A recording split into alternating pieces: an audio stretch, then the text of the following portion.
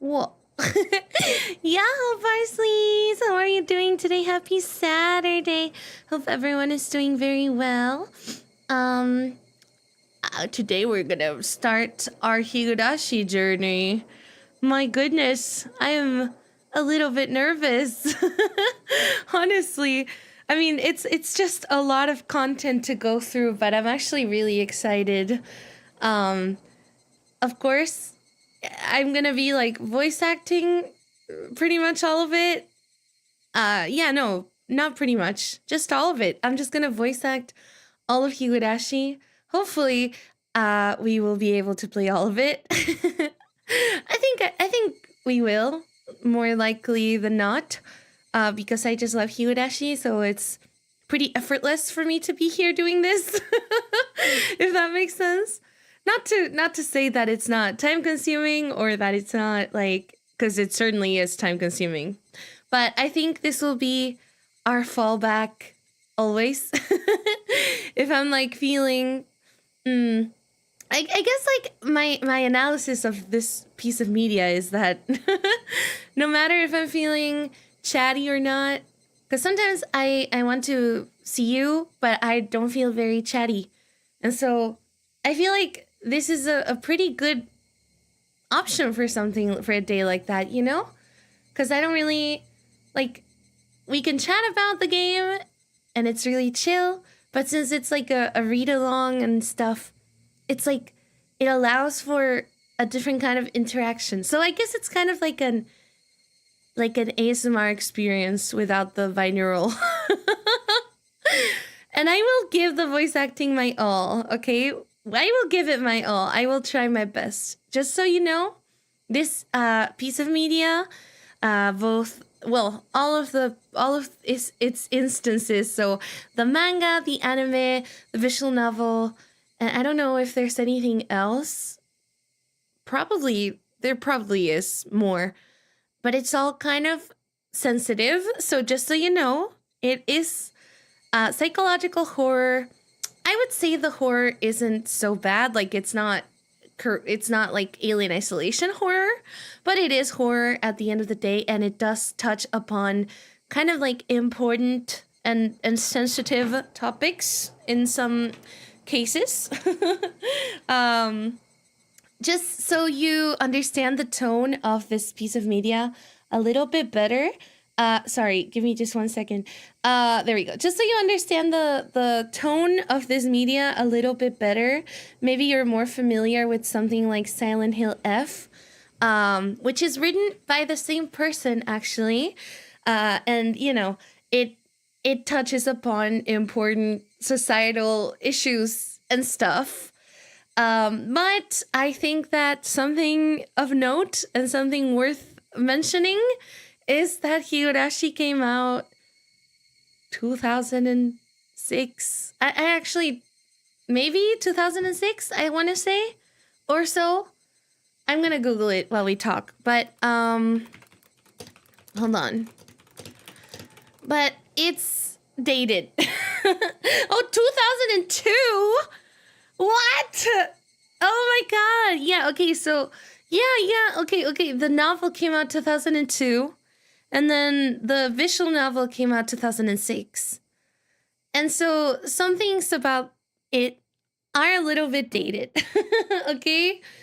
The fact that I enjoy this piece of media doesn't mean that I am okay with everything about it. 100% not the case. I'll leave it up to you which parts I'm not okay with, but I think it is gonna be painfully obvious once we get further into the story. And yeah, I mean, that's super exciting. I'm really excited to start this journey with you because, yeah, I mean, I guess it's like I've been asked before to do read-alongs of just like books and whatever, but I never got around to doing it. And I feel like this is the perfect type of read-along because we get visual imagery, we get peak voice acting. Hopefully I will do my best. Which will get a little bit crazy the further we go. And we get just some nice chill time. So yeah. And we will be playing Higurashi until the day both of us die, probably, because it's really long. So it's going to be a long series. Alongside all of this, I also want to say that I might repurpose one of my older channels that I used for, like, I think I had another channel that I used to use for VODs.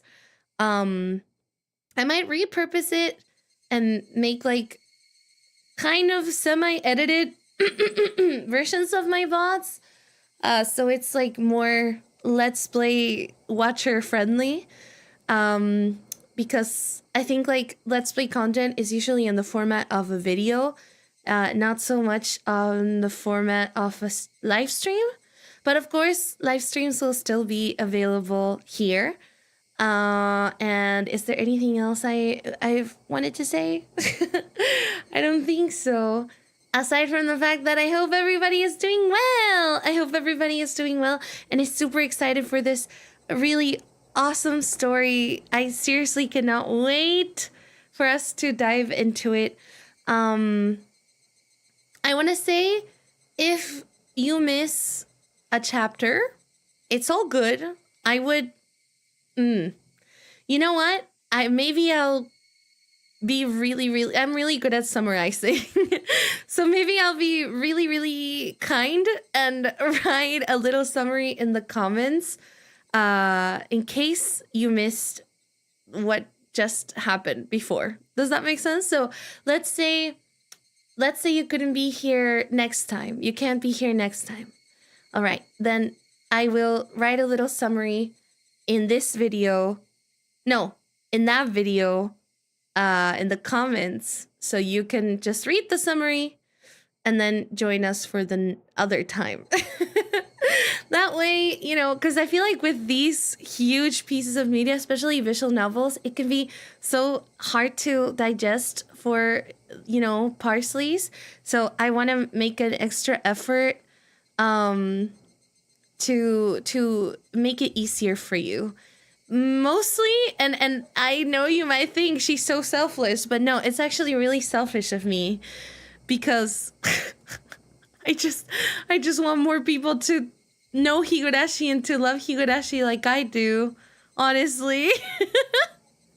And that's pretty much it. That's pretty much it. That's all. Like, I truly just want people to love Higurashi and to consume Higurashi and fall in love with it. Yeah, basically. So yeah, let me close some tabs that I have here open before we begin. But I'm really excited. Oh my god. Yeah, okay. So feel free, Parsley, when you're watching, feel free to like investigate with me. Of course, it's not my first time playing the first few chapters, but I haven't finished the series, so maybe we will finish them together. I don't know. We shall see. Maybe I'll finish it before we get to that point. But I think the beauty of this media is also kind of like becoming a detective for it. So if you have any theories of anything, and you're like, oh, I wonder if this is that, or that is this, or whatever. Like, you can theorize, and maybe you can share with us, you know? That's welcome, too. But yeah. All right, let me say hello real quick, because I have not done that yet, and I've been yapping away, giving so many PSAs. Hi, Soren. Hi, Carb. Hi, Lovely. Hi, Ferna. Hi, Catter. Hi, Bengy. Hi, Asuka. Hi, 404. Hi, Celia. Hi, Jetfield. Hi, Yokamio. Hi, Atalos. Hi, Alex. Hi, Kex. Hi, Fede. Hi, Lumen. Hello. And part of the reason why I chose to do this only on YouTube is because I just feel like, I don't know. It's kind of like we're watching a movie. Does that make sense? Like, it's kind of like we're watching a movie. So it feels weird to stream it on Twitch. But thank you Twitch Parsleys for kind of like embracing the YouTube side. We shall keep the YouTube Parsleys company for this quest in particular. But yeah, all right. Shall we begin? I'm so excited and scared and I'm excited. All right.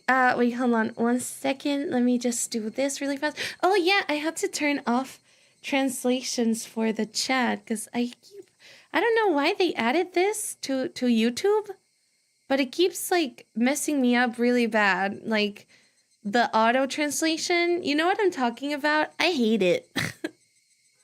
I really wish it wasn't a thing, honestly, because it's not only is it annoying, it's also inaccurate. Like it's all wrong.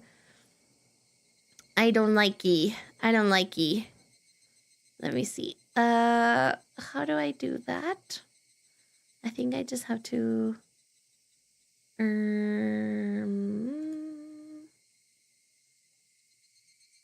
oh, er, huh? Okay, I think I got it. It's kind of weird and counterintuitive. But I think I'm doing it. Okay. Is it here? It's just not in it. Oh, here. Let me customization.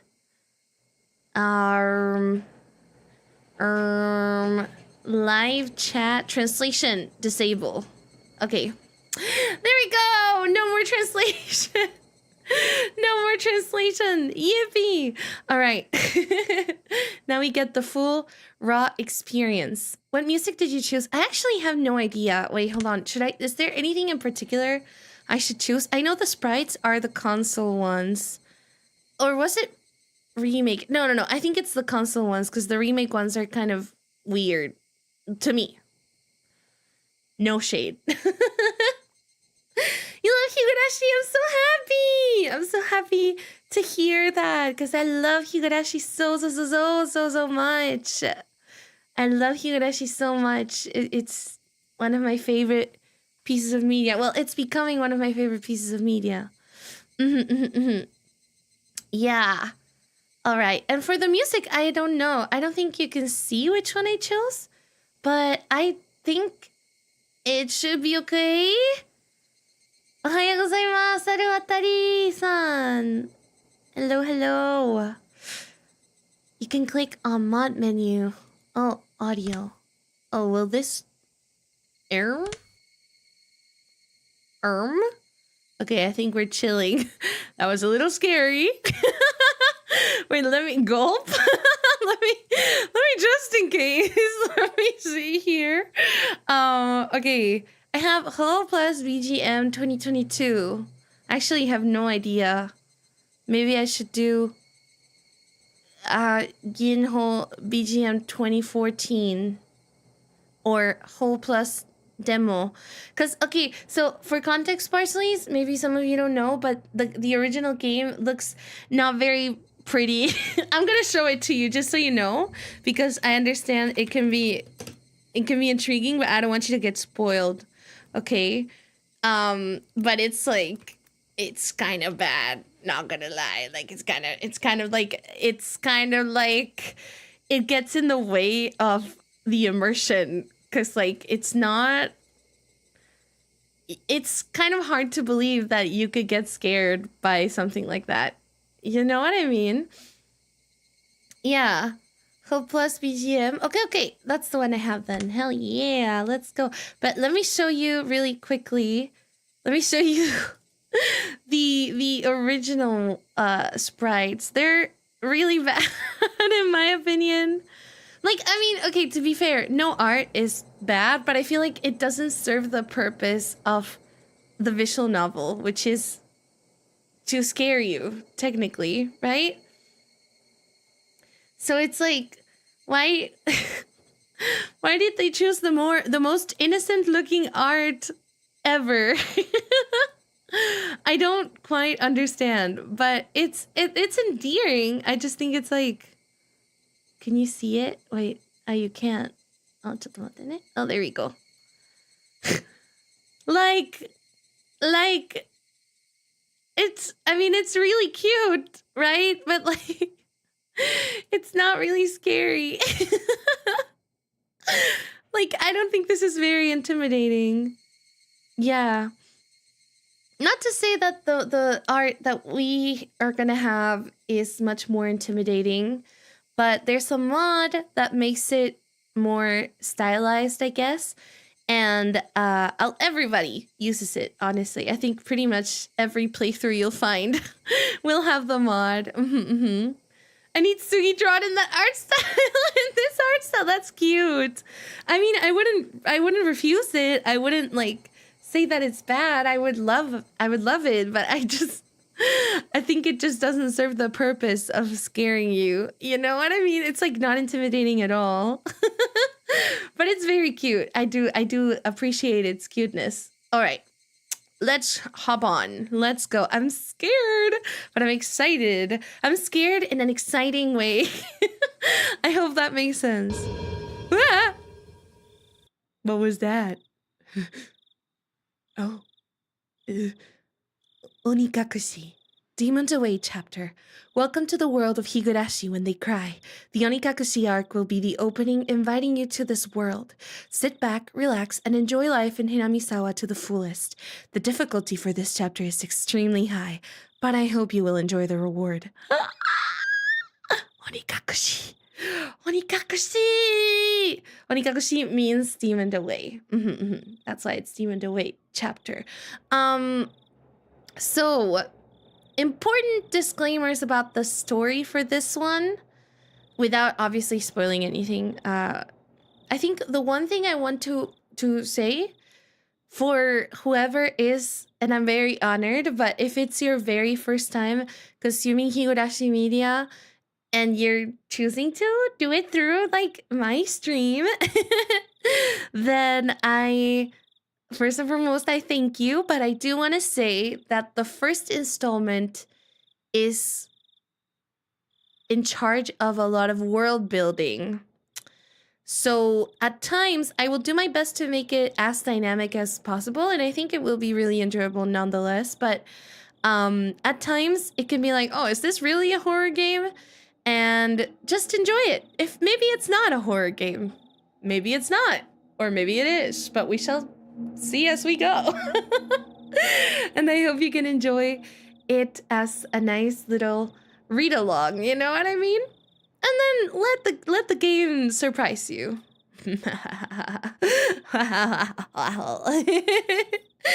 But yeah. And yeah, the difficulty is about like how difficult it is to kind of grasp the concept of the story. But I promise, even though we will be likely pretty lost at times, it will all make sense at some point. All right. Okay, I don't think I did my introduction, so yahoo everybody, my name is Sugi, Woodland Dragon Bard and Guildmaster, and today we're gonna play Higurashi When They Cry, starting with Onigafuchi Demon Away chapter. Yay! I'm so excited!じゃあ、Higurashi のボッケの一緒に行きましょうか? Should we go? Should we start? Let's do it! I'm excited! Yippee! Ah! So scary. That always scares me. Please do not deplore yourself. Even if the world does not forgive you, I will forgive you. Please do not deplore yourself. Even if you do not forgive the world, I will forgive you. So please tell me, what will it take for you to forgive me? What that mean? Hashtag what that mean? This is a work of fiction. Any resemblance to any actual persons or organizations is entirely coincidental. AD 1983, the early summer of the 58th year of the Showa era. So fast!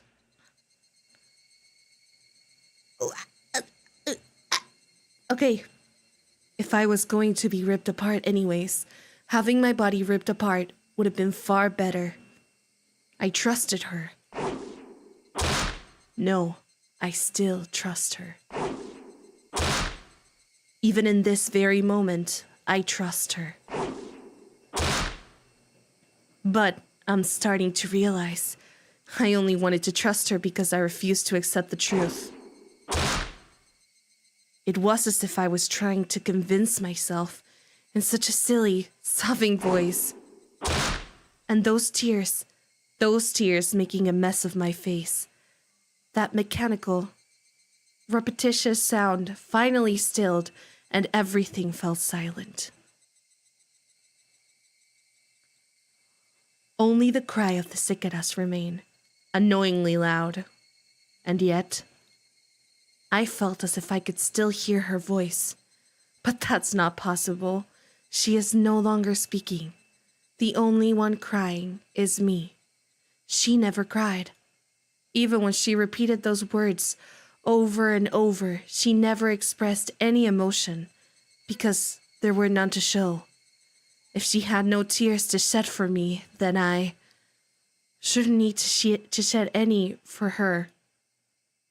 Then why this pain, my eyes getting moist? Why was this happening? I still wanted to believe I hadn't been split apart. That's enough, right? Inside me, an inner voice whispered gently.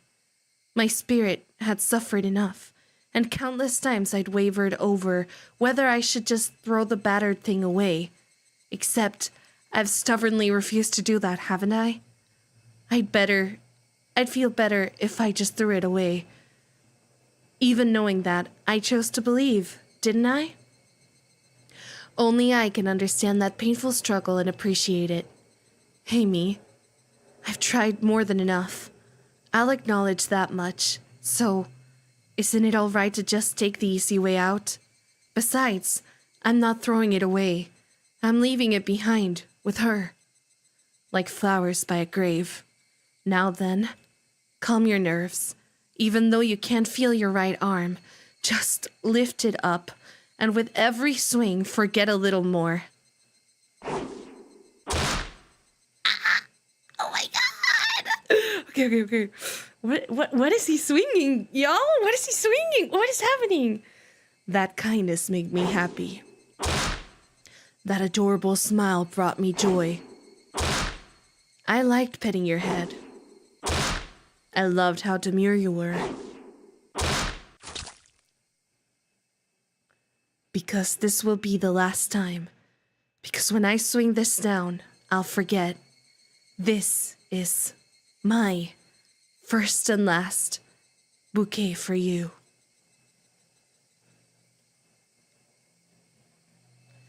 Perhaps I really did love you. Higurashi when they cry.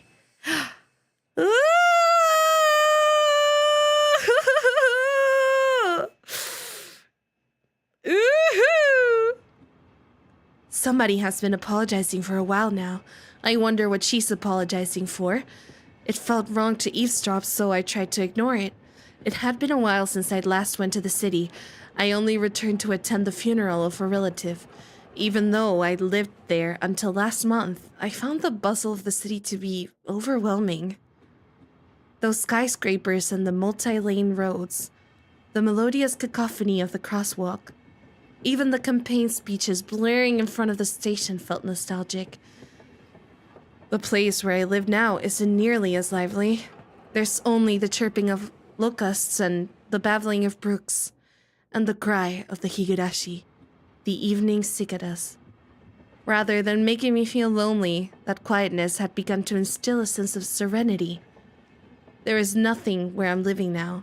I don't just mean there aren't any burger joints, there aren't even vending machines. No music stores, no restaurants, and no arcades. An ice cream parlor? No chance.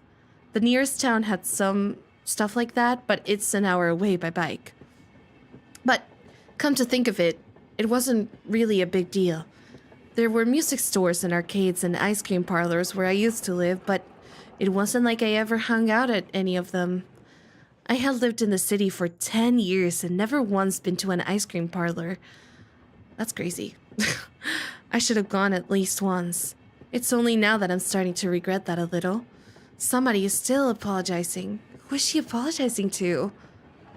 She's apologized so much, so just forgive her already. There's no reason anyone should ever need to apologize so much. I started to feel a bit annoyed at whoever was refusing to forgive her.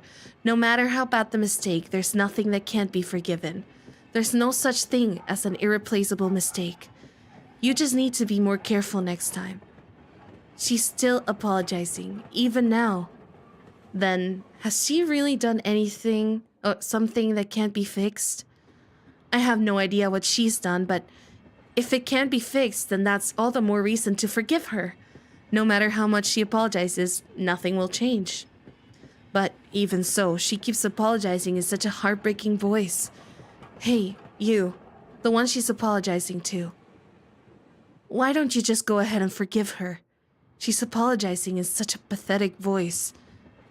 Keiichi, we're almost there. Wake up. I was finally roused from my nap by my father's prodding. Oh, white woman! Sorry about that. Wow, okay. Ooh, that was like our first little section. Let me drink water really fast. Whoa, okay. Ooh. That's exciting. How am I doing? How do I sound? I don't want to condition what you think about it. Seems like he is beating someone up. Oh, maybe.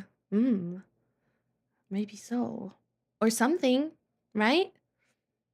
Bro is living in no man's land. Yeah, I mean, he clearly, like, you know, it is, what is it? 1983, right? I think. And, it's like Japan, like the city, like Tokyo, right? And then versus rural. Oh my god, I always struggle to say this word. I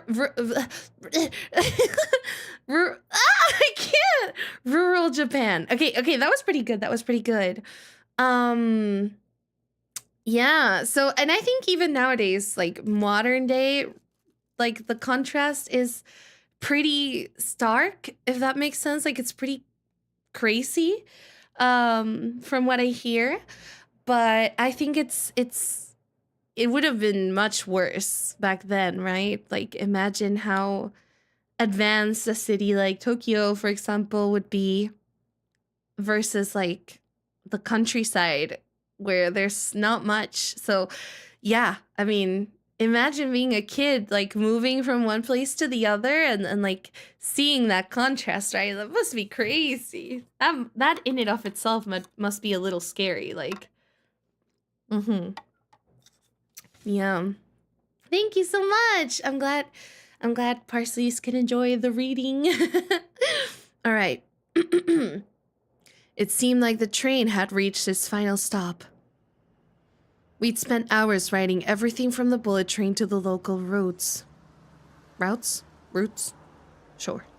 It was hard to believe that the landscape beyond the window and the city I was in half a day ago were in the same country. No, that they were even from the same era. From there, we'd take a car deeper into the mountains.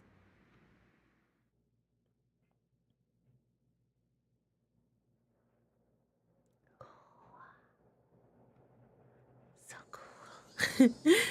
Past where the dense forest encroaching on the mountain road suddenly opened up. Oh, Hinamizawa! This is our city. Ooh. There, where I live now, Hinamizawa. Higurashi when they cry. Let's go.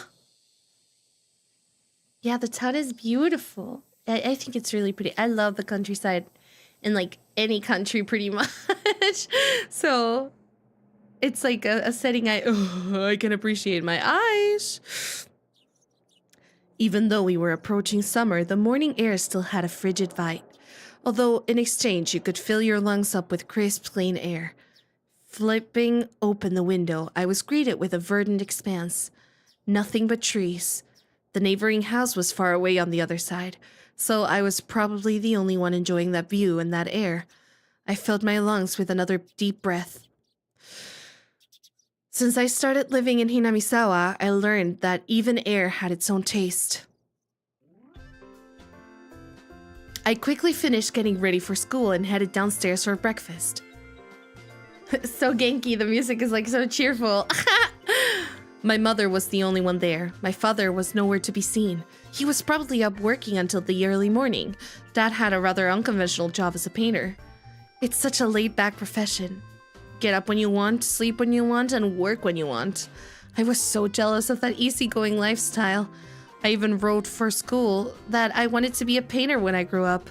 Dad was ecstatic about that. It was just because it looked easy. I'd never tell him that though. Mom laid breakfast out on the table. Seaweed, pickled vegetables, raw egg, and grilled salmon. Oh, I'm hungry! Oh, that sounds so good! Ah, all of that for breakfast? I'm jelly. My mom was such a good cook. It was scary. A perfect, immaculate, ideal breakfast! Unlike my dad, who didn't even know the meaning of the word schedule, my mom never squandered any time or effort. She hummed a little tune as she brought over the miso soup. It seemed like she was in a good mood today. I'm so happy you've been waking up early since we moved here, Keiichi. Oh, sorry, that's him. If I don't get up early, I don't make it in time for your early breakfasts.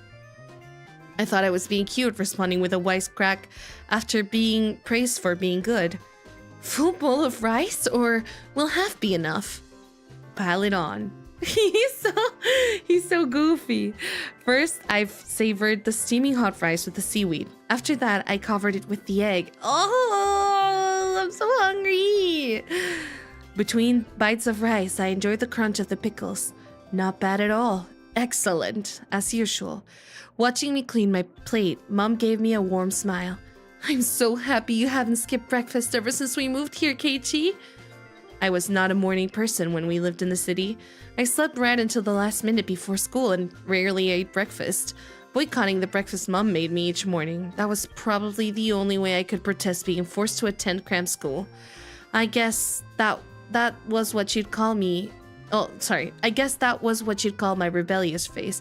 Cram school is like summer school, right? Or like, is it school after school, I think? Because I've heard of this, that it's like a thing in Japan, right?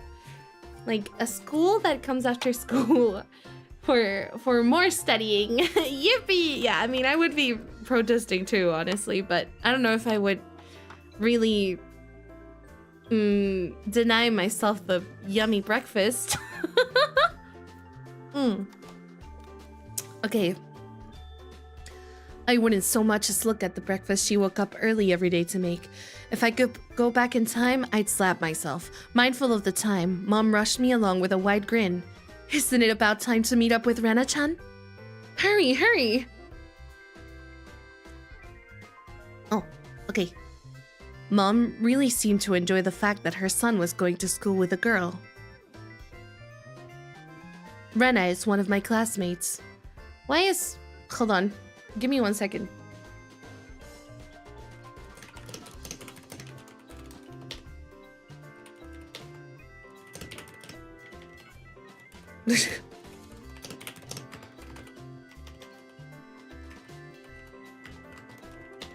Okay. Rena is one of my classmates. She really loves looking after people, coming to meet me every day without fail. The way I looked at it, a guy my age walking to school with a girl was just lame. What? This guy is a loser! Boo! Boo! Boo! I guess he's at that age where guys are like shy about women and they kind of like think girls have cooties or something. You know what I mean? But well, keeping a classmate waiting for me every day wouldn't be very considerate. Seriously though, how long does Rena wait there for me every morning? Taking one last gulp of miso soup, I raced for the door. Please thank Rena-chan for the pickles. Come to think of it, those pickles weren't store-bought, were they? If I'd known that, I would have savored them a bit more. Morning. Oh, here we go. Yeah, ikuso. Keiichi-kun, good morning! Oh god, I'm gonna regret this so fast. Okay, her cheerful greeting was as fresh as the morning itself. You're always so early. You should try sleeping in sometime. If I sleep in, I'll keep you waiting. She's so conscientious and such a good person. If that ever happens, I'll leave you behind. Keiichi-kun, you're so cold. I wait for you all the time. I'll leave you in the dust without looking back. He's such an a-hole. Oh my god. Why are you so mean?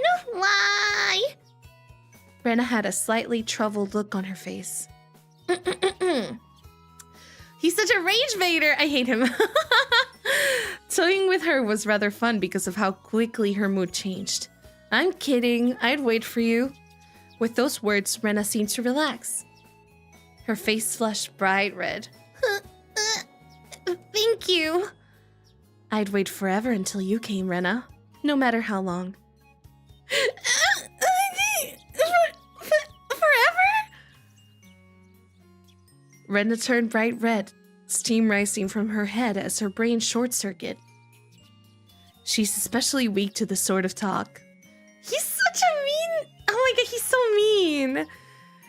It's quite rare to find someone this fun to tease. Have you ever read a romance novel, Rena? I haven't. Never read any before.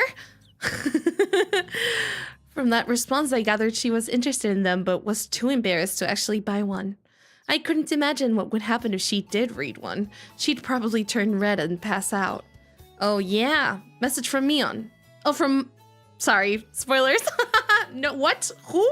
Anyways, oh yeah, message from Mom. She says thanks for the pickles. It was nothing. You're welcome. How were they? Not too salty? They weren't that salty. Actually, they had a pretty light flavor to them.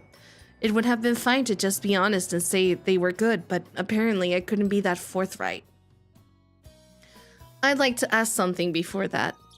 Were you the one who pickled them, Rena? Or was it your mom? Huh? Why would you ask? Were they too salty? Her attitude completely changed as she began to panic frantically. Was it you, Rena, or was it your mom? Why are you asking who made them? Why? Depending on who made them, my opinion of them might change drastically. Huh? She counted frantically on her fingers, trying to remember the amount of salt she'd used to pickle them. It wasn't like I was trying to tease her, but I couldn't stop myself. Guys who take pleasure in this kind of thing are probably the worst. Guys like me.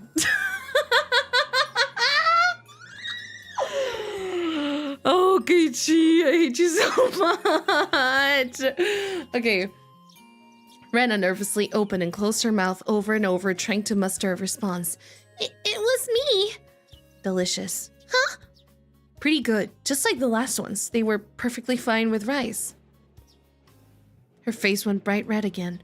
She was completely spacing out. Wait, actually, can I do this really quickly? Hold on.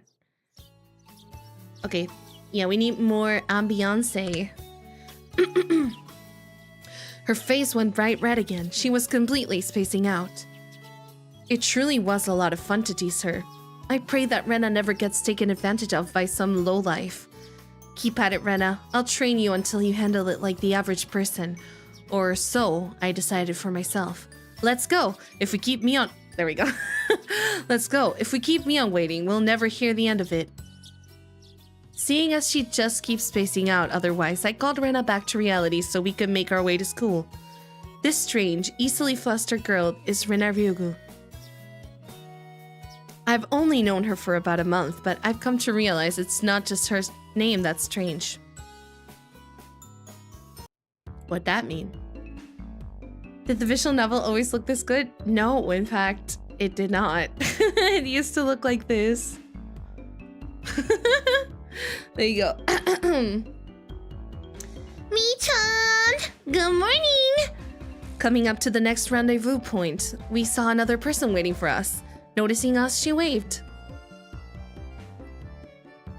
Finally, you two are late. Usually, you're the one who's late. In sharp contrast to the diligent Rena, this one marched to the beat of her own drum. She's Mion Sonosaki. For what it's worth, she's our senior and head of the class. Morning, Rena. And it's been a while, Kei-chan. How many years? I was only off 2 days. You don't say. You were such a cute little... What is that? What is that word? Can I say that? I don't know what that means. Wait, what the heck? I don't know what that word means. ESL moment. ESL moment. I wonder. Wait, hold on. We're gonna pull up a dictionary. Okay. Oh yeah, I think it's okay. All right. Just in case. I told you it's dated, right? You don't say. You were such a cute little tyke the last time I saw you. Mion's gaze stared at my chest, then dropped straight down, focusing on the point between my legs. So she was saying it was my crotch that was cuter back then. Before you ask, just to be clear, I've never actually tried to show it to her. I've grown quite splendidly. You'd be surprised. Huh. Not only is he bigger, but he has a little mustache now. Oh god, I forgot about these things. Being so engorged with energy every morning is quite a problem, though. I'll introduce you next time, so be sure to greet him properly. Don't say next time. Right now is just fine. How about letting the little guy get a breath of fresh morning air? I forgot about this.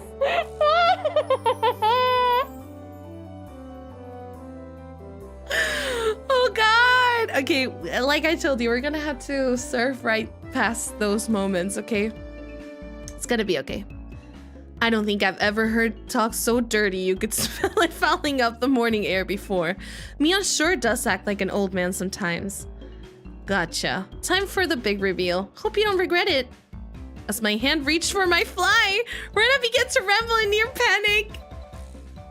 Hey, what are you talking about? What are you talking about? What are you talking about? Red-faced and flustered, Rena tried to play dumb, but it was obvious she knew exactly what we were talking about. How was it? Seeing the city again? Mion switched gears, dropping the dirty talk and changing the topic to something more befitting the pleasant morning. I only went for a funeral. I didn't have much time. So yeah, did you look for it? That thing I asked for? You're not listening at all. I just came back from a funeral. I didn't have any time to look around in toy stores.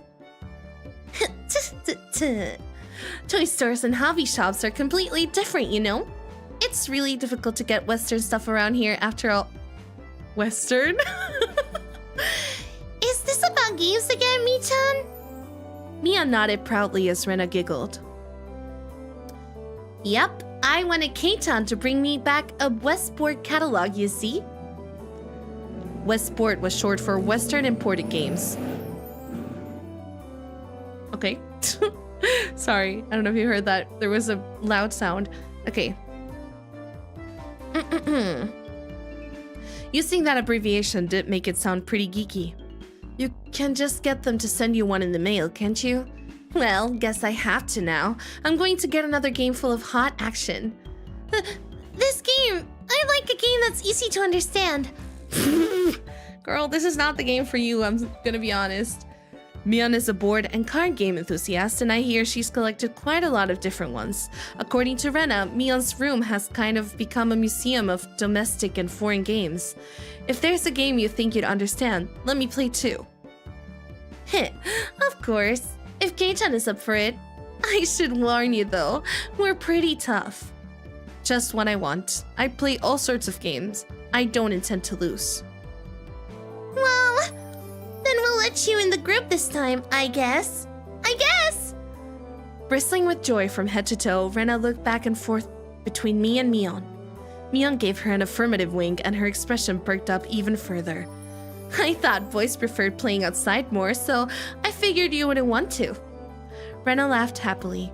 From such a friendly conversation, you wouldn't think I had moved here less than a month ago. I understood that they did all that they could to make a transfer student like me feel at home. I'll have to try harder to fit in, so they won't feel like they have to try to make me feel welcome.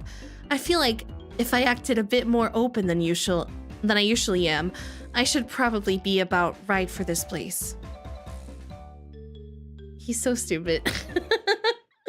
He makes me angry. Okay.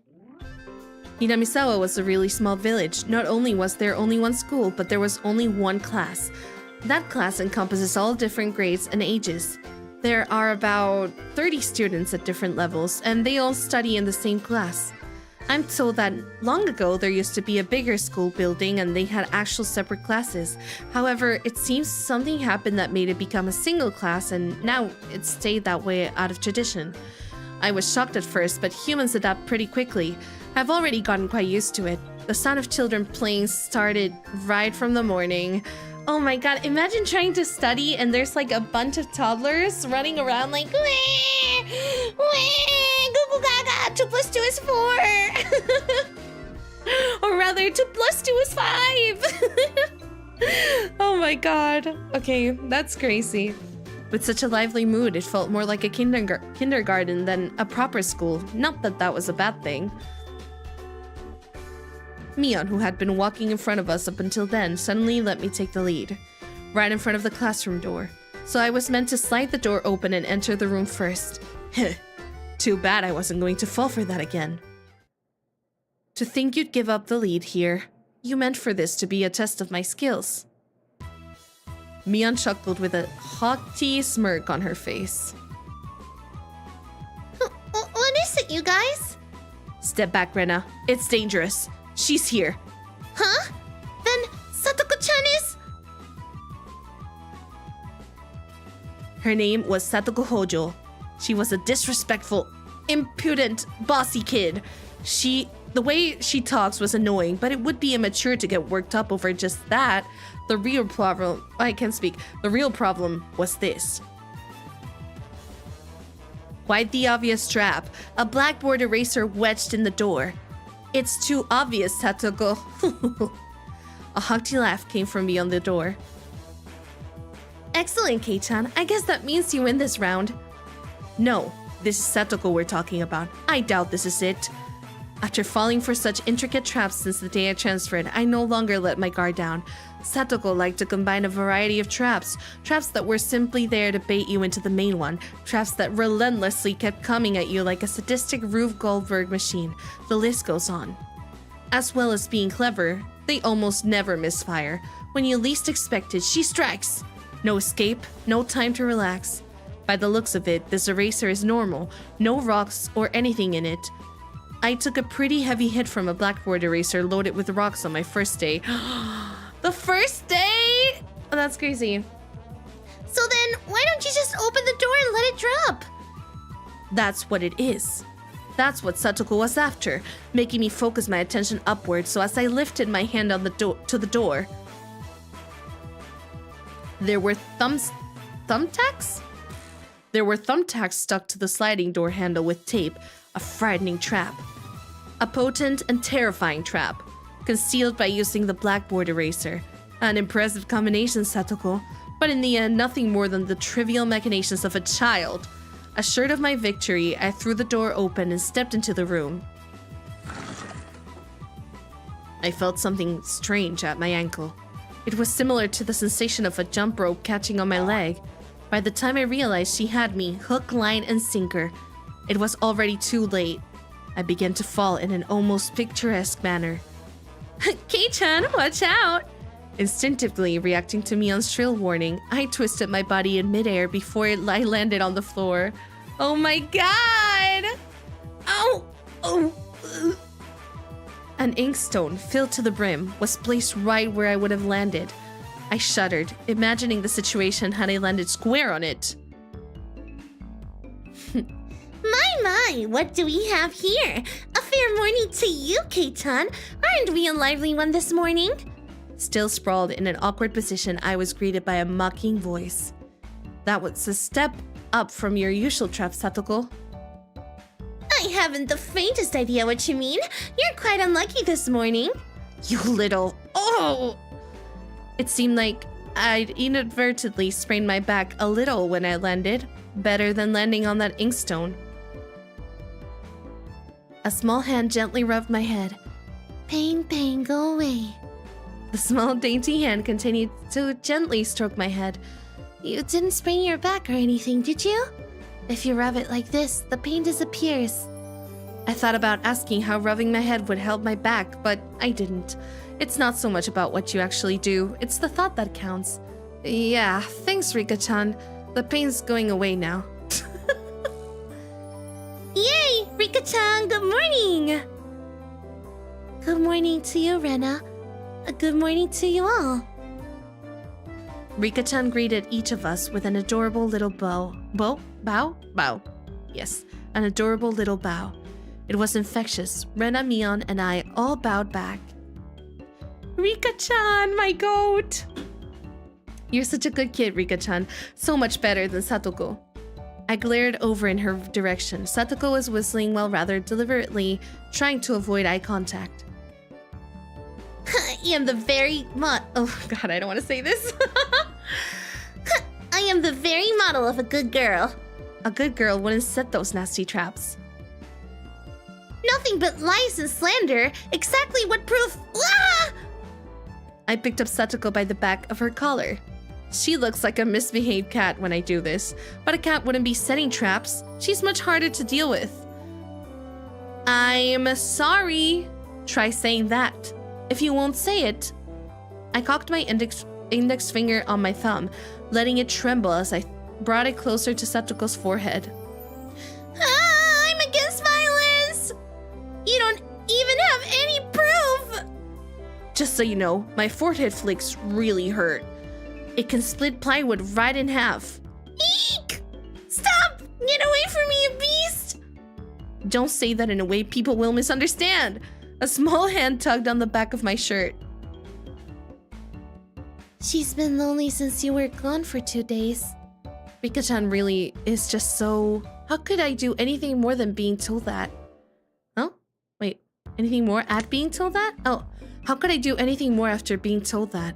I gently released my grip on Satoko, who at this point was on the verge of tears. She still had her eyes clamped shut as she braced herself for the forehead flick.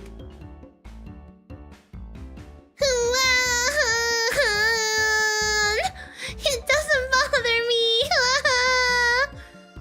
You mustn't cry, Satoko. Keep on fighting, yeah? Rika gently petted the head of her prankster friend. You would never guess those two are the same age. I think Satoko could learn a thing or a million from Rika-chan. Next time, set an even more amazing trap. I love Rika-chan. Wait a minute. As she observed the scene, Rena's expression grew ecstatic as she began to swoon. Oh, Satoko-chan is crying. So cute. You can't take them home. But they're so cute. You can't, no matter how cute they are. But just for a bit. It's fine. It's fine.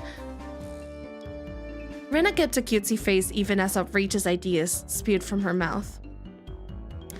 According to Mion, Rena is ridiculously weak to cute things and always tries to take them home, object or person. Stealing is bad, but abducting people is even worse. Give it up. Then I can just look. Just looking? That should be fine, right? Right? Rena swooned over Satoko's crying form. They're all so weird.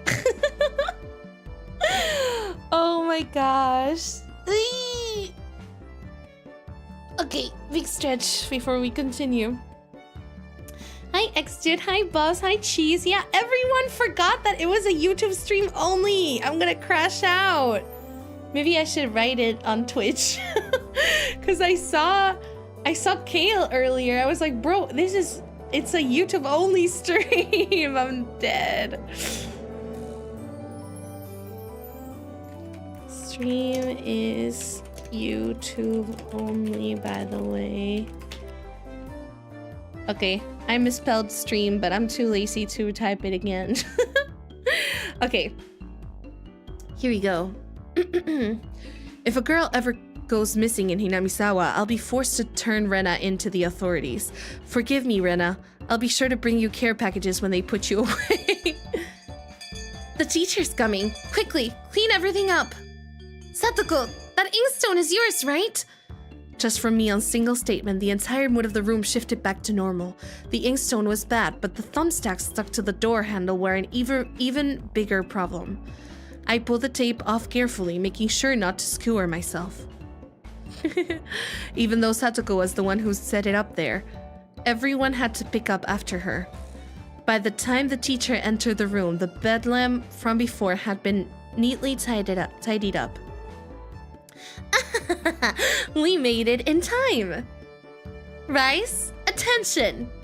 Mion gave out the morning commands. Sir, yes, sir. My goodness. It was in the announcement. Yeah, Parsleys don't know how to read, I guess. It's difficult being the teacher for all these different grades in one classroom. She has to teach something different to each one. But naturally, she ends up spending all her time with the younger kids. Rena and Mion, being in the highest grade in the class, end up mostly doing self-study. They even end up helping teach the younger kids, so it seems like they can never get to their own studies. They're actually way behind where my studies have progressed to. As a result, I'm pretty much taking over for the teacher and helping Rena and Mion with their studies. You're a pretty good teacher, Keiichi-kun. Easy to understand. Rena took a breather after finishing highlighting an important section. Teaching is making me lose confidence. It makes me aware of how shallow my understanding of the subject is. They say that to teach someone something, you need to understand it backwards and forwards. So while you're teaching us, you're getting in your own practice. In contrast, this person over here is quite laissez-faire about things. For one, isn't she supposed to be in a higher grade than me? Look, Mion, this is for your own good. If you don't take this seriously, there will be trouble later on. With these marks? It's not like I'm aiming to go in a prestigious school. I'll be fine as long as I pick up what I need to know for the entrance exams a little at a time. Her staunch defiance was really something else. This was a different type of relax than somebody who already knew what was going to be the entrance exams. Mi-chan, Keiichi-kun is doing his best to teach us. We need to try hard too. You're such a good and honest kid, Rena. I'll make sure you guys get accepted into a good school. Aww, that was really sweet. Keiichi-kun kind of sucks, but sometimes he has nice moments. Nice moments. You forgive him during those moments, I guess. Okay. What? Thank you so much. Especially you, Rena. Private lessons. Just the two of us. Ugh, never mind. I take everything I said back. Ugh. Private lessons? A puff of smoke shaped like a halo popped out of Rena's head. Exactly what kind of private lesson is she fantasizing about that's making her turn so red? I'd like to hear the play-by-play of that next time. Wow, ew, nasty! While Mion was flipping through her vocabulary flashcards, she threw out a casual question. So, in the city, do you have to study this much? If you don't know at least this much, you can't get into university. Yeah, getting into university in Japan, I hear, is really difficult. So, you study just to get into university? Well, yeah, basically. While knowing that this stuff won't ever come in handy in the future. Out there, you can get into university. Oh, out here, you can get into university as long as your attendance is good enough. Really? Study equals entrance exams. Having that basic law of the universe so easily overturned sent me into a state of shock. That's right. There aren't really enough people around here to warrant weeding them out with an exam. If anyone can get into university, then there's no need to be all uptight about this stuff, right? Well, that's true, but you should at least know stuff that's common knowledge. This old geezer thinks that, instead of wasting time studying pointlessly, you should be spending your precious teen years doing more meaningful things. It was too profound of a statement to simply laugh off, but since it was Mion, it probably didn't actually have that deep of a meaning. Yeah, probably. In place of a chime, the sound of the principal waving a handbell drifted through the classroom. Kei-chan, we're done! We're done! It's our wonderful lunchtime. In a complete 180 from her unmotivated state, Mion gave the commands that signaled the end of the morning period. Keiichi-kun, let's have lunch! My throat? I might have been making a very troubled face. Rena smiled brightly at me. Alright, let's eat. Itadakimasu. There seemed to be different cliques, even within the class. Most of them were divided up by gender and age, but our group was different.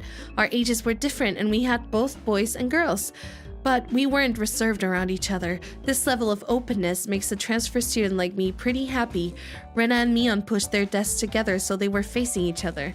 At the same time, Satoko and Rika-chan were slowly lugging their desks over as well. Lugging? I think, or ludging? I don't know how you say it. I think it's lugging. Keiichi-kun, hurry! Rena waved her chopsticks in an unrefined manner, trying to hurry me along. Unless everyone was together, they wouldn't even open their lunchboxes. Keiji-san's lunchbox is most assured filled with nothing but bread crusts like some sort of destitute plebeian. Why don't you just show it to us? Come now.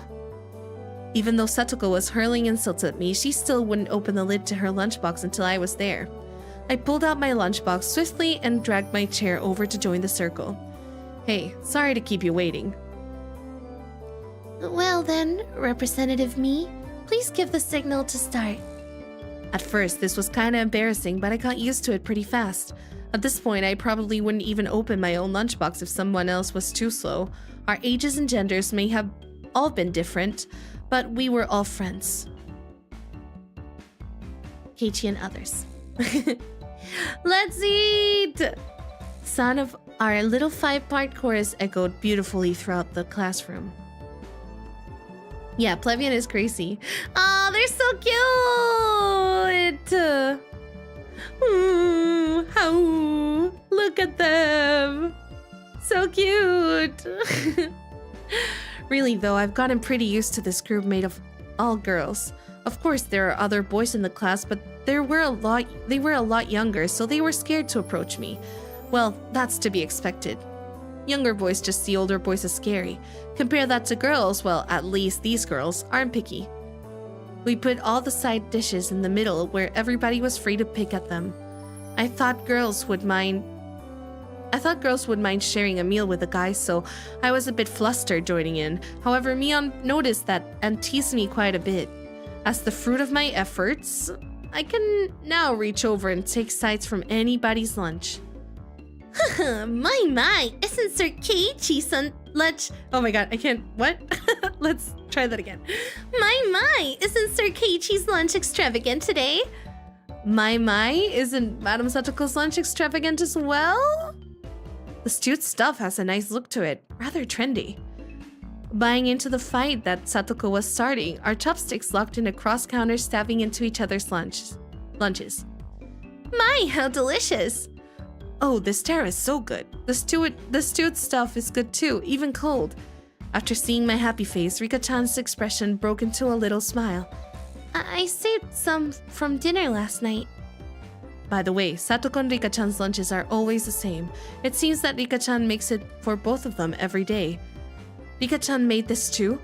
These taste like mom's home cooking. I was honestly impressed.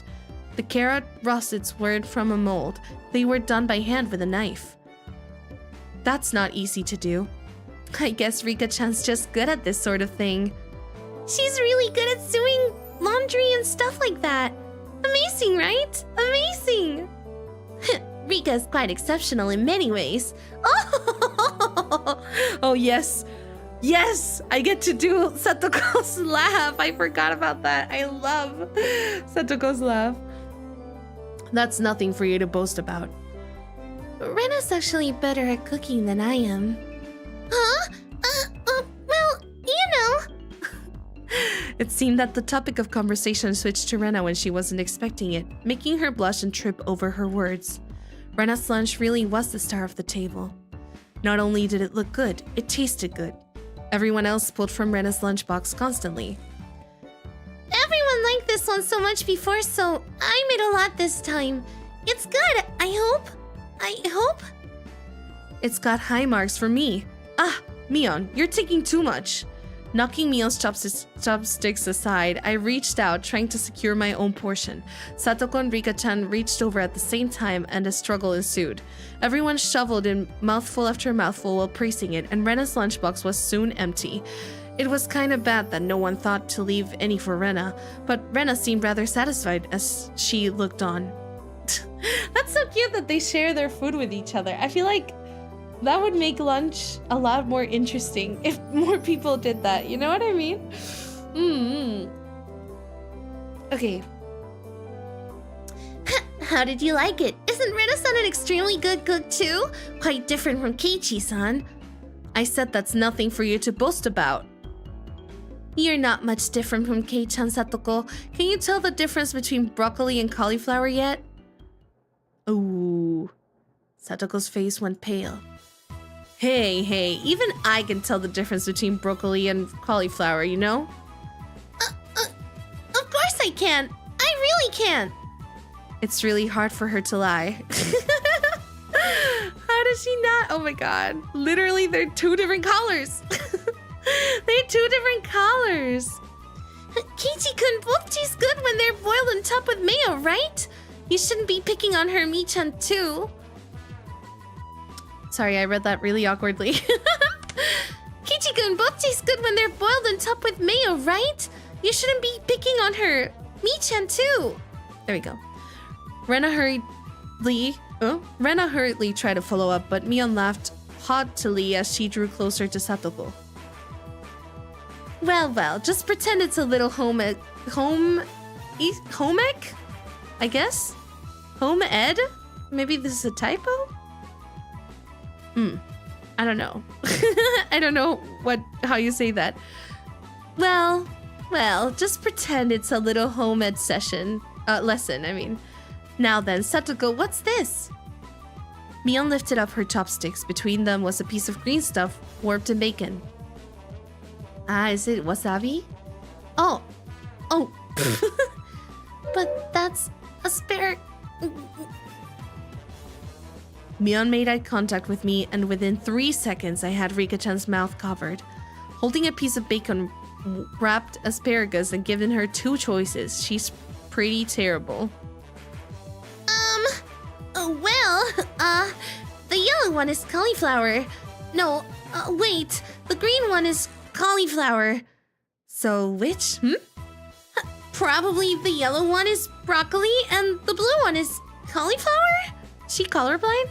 But the green one is, Do you really know which is which? How about you just give up? I'd expect no less from the class representative, the oldest. The way she drives people into a corner just shows how much experience she has. This is just a hunch, but being brought into the Sonosaki household must be quite the ordeal. I do know. I really do. Then answer the question. I know. Ah! She finally broke down and started crying. When she acts like this, she actually starts to seem her age. Oh, cute! Rena entered a state of euphoria. Satoko bawled her eyes out. Rena was in a state of bliss as she rubbed her cheeks against Satoko's head and smothered her. Really, a very content face. One that wouldn't care if the world ended right then. It was that kind of smile. Rena! Mimi is picking on me! Cute! It's okay, Rena-chan. It's okay. Rena-chan will take care of all those fat people who tease my little sister. Hush! Woof! Bam! It was like a flash of lightning. What was that just now? Both of Rena's fists shot out at supersonic speed, striking Mion and me squarely in our faces. Before we knew it, Mion and I were sprawled spread eagle on the floor, staring up at the ceiling with matching welts on our faces. This is the first time you've gotten one, right? Today, she went easy on us. Easy? You mean there's something harder than this? With that, Mion and I both slumped our heads back onto the floor in unison. From now on, I'll be careful when I'm within striking distance of Rena. Ora! See, Satoko-chan, I took care of them. Cute. I want to take you home. She's so weird. Making sure Rena couldn't see it, Satoko stuck her tongue out at us. Bleh. Damn it all, using Rena like a puppet. Rika-chan massaged our bruises without saying a word. cute, Rika-chan. I love Rika-chan. It is so 2000s anime. I mean, there is an anime that was around the 2000s, right? So technically, it is, yeah. And it's from 2002, 2006. Sorry about that. No matter what the day had held, the last school bell always came too soon. Our shadows stretched off into the distance. That must be nice, like, feeling like you want to stay at school? That must be a good feeling, honestly. Yeah. Hey, Keiichi-kun. Tomorrow, do you have plans or anything? Or anything? Huh? It was such a direct question from Rena, I inadvertently blushed. If it was for a date, then wouldn't you do it more subtly? Rena saw me lost for words and realized I'd misunderstood and turned red as well. Her face. No, I didn't mean it like that, you see. So apparently that wasn't what she meant. But since it's always fun when Rena's in a panic, I went along with it a little. Oh, really? So it wasn't meant that way? Huh? Playing it up, I slumped my shoulders, feigning dejection. Keiichi-kun, why are you so disappointed? Why? Mi-chan! Unable to hold it any longer, Mion slapped me on the back. I see. This old geezer never knew you could push her buttons like that. Huh? What? What is this? Mion was rolling on the floor, clutching her stomach while Rena flailed around, completely bewildered. I couldn't help but start laughing as well. Feeling just a bit guilty, I ruffled Rena's head. Kidding. Sorry, it was a joke. That was my fault. She really is a cute one. Huh? A joke? Since when?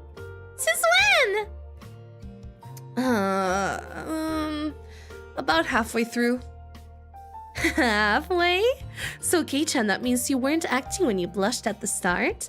Huh? That means... It was only a momentary lapse, but there was no way Mion would let such a delectable detail slip by her. Well, you see... Saying anything more was also a bad idea. In my bewildered state, I slipped further into an unfavorable position. After that, Mion continued to tease me about it for a while. They're so cute. Youth. Wow. Yeah, it honestly is kind of guilty pleasure coded, but like I don't think, I don't know, it has, like I said, it has some kind of like dated stuff, but it's all pretty like innocent because all of them are kids, if that makes sense. At the end of the day, if it was in a different situation, then it would be like it wouldn't pass the vibe check. But since all of them are kids, I think it's like all right, I would say. But no, I'm not guilty. I think this is a wonderful piece of media. I love this author so much. I love it. Okay, so why were you asking if I'm free tomorrow, Rena? Huh? Oh, what were we talking about? It had been so long that Rena had forgotten. That's how long Mion had teased me. It's just Kei-chan. You probably can't find your way around Hinamizawa but yourself yet, can you? That was true. I hate to say it, but if you blindfolded me and spun me around 3 times like we're playing pin the tail on the donkey, I wouldn't be able to tell up from down here. Yeah, I don't think I know how to get anywhere besides back and forth from school. Yes. You see, tomorrow we're thinking that Mi-chan and I could escort you through Hinamizawa and show you around. That would be a godsend, frankly. I was happy about the offer.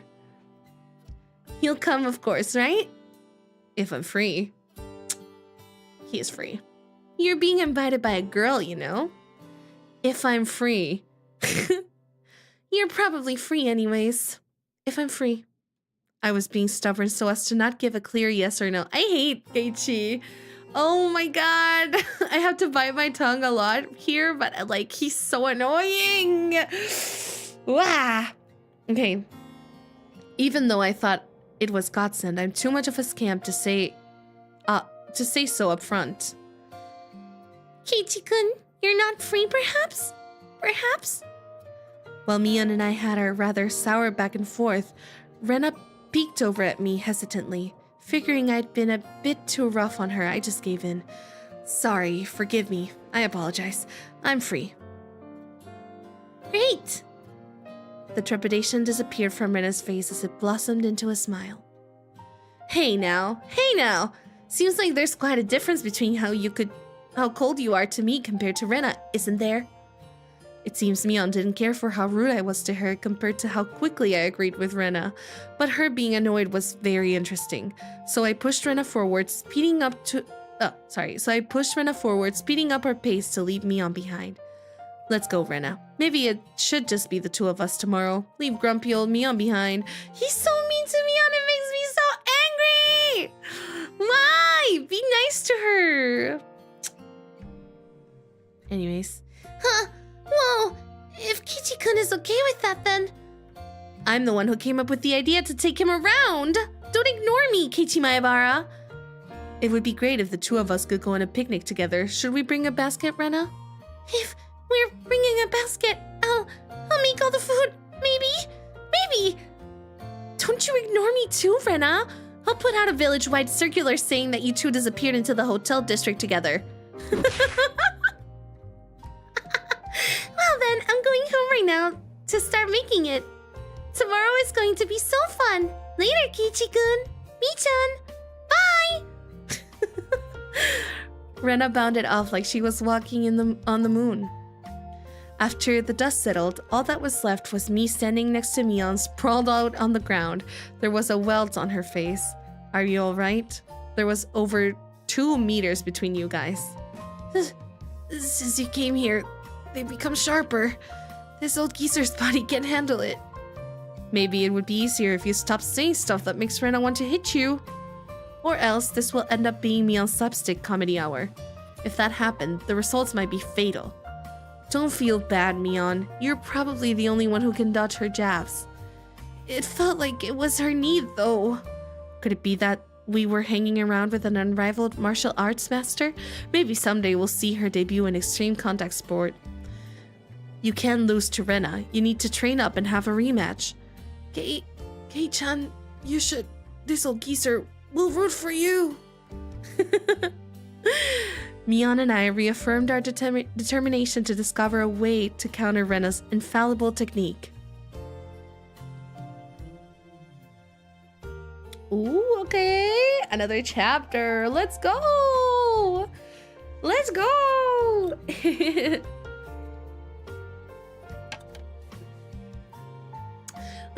She said you don't have anything better to do, which he doesn't. You are correct, my friend. Oh, we have tips to look at. Okay, so it's important to look at the tips. As far as I know, we can look to all of them as they unlock. So I think we can just go for it. I'm a little scared to show you something that you shouldn't see, but I think it should be good. I think it should be okay. But give me just 1 quick second, okay? I'm gonna go to the bathroom really fast. I'm gonna get ice for my water. I'll be right back, okay?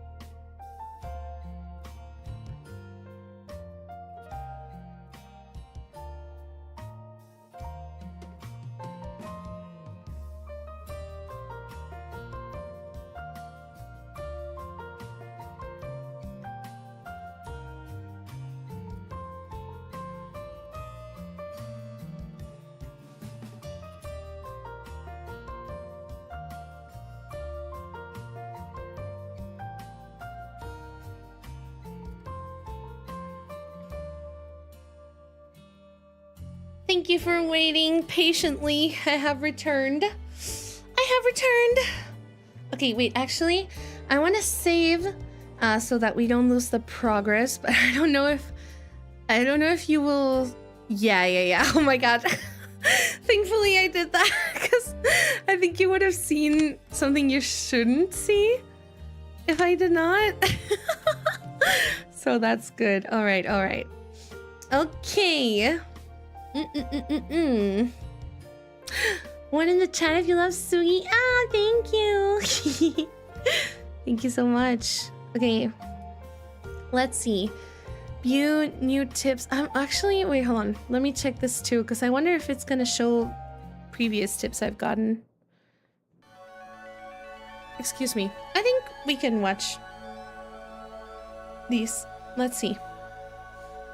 We're a mixed grade. We don't have a uniform. I don't know if the tips are too important right now, but let's try to go through them anyways.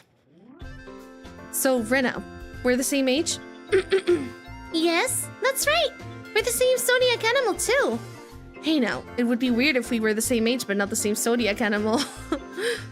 That's not true. If your birthday isn't the same, then you can't have different animals even when you're... Oh, sorry. Even if you're the same age. Wait. That's interesting, isn't it? Wait, hold on. I don't know if that was intentional, but he didn't say this out loud. That's so interesting. That was like an inside thought, and she answered. Okay. Huh? Oh, I see. Mion, you're pretty smart.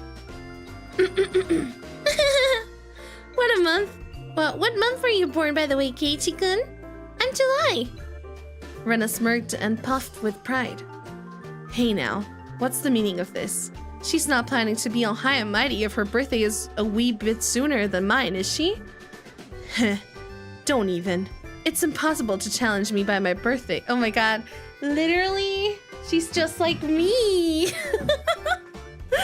She's just like me. But to be fair, whether or not, like, it doesn't matter if my birthday is, like, before or after. Like, if somebody is older or younger than me, I will be smug about it. It doesn't matter. Don't even. It's impossible to challenge me by birthday. I wouldn't even mind if you bet 100 yen per month. Huh? Why? Rena panicked at suddenly being challenged to a wager.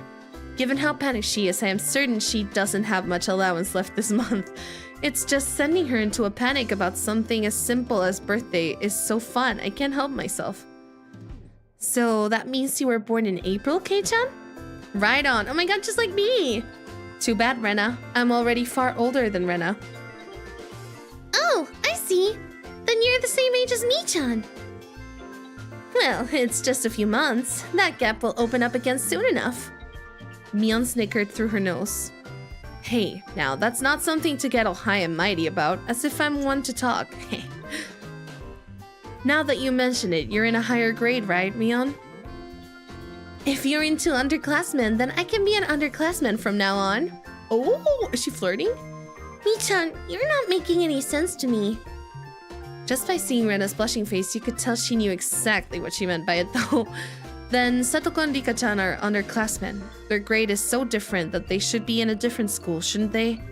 Keiichi-kun, your tastes are a bit too young, I think. What is she talking about? You're not making any sense yourself, Rena.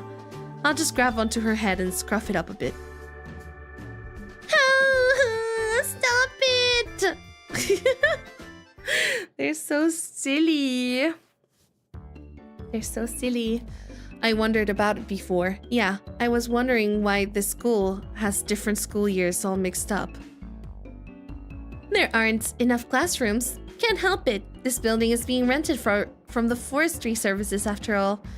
When she says it like that, it makes sense. I've thought our school was strange for a while now, sorry. The schoolyard is gravel. There are rooms that aren't for classes, and there's some strange sort of construction machinery parked here. Why is it being borrowed? What happened to the real school? There was one here forever from before the war. It got dilapidated. They closed it down. It probably was a grand... Oh yeah, because this is like around World War II. I think, right? It probably was a grand old schoolhouse. Well, because of that, the students would have to attend the school in the city. That's pretty far though, you know? Which school would that be? Did you know there's a school if you pass by the Okinomiya train station, turn at the hospital, and head towards the pediatrics department? What? So far! I couldn't tell where that was by the location, but I understood it was pretty far from Rena's reaction. Well, that's why. The guys that didn't want to commute to Okinomiya rented out the building from the forestry services and are attending this pseudo schoolhouse here. About half the children in Hinamizawa go here. There are quite a lot of kids that come here on bike. Well, since they are attending this really messed up school, it might be pretty hard for them to get into higher education. That's not true, Mi-chan. If you study properly, you can go anywhere you want. Yeah, that's right. That's right. I totally agree with Rena on this one. Yes, that's right. That's right. Let's try our best. All of you try your best. This old man will be rooting for you. Not just us, you too. You should be preparing for exams, shouldn't you? Your future is bleak with grades like this.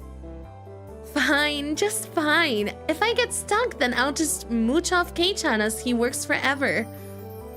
What do you mean, mooch off Kei-chan? What do you mean? Hey, you're too loud. Be quiet during self-study. The teacher yelled at all three of us. It was completely our fault. Satoko saw it and chortled haughtily. That's a weird word, haughtily. I've never... Before, I didn't even know that was a word. I stuck out my tongue at her in response. Bleh. It is just as Mion says, this school has nothing to do with higher education, but it makes up for that by having lots of valuable things other schools don't. Ooh. Yeah. So it's after World War II, but I think it's relevant to know that. I don't think these tips matter too much, so I'm just gonna go past them pretty quickly, and if I see anything important, then I'll say it, you know?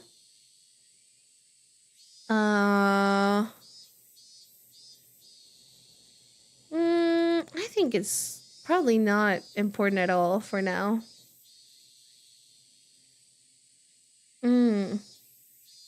Well, I guess Satoko was like, I do wish my summer clothes were as freely as Rena's, right? What was it? Breezy as Rena's. But Satoko-chan, your summer clothes are so cute. Being a one piece and all, I'd like to wear your summer clothes. This is actually quite stuffy, you know. I do believe what you're wearing would feel much cooler. But it would be so much more fun with cute clothes. How? I had a feeling that Rena and Satoko's base values were fundamentally different. Speaking of which, our school doesn't have a uniform. Yeah, it doesn't. As long as they're proper, then regular clothes are fine. There are quite a few students in regular clothes. There were a few wearing uniforms, but they were all the same design and rather plain. What's the uniform they're all wearing? They're all the same. That's the city school's uniform. It's not like there's a rule, but they're all wearing them. Speaking of which, everybody in our group is wearing a different uniform, aren't we? Did you go out of your way to get them from somewhere? Why, yes. Mion-san supplied them. Mi-chan's relatives run a second-hand clothing store. They can get school clothes from all over the country for cheap, they say.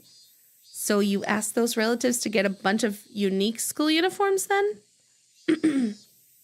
That Mion, she probably loves using her friends as dress-up dolls.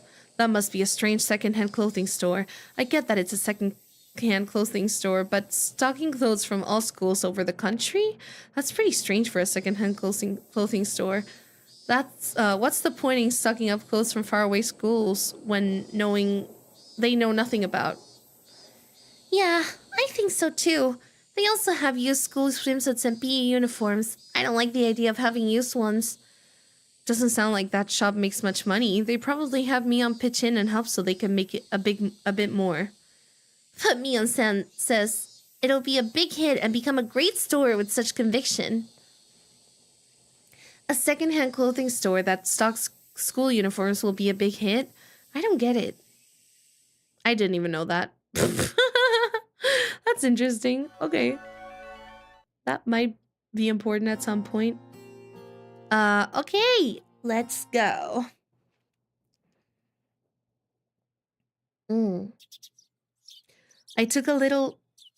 I took it a little too easy on the morning of my day off. I was totally late, and to top it off, that pesky mom of mine pushing a return journey errand on me just as I'm trying to leave the house. Don't call your mom pesky, what the heck? Today was the day Rena and Mion were going to show me around Hinamizawa. Let's go! Oh, they look so cute in their like casual clothes. Oh, I love Rena's dress. I want art as all of the characters. Rena and Mion were already waiting at the meeting place. Kei-chan, you're late.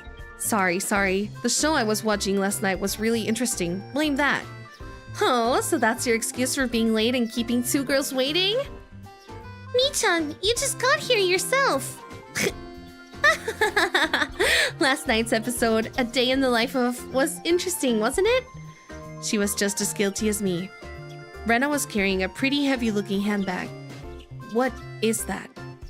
Mion answered my unspoken question with a wink. That's right, Rena really did make a picnic. Kei-chan, after you left, Rena pulled out all the stops. It's not like I forced her to do it. It was nothing, so don't worry about it, okay? She's been like this since last night, you know? Can you take responsibility for this? All right. I am a man, after all. I'll take responsibility. Ugh. Responsibility? For what? For what? Yeah, she looks like Brazil's flag. You're right. As we both turned around slowly to look at Rena, our gazes drifted downwards to the massive handbag she was carrying. It didn't seem logically feasible. It would be entirely filled with lunchboxes, except this was Rena we were talking about here. About 2 kilos, I guess? When Rena was picking it up, I could see she was struggling a bit. I say 5. You're exaggerating. Hichi-kun is a boy after all. I thought he could probably eat a lot, so I made a lot, okay? Let's get going. Heave-ho! Heave-ho is like Yaho in another universe. Low-key. Just from the way she was lifting it up, I couldn't believe the only things in there were lunchboxes. Correction. I say 5 kilos too. I'll help out, but all of it needs to be eaten. I won't forgive you if you make Rena sad, got it? 5 kilos of food in one sitting? That's crazy. The only thing I could do at that moment was exercise a bit to make myself hungrier. My eyes. Oh my goodness. Having finished with the pleasantries, we began our leisurely stroll. A carefree walk, bathed in the gentle morning sunlight. I couldn't have even imagined something so wholesome existed during the time in the city. These were the boonies, after all. No slovenly desk jockeys trudging to work on the weekends out here. It really was a nice place, peaceful and quiet. As Parsley... Oh my god, Parsley reference? As sparsely populated as the village was, you could still run into the people just by walking around. Ah, good day. Good day. Oh, you would be Maibara-kun, I believe. My 2 companions exchanged greetings with everybody we ran across. All of these passersby even knew my name. When did I become this famous? We passed 3 people, and when all 3 of them knew me, I started to feel a bit paranoid. It's a bit sad to say. Everyone knows everyone since there are so few people here in Hinamizawa. So that means when an unfamiliar face walks by, they automatically assume it's that Maibara fella who just moved here? Yeah, that's how it works. It was a process of elimination you could only pull off in a place like this, but it was quite effective. From now on, I'd better make sure to maintain a good reputation. The day I'm discovered accidentally gawking at a dirty magazine in the bookstore, I can expect all the villagers labeling me as a ledge by the next day. Hinamizawa is not to be trifled with. He's so stupid. He's such a boy. Like a little boy, you know? That's not the end of this nightmare. Of course I know them. The first person we met was Old Man Takeso from the Makino bike shop. His hobbies are bonsai and playing the flute. Next, we met the grocer, I think? Next, we met the grocer's second son, Daisuke-kun. His hobby is sharpshooting and he hopes to be an ace sniper in the future. And the person we just met was Mio-san, the nurse from the clinic. Her hobbies are birdwatching and photography. You know the names of everyone who we pass by, and even their profiles? Seeing my surprise, Mion and Rena exchanged looks and burst into laughter. Well, yeah, we're not like the city, where people hardly know their neighbors. Then let's try it out. You there, who am I? You're Kichi Maebara. You say some mean things, but you're actually a kind, shy person. Oh, Clockisty, yeah! It's been 3 weeks since you transferred here. Your hobby is taking afternoon naps. Lately, you switched over to wearing boxers, didn't you? That's enough. That's enough. Boxers? Enough of that! Apparently, there's absolutely nothing you can keep hidden here. Hinamizawa was not a place to be trifled with. That's funny. This feels more like you guys are showing me off rather than showing me around. That's right. We're parading around like this after all. It'll give everyone a chance to see for themselves, like Kei-chan is fitting right in here in Hinamizawa. The population in Hinamizawa is shrinking, so the villagers welcome anybody who's new here. I thought about brushing it off with something to the effect of "you're kidding me," but I held back. Had I ever greeted someone who just moved into the city like this before? Thinking about that made me believe what they said wasn't a joke at all. We passed another person. Of course, we were called out to again the same way. Oh my, good day. It's wonderful seeing you getting along. This lady here is Fujisama's. Hello? I read that so wrong. This lady here is Fujishima-san. Good day. Oh my Bar-kun, how wonderful for you. Having a lovely girl on each arm. How are you? Getting used to life here? Instead of regurgitating a prepared response like I would have in the city, I responded with an empathic nod.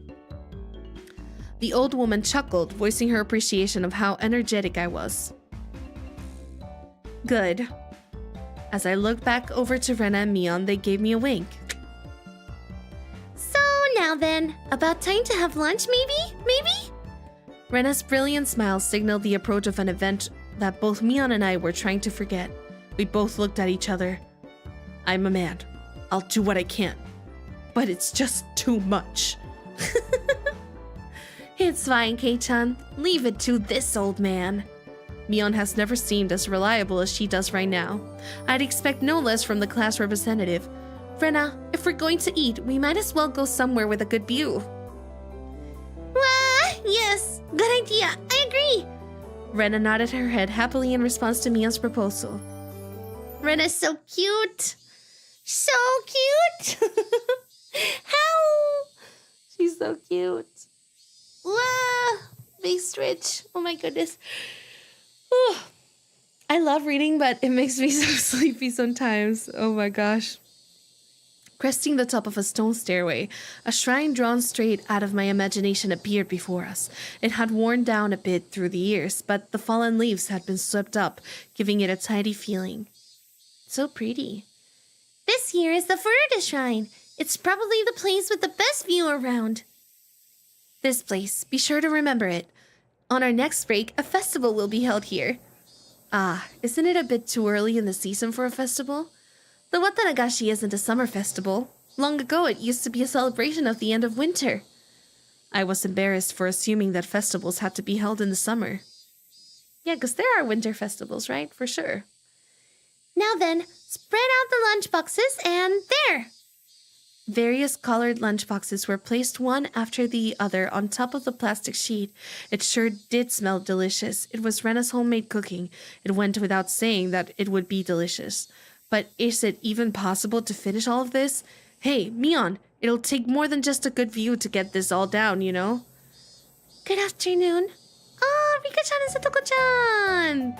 It was Rika-chan and Satoko. Why are they here? Mion grinned over at me.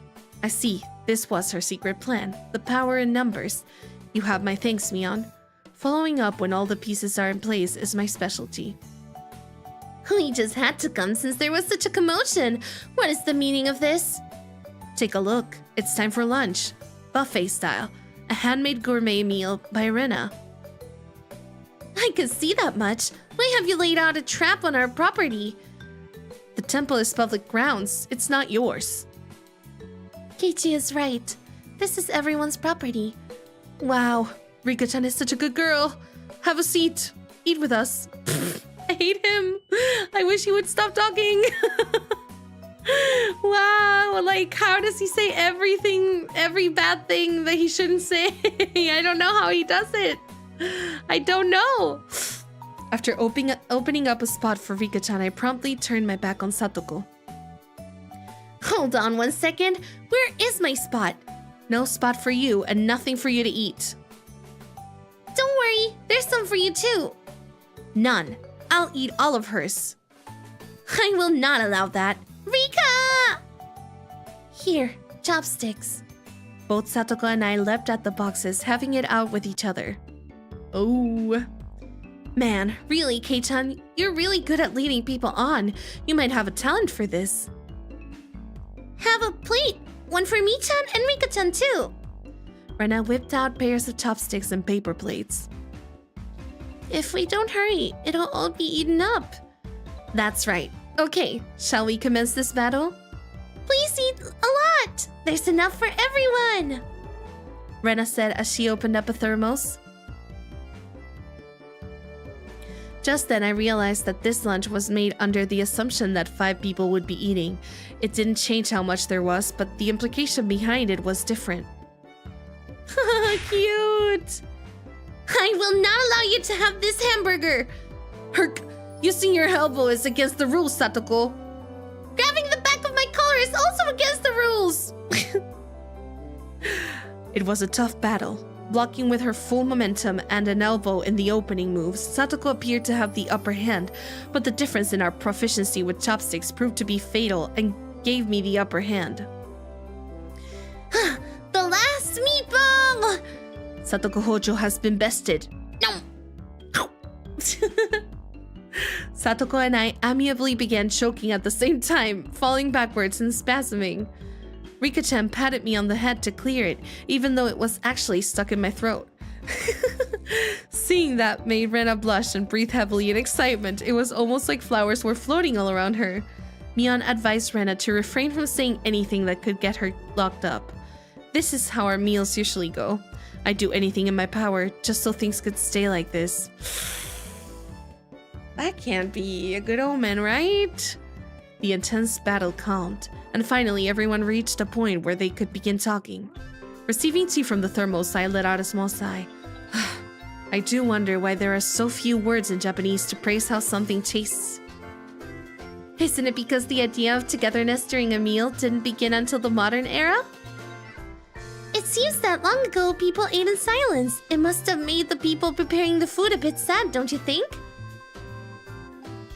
It's probably because the people back then were so busy eating that they didn't have the time to complement the flavor. That's just you. But, you know, just hearing that it's good makes me happy. That my effort was worth it, I mean.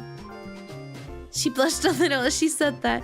I like how her blushy face is so serious. It was delicious. With absolutely perfect timing, Rika-chan struck Rena directly with praise. She looked straight at her with an expression of bewitching innocence. Oh?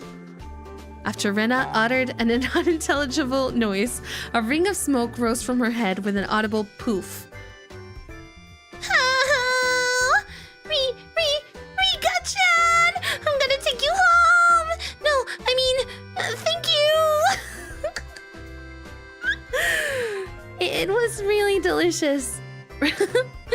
Rena flushed red with excitement, embracing Rika-chan and rubbing her cheek against her so hard you could almost hear it. I get it. and the same with my friends. I'm like, oh my god, I love them so much. They're so cute. Sorry if you hear that, but my chair, like, it keeps moving because I don't know. It's weird. Anyways, yeah, I know it's annoying, but it will keep happening, unfortunately. Okay. To reward Rika-chan for her praise, ta-da! These are special! To apple rabbits, after sticking toothpicks into them, she thrust them toward Rika-chan. Cute! What the heck?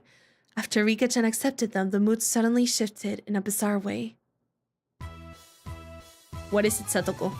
What's with that defiant look? Has everyone prepared proper praise to receive apples from Rena-san?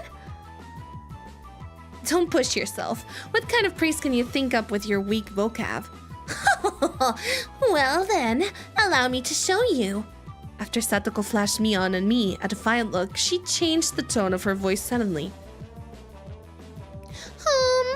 Hey, so Rena One-chan's lunch. Satoko thought it was yummy too. Satoko looked up at her poutily while taking. Oh my god, why talking cutely? What? How was that praise? That's not even persuasion by tears. That's persuasion by cuteness, isn't it? This is a Rena limited special skill. She blushed and her head spun, waving around in circles. Don't fall for it, Rena! Of course, that was asking for the impossible. Rena glommed Satoko and began rubbing her cheek against her. Cute! Satoko is so cute! Take you home! How? Swish! Stab! Push! Satoko was also presented with apple rabbits. After stuffing them into her mouth, she looked over at Mion and me again with the defiant gaze. It took only 5 seconds to take down Rena. That's unfair, to think she had such a trick! If it upsets you so much, why not reward Rena-san with some praise? Damn it! That was a dirty trick. First of all, that wasn't even praise. Satoko, you think you've won with that, don't you? How about I show you guys something much better than your superficial gimmicks? That sounds great, Mion. What kind of trick is it? Kei-chan is going to be the one who does it. What? Why don't I have you show me then? The writhing of an old maid. The plan of attack she suggested was wicked, but it was the only thing we had to beat Satoko. After sipping my tea, I started talking, very naturally and calmly. Perfectly. It really is good, isn't it? This is all freshly made, right? No. Actually, almost all of it was frozen stuff. Then which ones did you make fresh? Well, it's embarrassing. Do I really have to say? Must I? From the synergy of boy plus handmade lunchbox, her expression had melted into a euphoria. I already know. This one, right? Huh? Rena turned an even deeper shade of red, the words "I can't believe it" practically written on her face. How can you tell? How? That I made it! Of course, Mion had told me beforehand. It's been perfect so far. After acting like I was shy, I waited a beat. Next would be the finisher. It had your smell. We have to kill Keiichi Maebara. We have to kill Keiichi Maebara. We have to kill Keiichi Maebara. We have to kill Keiichi Maebara.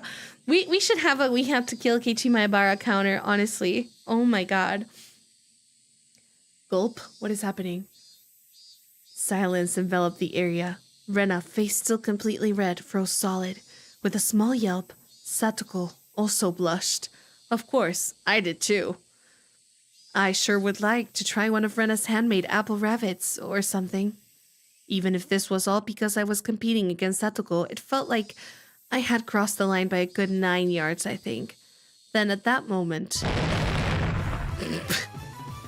it was a Tupperware container filled with rabbits. Please eat some, Keiichi-kun! There's plenty for you! Huh? Instantly, dozens of the apples were shoved into my mouth. knocking me over. Okay, say, Keiichi-kun! God. My head was forcibly laid upon her lap, and even more apples were shoved into my mouth. While she was squealing, one apple after another was forced into my mouth. More and more apples. How about a whole? Looks like her win. How about them apples, Satoko? Looks like we win. Kei-chan, that was a beautiful sacrifice. How's that, Satoko? This is our complete victory, isn't it? I can't believe it! Such trickery! It doesn't bother me at all! Satoko ground her teeth, mortified. We did it! Yatta! I claim victory as my consciousness drifted slowly away from me. At that time, Rena stopped her squealing as she suddenly realized something. Rika-chan, you're not eating it? Did the salt water make it too strong, maybe? Maybe? Looking over, Rika-chan had pulled the toothpick out of the apple rabbit, placed into her cupped hands, and seemed to be at a loss for what to do. Poor Mr. Rabbit. I feel so sorry for him. I want to save him. Rika-chan! Huh? Pee! That was the sound of blood spurting from Rena's nose. Cute! Tonight, I will take you home! She shook sporadically, her head wobbling back and forth. Then coming back to her senses, she took all of the apples around me, gathered them up with a whip, and fixed them back up on a plate. Now, they're all just fine, Kei. Here, I'll give them to you, Rika-chan, Kei. Rika-chan raised up Satoko's hand like a referee after having the plate of rabbits shoved to her. She whispered, This is our victory. What? What? A comeback? Hi. Yes, on your hair. Here. I just don't care anymore. Thus, my sacrifice ended up being in vain. It's so silly. Guys, this isn't even a horror game. Like, come on. Right? Right?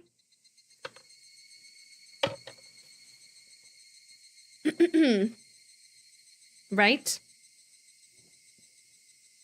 Anyways, it was a fun-filled, crazy day, but as soon as the sun began to set, the end of the day really did come quickly.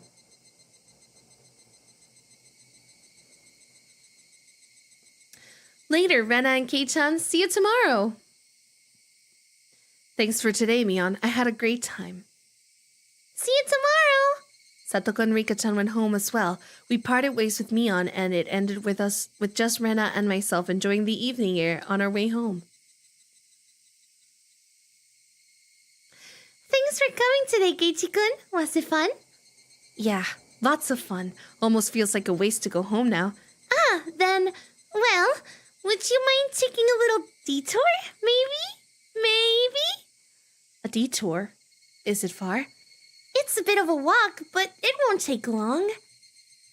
Since we had been walking around all day, I must have seemed a bit tired. Not feeling like teasing Rena, I quietly nodded. 1 second.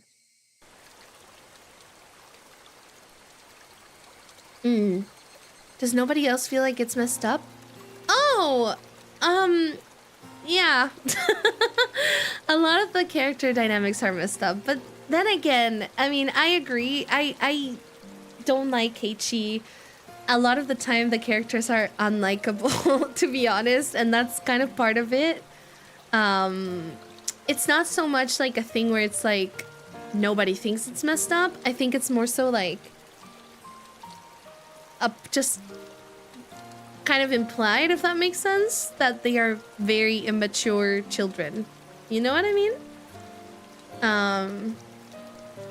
We'll see. I hope that makes sense. Yeah. Traversing a small path and up a small hill, the land suddenly stretched out before us. There, what looked like the remains of a dilapidated construction site came into view. Oh, a large heap of garbage spread out towards the swamp. Probably illegal dumping. I recalled it being in the newspaper. It's been quite a while. I wonder what's here. When you say it's been a while, you mean the business you had here was with this garbage pile? It's not garbage. To me, it's a pile of treasure. Rena had already entered that well-known cute mode of hers. So that means there was something cute here? Whoa! A new pile! I can't wait! She descended the unstable slope with ease. I'd expect no less from a born and bred country girl. Hey, wait, I'm coming! Whoa! My city-raised self was completely pitiful. It's alright, just stay right there, Kichi-kun. It won't take long. Rena kindly declined my accompaniment. Don't fall. Watch your step. I'm fine. This is nothing at all. Literally bounding among the heaps of trash, Rena disappeared from sight. I didn't like being left behind, but I was still pretty tired from the whole day, so I just ended up waiting. Without the lively Rena around, the surrounding area quickly fell into silence. The cry of the Higurashi gently cooled the air. Title drop. Fairly exhausted, I began to feel a little sleepy. Just then, the sudden noise of scattering pebbles alerted me to somebody's presence. Startled, I turned around. A man. Standing there was a typical-looking photographer. He spied over at me through his camera. His body was tanned and fit, but something about him seemed unreliable and he had a bit of an aloof air about him. Well, it didn't seem like he was a bad guy in any case. Whoa, you surprised me. Although startled when I turned around, he overplayed his reaction. That was my line. I'm the one who's surprised here. My bad. I didn't mean to startle you. Are you from Hinamizawa? I gathered that he wasn't from that question. Unfazed by my suspicious gaze, he introduced himself without my prompting. I'm Tomitake, freelance photographer. I come to Hinamizawa from time to time. I didn't ask you who you were. Gee! Quite rude to photograph someone without consent, one would think. My bad. I mainly photograph wild birds. They can't refuse, you see. So what? You're saying I'm the same as the birds? No? Well, you see, that image of a young man in the twilight was just picturesque. I apologize for trying to take your picture without asking. Adults are pretty slick. All that annoyance I felt for being startled just flew away as he buttered me up. I had no intention of hanging around with this guy trying to get cozy with me, except it didn't seem like Rena would be back soon. But this older guy, Tomitake-san, he didn't mind my cautious responses and continued rambling on by himself. Keiichi-kun, sorry to keep you waiting. I'm finished now. Rena popped her head out from one of the lower piles of garbage and waved her hand. You have someone with you? What would she be doing over here? That's what I wanted to know. I don't know. Maybe she's checking on that dismembered corpse that was out here long ago. Tomitake-san looked shaken up by that for a moment. Uh-oh, I responded like I would if I were talking with Rena and the others. He's such an idiot! It was quite a disturbing incident. They still haven't found one of the arms. Kichi-kun, sorry to keep you. You were waiting a while, I guess? I'd best leave you two lovebirds alone. Again, my apologies for startling you, Keiichi-kun. So there was a body? Tomitake-san chortled suggestively, then disappeared into the twilight. Missing my chance to retort put me off a bit. Keiichi-kun, are you angry? Why, I wonder? It wasn't Rena's fault, so I decided to just brush it up for now.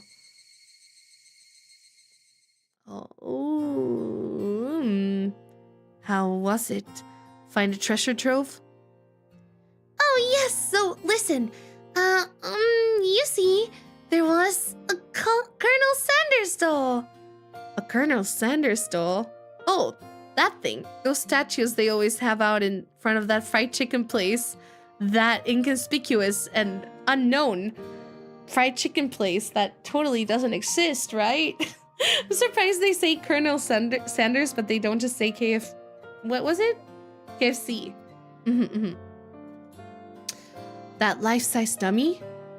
Yes, Colonel Sanders. Oh, cute. I want to take it home.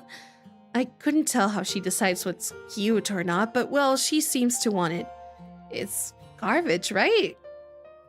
No one would care if you just take it home, right? It's become the base of another pile. I can't dig it out easily. There's no lamppost over there, so it'll get dark pretty soon. Rena seemed quite down about finding a treasure and not being able to bring it back. I'll help you out, to repay you for that delicious picnic you prepared today. Oh, thank you. Birds heaping home to roost proclaimed that nightfall would soon be upon us. Kichi-kun is going to help. I can take Colonel Sanders home. Oh. Rena staggered along as if intoxicated in her dreamy state of mind. I tried asking her in a way that wouldn't take her out of her cheery state. Hey, Rena. Long ago, did something happen here? Seems like they were building a dam here. I don't know the details though. How? Just wondering if you knew about, an accident or something? I don't know. Her tone was disturbingly frank. It sounded more like a denial than an answer. I must have appeared rather dumbstruck. Rena quickly lightened her expression. Actually, I didn't live here until a year ago. Huh? You transferred here too? I was sure that... So, you see, I don't really know much from before that. Sorry. Don't really know? Or don't want to talk about it? That was the kind of feeling she gave me. Thinking about it, of course, it would be like that. This wasn't the type of thing girls would enjoy talking about. Okay, I don't know about that. I would love to talk about stuff like that. Like, I think it's interesting. This guy is a little silly. It was quite a disturbing incident. They still haven't found one of the arms. If it's just like Tomitake-san said, then I had a feeling only the Higurashi would know. The Higurashi, you say, huh? Huh? I see. Oh my gosh. That's interesting. Oh, Colonel Sanders was an actual person? Wait, actually? What? What did we get? Oh, the Mayabara Manor and the dam site murder. I think maybe we should look at this one. The other one, I don't think it matters too much. Okay. From the June XX 1979 edition. The Shishibone City, Okinomiya Police Station, June XX late at night. Suspects XXXXXXX were arrested on suspicion of murder and improper disposal of a corpse. The main offender, bleep, has been added to wanted lists nationwide. According to our sources, the six suspects were at the Hinamizawa Dam construction site workroom on the bleep at 9 p.m. where they are suspected to have assaulted and murdered the site overseer bleep as a group, dismembering his body and hiding it. On the bleep at 8 o'clock in the morning, a report was filed with the Shishibone City Hospital in which a male suspect alluded to having murdered Mr. Bleep. When questioned at the police station, the individual confessed to the crime. Since a portion of the body was recovered at the location he gave, he was arrested that afternoon on suspicion of murder and mutilation of a corpse. The rest of the suspects were arrested at the same day, but the main culprit is still at large. Police are currently on his trail. The motive is purported to be a drunken verbal dispute during which he killed a victim in a fit of anger. However, as there are multiple inconsistencies with their testimonies, the investigation is ongoing. Oh, spicy! Oh, he was the founder of KFC. That's interesting. Oh. He really is a handsome anime man. Colonel Sanders. Murder, but also improper disposal. Yeah. I mean, I don't know if they're... I guess maybe it's implied because it might have been like so bad that it's necessary to mention it. I guess. But yeah, weird to just say it in any way, shape, or form, I guess. You know, like, why would you... I'd never heard of that before. What's that? It's the... Colonel Sanders is like the Ronald McDonald's of KFC. Okay. I need to remember to save when we get in. To quick save. Ooh, my eyes. Okay. A Colonel Sanders? Ah, of course, that's right up her alley. I understand her wanting to take home Satoko and Rika-chan. But I can't understand the Colonel Sanders. What's so good about that four-eyed geezer? He's a handsome anime man, okay? Probably better to hear it from Rena, don't you think? She'll probably just say, because it's just so cute. Though, does Rena often go to the construction site to hunt for treasures?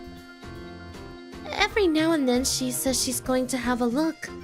But a girl her age rummaging around in garbage is, well, if Rena enjoys it, then I think it's fine. I love Rika so much! Yeah. Okay. With the exception that he was the real-life founder, and so was Ronald McDonald. Just kidding. Just kidding. What were they doing over there? Dam construction? It had been bugging me since yesterday, like an itch I couldn't scratch. Itch I couldn't scratch, huh? It was cancelled a long time ago. Everyone gathered together and fought against it. Hearing an ominous word like fought come off from Rika-chan's mouth startled me. That's right! It was unbelievable. They said Hinamizawa would be sunk into the reservoir and we had no say in the matter. So I'm only able to be here because the protest succeeded?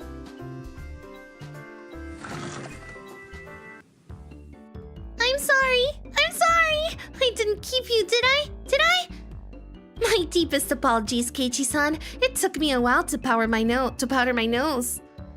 Satoko, wait to use the can until you really have to go. It's a lot easier since it shoots right out. What? I don't get it. Huh? I don't get it. Okay. Eek! How dare you speak that way to a maiden of unparalleled beauty such as myself? Who was she calling a maiden? Oh my god, I can't read. Who was she calling a maiden? If Satoko really was a maiden, she wouldn't have reacted like that. The usual hijinks ensued. I didn't get it. What did he mean by that? I actually don't know.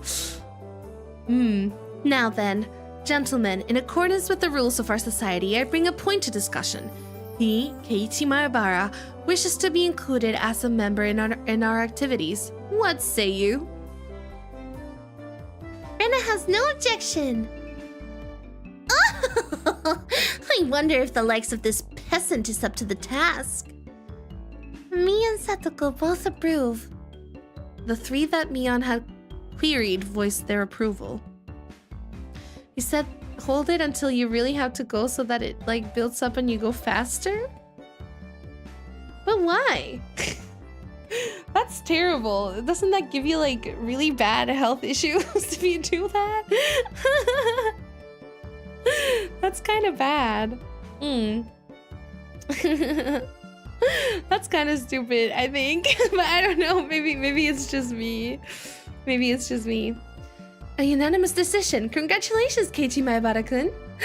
Sugi-san, おはようございます。この神ゲー、制ゲームやってるんですね、Sugi-san。はーい、日暮らし。いや。あ、日暮らしが好き。はい。おはようございます、高杉さん。お元気ですか? It can cause UTIs. Yeah, right. Like, for what reason? It's kind of dumb. I don't know. Okay. I present you the honor of being allowed to take the entrance exam for our club. Start from the beginning. I didn't say I would join. What club is this? What our club does, you see, in order to cope with our complicated society, we perform various activities under different set of rules. Sometimes they are in your favor, and sometimes they work against you. I'm pretty weak, so I'd prefer you didn't single me out. Let's try to get along. You're so naive, Rena. The law of the jungle is survival of the fittest. This was starting to sound a bit sketchy. So what kind of club was it? To sum it up, it's a club where we play games together. Rika-chan was the only one to answer my question with a pertinent response. So basically, this club put Mion's hobby of collecting games to use? By playing the various games that Mion had hoarded every day, it seemed that, depending on the day, there were prizes for the winner or a penalty for the person who finished in last place. I'll make this clear right now. We aren't playing house here. You should treat each win or loss as if your life depends on it, alright? Well, what's wrong with just having fun? Don't make it sound so crazy. The first rule of our society, aim only for first place. Going at it half-assed just because it's a game is not allowed. Rule number 2 of our society. For that reason, you are obligated to make all possible efforts. The way Satoko said it, it sounded like she was saying use any means necessary. Of course. I will do my best too. 私も頑張ろう. I'm pretty weak, but I'm trying my best. I knew what they were trying to say. In a game where everybody is aiming for the top, it's rather unsportsmanlike to play just for fun. Alright, then I too will go all out. With that, I was finally ready for the rite of initiation, my baptism into the club. A word of warning, Kei-chan. Rena can be pretty nasty. This initiation looks like it's going to be rough. Didn't she just say she's weak? Are they just like lying to me right now? Like, what that mean? Hello? Oh my gosh. Mion began fishing around in the student lockers in the back of the room. They have the games here at the school. Well, it's club equipment, so I guess that's fine. Complicated games would put Kei-chan at his advantage, so today we'll play a game that you should be familiar with. How about a standard card game, like Old Bachelor? Oh, what's Old Bachelor, I wonder? I think they're gonna tell us. Hold on, let's take a little moment. As if your life is on the line. Oh my god, it's kind of like... That is kind of Danganronpa coded, Loki. Not gonna lie. Yeah. Oh, you were talking about their ages, right? I didn't see. Hold on. I'm curious about that. Yeah, the oldest are 15. It's crazy though. Like, they're so young. They're so baby. They are so baby. It's insane. はい、元気ですよ。杉さんは最近調子はどうですか？ああ、私も元気です。いや、元気。頑張ろう。頑張ろう。Working hard.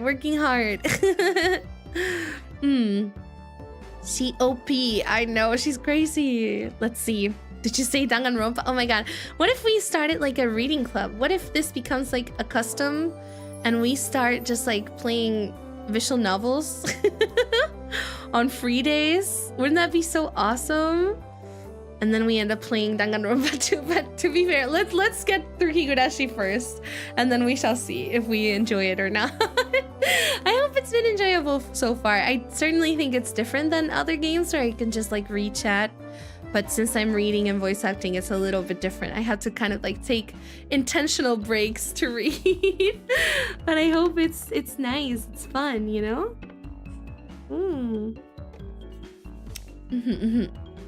Okay. All right, let's do this. Can't really get into it unless there's a penalty. This time the loser will be sentenced to having their face drawn on. What do you think? Whoa, it won't be a permanent marker, right? Right? Permanent? She wants to draw on our faces with permanent marker? That is perfect! Satoko cheered the idea on. She didn't even flinch at the thought of such a severe penalty. It seemed like she was raring to go. If it's going to be like this, then I can't lose either. Then I'll just cut the deck and start dealing. Sorry, I had a hard time saying deck. I thought she said desk, so it was like awkward. Anyways, Old Bachelor is pretty much the same as Old Maid. There's only one difference. There's no Joker. In its place, one card is pulled out at the start, meaning there will be one card without a match left over at the end. You don't know which card will end up being the Joker. It's a pretty thrilling game. It's kind of like Clue before Clue was made, no? A little bit? Like the concept is similar, I would say. I'll take out the card now. Mion took out one card and left it face down on the table. Everybody stared at the card intently. Well, it'll be pretty obvious in the endgame. No way to tell at the start. But the rest of them were very serious. They didn't seem as relaxed as I was. They compared their cards to the one face down, all the while gauging each other's reactions. It was as if they could see what the face down card was. No, it couldn't be. This deck is pretty worn out. No way. Can everyone tell by the scratches what the card on the table is? Remember the second rule of our society. Keiichi-san must try his hardest to win as well. A number of cards are quite unique. Kiichi-kun should be able to remember them pretty quickly. She said that so matter-of-factly. Suits me fine. Don't think a little thing like that can be your crutch. I lashed out angrily, but it was rather obvious I was at a disadvantage. After all they'd done so far to memorize the wear and tear of each individual after all they've done so far as to memorize the wear and tear for each individual card, this wasn't a simple game of Old Bachelor. If this was a test, then they were playing with the answer sheet in front of them.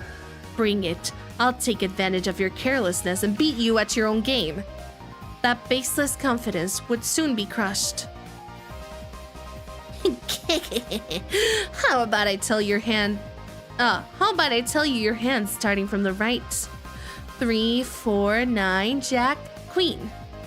By the way, the Bachelor is the Jack of Diamonds. I can tell what they are even if you switch them around. I am out. I thought I was prepared, but for it to be this brutal, just overwhelming. Demons. You're all demons. Rena isn't a demon, are you? Sorry, Keiichi-kun. This is the 3 of Hearts, isn't it? I'm out. Ooh, Keiichi's so stupid. Oh my god, he's so stupid.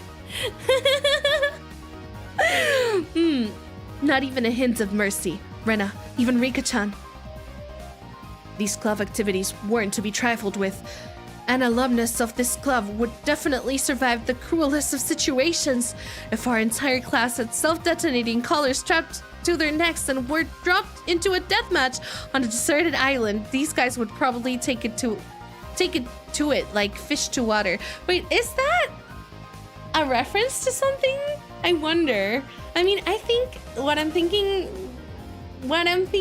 could be referencing came afterwards. So probably not, but that would be really cool, honestly, if they were referencing that. Seiya-san, mitai! Oh, arigato!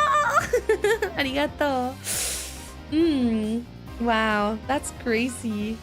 What if the consequence of one of the games was having to kill someone and dismember them? Ooh, scary. And yeah, it is kind of like Kaguya-san. I mean, I think like there's a lot of aspects of Higurashi that inspired other things, you know? Hunger Games? No. I was thinking of something else. I don't want to say it because I feel like it's spoilers for that piece of media. But yeah. あれ、先人のせいやさんは人気のある職業ですかね? Oh.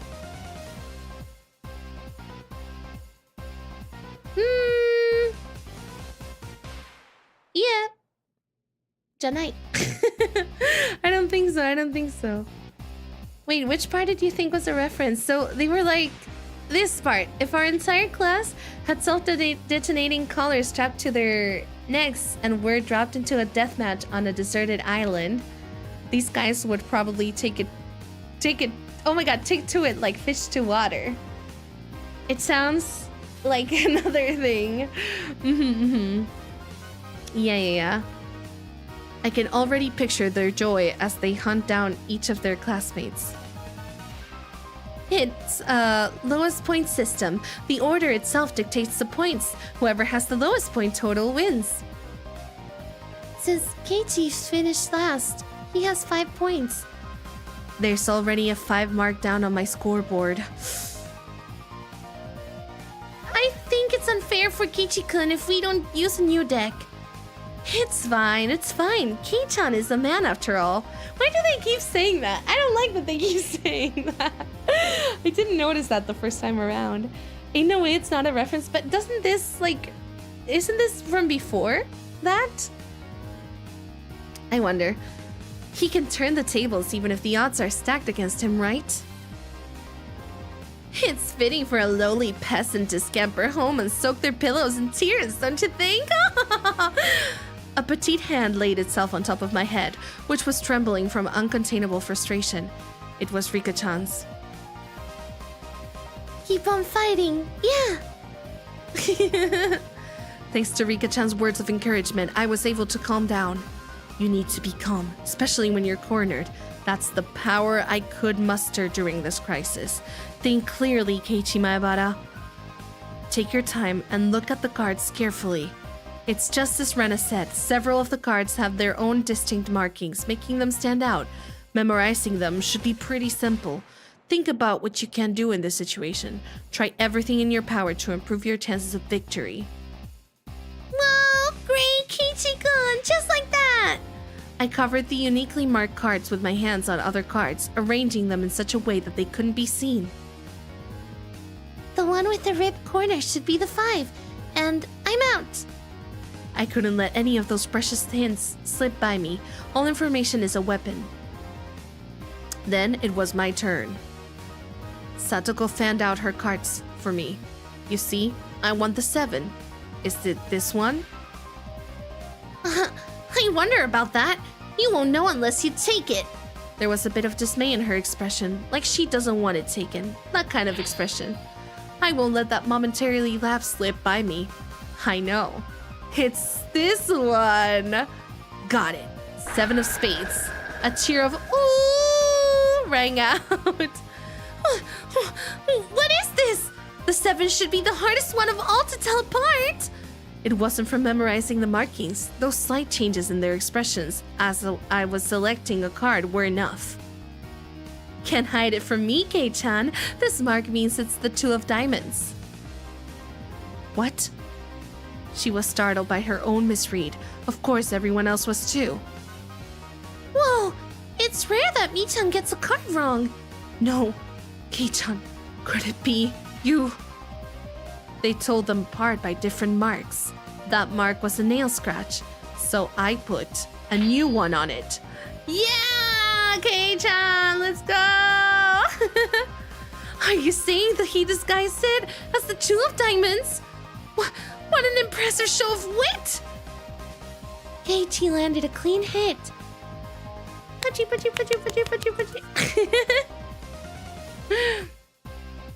That's great, Keiichi-kun! That was an incredible match, you know? Having defeated the Forerunner... Oh wait, that's him. Having defeated the Forerunner, Mion, my brilliant battle left me ecstatic. But by total points, it was already set in stone that Mion would win and I would finish last. I laughed haughtily, selecting the tone of my voice carefully to get on Mion's nerves. Well, I'm going to end up the loser, but I'm satisfied with one-upping Mion at the end. That should be the proverbial slap in the face to Mion, who was at the top already and ensued victory. Even if Kei-chan gets first place this round, he'll still end up last place overall. Don't you hate that? Of course I do. Let's have a duel. One chance. If you win, then we'll swap first and last place. How about it? You up for it? She fell for it. A chance for an upset that wouldn't be possible without goading her into it. One chance, you say? Let me hear the rules. Mion discarded 2 cards from her hand and replaced one with the Joker card that was on the table, then shuffled the resulting hand behind her back. The card in my right or the card in my left? If Kei-chan can guess which hand the Joker's in, then he wins. When you turned around just now, you didn't pull out the Joker, did you? If you lose, I'll show the card in the other hand. That okay? The other 3 gulped nervously at this unexpected turn of events. All right, you've got it. Mion grasped 1 card in each hand and thrust them out at me. First, I needed to inspect them closely. The card on the right had no distinguishing marks. I couldn't tell which one it was. Which one, I wonder, Keiichi-kun? Be careful! Yeah, of course. This is my chance for a big comeback. Looking closely at the card on the left, I saw a little wear. It wasn't one I hadn't seen before. That card is... I didn't let that bit from Satoko slip by me. Mion clucked her tongue. I didn't recognize the mark on the left card from the small number that I had memorized. I didn't know what the left card was, but I could tell from Satoko's reaction that the card had already appeared during the game. Since it had already appeared before, it meant that it definitely wasn't the Joker. Oh, Kei-chan thinks it's the one on the right? Will you choose that one then? Will you? The left card definitely wasn't the Joker. If I could trust that theory, then I should have been able to declare that the card on the right was the Joker. Even without me on stunting, the one on the right was the most suspicious. But wasn't it a bit too rash to decide based solely on Satoko's reaction? More carefully? I remember now. That mark. The left card. No doubt about it. The 7 of clubs. It's the 7 of clubs! I see! I've won. The card on the left was the 7 of clubs, so that means the card on the right was the Joker, right? And then, just before my hand touched the right card, I froze. I would expect no less from you. There was a wave of murmurs amongst the onlookers at my sudden halt, right before I confirmed the right hand was the Joker. Huh? What could Keiichi-san possibly be saying? I mean, the left one is... Shh. Oh, what makes you so certain that the right one is in the Joker, Kei-chan? Mion let loose an unexpected question. Everyone else was baffled. I don't know what the card on the right one could be, but I know that the one on the left is the 7 of clubs. Then, doesn't that leave the right one as the Joker? One of them has to be the Joker, right? Yeah, one of those is the Joker, right? Keiichi has good intuition. Huh? Rika-chan, what do you mean by... So basically, the 7 of clubs. I discarded that by matching it with Satoko's 7 of spades earlier. Everyone's attention snapped to the discard pile at the same time. The truth of the matter couldn't be discerned from that sloppy pile. So that means... Mion pocketed one of the discarded cards, then aligned it over the left card. And that means... I see! I get it! This left card is being disguised as the 7 of clubs, right? It was the first time since the start of the match that a shadow ran across Mion's expression, and I didn't let that slip by. Then with a grand flourish, I declared it loudly. The Joker is the left one! It was an intense moment. That 1 second felt like an eternity for everyone there. Breaking that silence, the first one to speak was Mion. Being the first president of this club, I've been witness to a variety of performances, Kei-chan. Yours is the best. The best of the best of the best. That was probably the greatest compliment Mion could give. Mion accepted her defeat, dropping the cards from both hands. My comeback victory! Rika-chan placed her hand on my head and began petting it, congratulating me on my victory. Huh? Rika-chan is... Ren and Satoko gaped at us, as if they had seen a ghost. What is it, Rena? It's not as if I cheated or anything, right? This was fair and square. Rika only pet someone on the head to console them. Huh? What's the meaning of... At that moment, Rena let out a small shriek. Keiichi-kun! This is how it was? You know, Kei-chan, I thought you'd read into... Hold on. You know, Kei-chan, I thought you'd read into it that far. Everyone froze. No, it was just me. It was a gamble. If you had just jumped to conclusions like that of, like, a little brat, then I would have lost. It was the answer everyone was certain about. Mion picked up the card from the losing hand. Kei-chan, you know, you should take pride in this loss. She turned it around. That was the card that proclaimed the victor of this duel. The card under the 7 of clubs. Unbelievable. It was the 2 of diamonds. It was a setup behind the setup. If I just pick up the right one without reading so deeply into it, I, Mion Sanasaki, as the club president, do accept Keiichi Maebara's membership into our club. As I slumped to my knees, dazed, everybody let out a round of applause for excellent effort I gave despite my defeat. The match is over now. Today's victor is me, Mion Sanasaki, and our exalted loser is Keiichi Maebara. Everyone made a commotion, applauding cheerfully.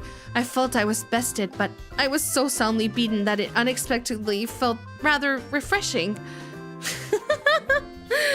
When Mi-chan pulled that little trick behind her back, I got excited, thinking she's got to do it again. When Keiichi-san stopped the moment before touching the correct card, I thought he fell for it. He fell for it quite handily. Huh? Hey, wait! All of them knew from the start and still got so excited so earnestly? Everyone got excited to make it more fun. You're all demons! You monsters! Now then, Kei-chan, it's time for your penalty. Since it's your first day participating, I'll go easy, okay? It would be a problem if you refused to come to school. The other 3 members held down my arms and shoulders firmly. Mion approached, licking her lips. Her right hand went to pull something out of her pocket. That's a felt tip marker, and it's a giant permanent one. Okay, here we go. She took the cap of the marker and brought it slowly up to my face while I was immobilized. No!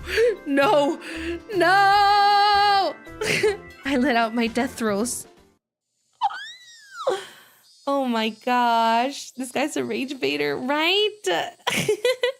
Keiichi is a rage baiter indeed. It's so fun. God, I love voice acting this game. It's really fun. Oh my god, the bell is ringing. Let's go. As soon as the club activities were finished, Rena flew off, probably so she could dig out that cute Colonel Sanders that she wasn't able to take home yesterday. So today it was just Mion and me, walking home together. A rather rare occurrence. A mountain of treasure, huh? The guys throwing it away probably never thought in their wildest dreams that Rena would be grateful to them. Mountain of treasure, meaning that damn construction site from before. Oh, right. Mion would probably tell me that murder by dismemberment. Oh my god. Okay. Let me try that again. That murder by dismemberment that seemed to have happened here. Over there, you know, at that damn construction site. Did something happen there long ago? Something sure did. A grand battle. There were sit-ins and demonstrations. It was a bit different from what I wanted to hear, but I decided I'd listen just the same. It was our land that was going to be sunk into the dam reservoir. I would have fought as well, probably. The government guys were really adamant about it, acting all big and full of themselves. Since they figured out that they couldn't settle it with money, they did a bunch of nasty stuff. Oh, Lemon. They were nasty guys. Mion spoke excitedly as if the whole thing was happening right in front of her. I'm amazed you guys won. You were facing the federal government, right? The mayor and prominent figures in the village all signed petitions. They went to Tokyo and struck deals with legislators, and as a result, the development plan was retracted. It was our complete victory. There wasn't any violence, was there? Like assaults or, I don't know, murders? None. She promptly cut me off, the same as Rena had. Her words signaled the end of discussion. Tomitake-san said one arm wasn't found in the incident. I thought that a murder by dismemberment had occurred, but I guess I was wrong. My curiosity unsated, I sighed dejectedly inside. Later. See you tomorrow. Kei-chan, you can't wash that off until you get home. Got it? I got it. I won't. Mion held back her laughter while stealing glances at my face. I wonder what kind of nasty doodles they drew. Tss, I wonder. Damn you, Mion. You shall rue this day. If our roles are ever reversed, I'm going to go all out, all over your face so you won't be able to take it off, even with a scurrying pad. Interesting. Yeah, suspicious, right? I'm doing a good job. Yay! I'm so happy to hear it. I'm glad that, you know, the voice acting is enjoyable. That's really good. Let's save. Sugi-sanの声までレナさんにそっくりだよね。杉さんの肩がもっと可愛いかも。ありがとう。無理。レナちゃんの声が可愛い。実はレナちゃんの声を真似する杉さんの声が可愛いです。ありがとうございます。ありがとうございます。頑張りましょう。I keep doing my best to voice act them. They said that the voice acting is really cute and Rena's voice is really cute, but Sugi's voice might be cuter.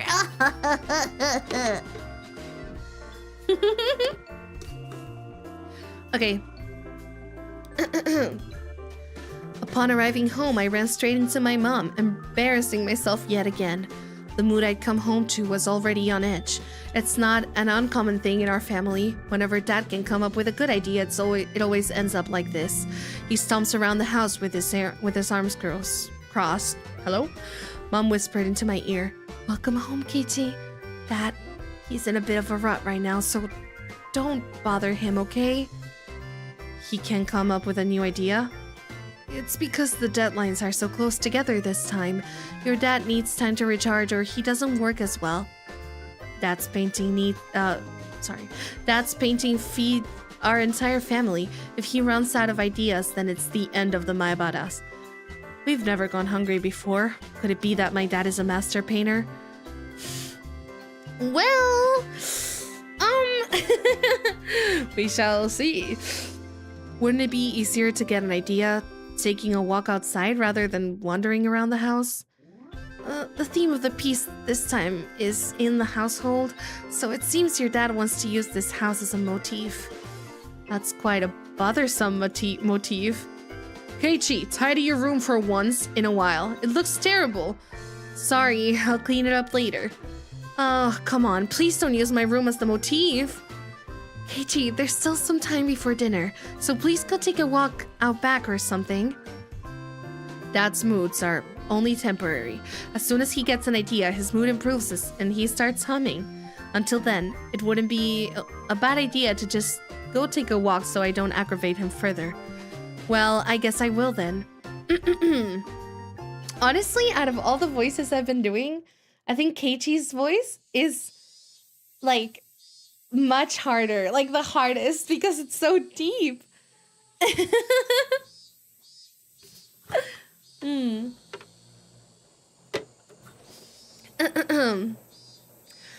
I said I was going to take a walk, but I didn't have any particular destination in mind. I just needed to kill some time. I got on my bike and pondered where to go. I could just go read at the bookstore, but it would take about an hour by bike to get to town. It would be dark by the time I got back, so I didn't want to go unless I had to. The roads at night here in Hinamizawa creep me out. If Mion or Satoko ever found out about that, I smiled wryly. Oh yeah, Rena was probably still at the Mountain of Treasure, the damn construction site. The excavation of Colonel Sanders was probably taking her a while. It wouldn't be so bad to have her owe me one. But if you gave him a Deku voice... I mean, I guess it would be fitting because he is a like a high school kid, right? A very young high school kid. Kachan, she might return me the favor. I can't. I feel like that might just be worse at that point. Honestly. Okay.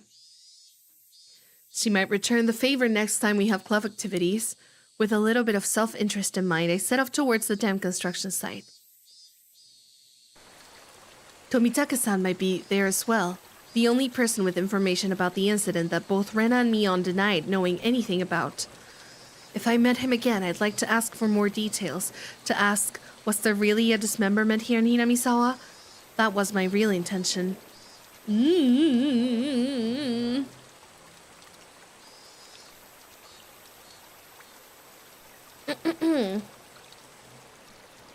Wow, that's a long walk. Oh my goodness. He walked all the way there? That's crazy. I spotted Rena struggling up on the slope of the garbage pile.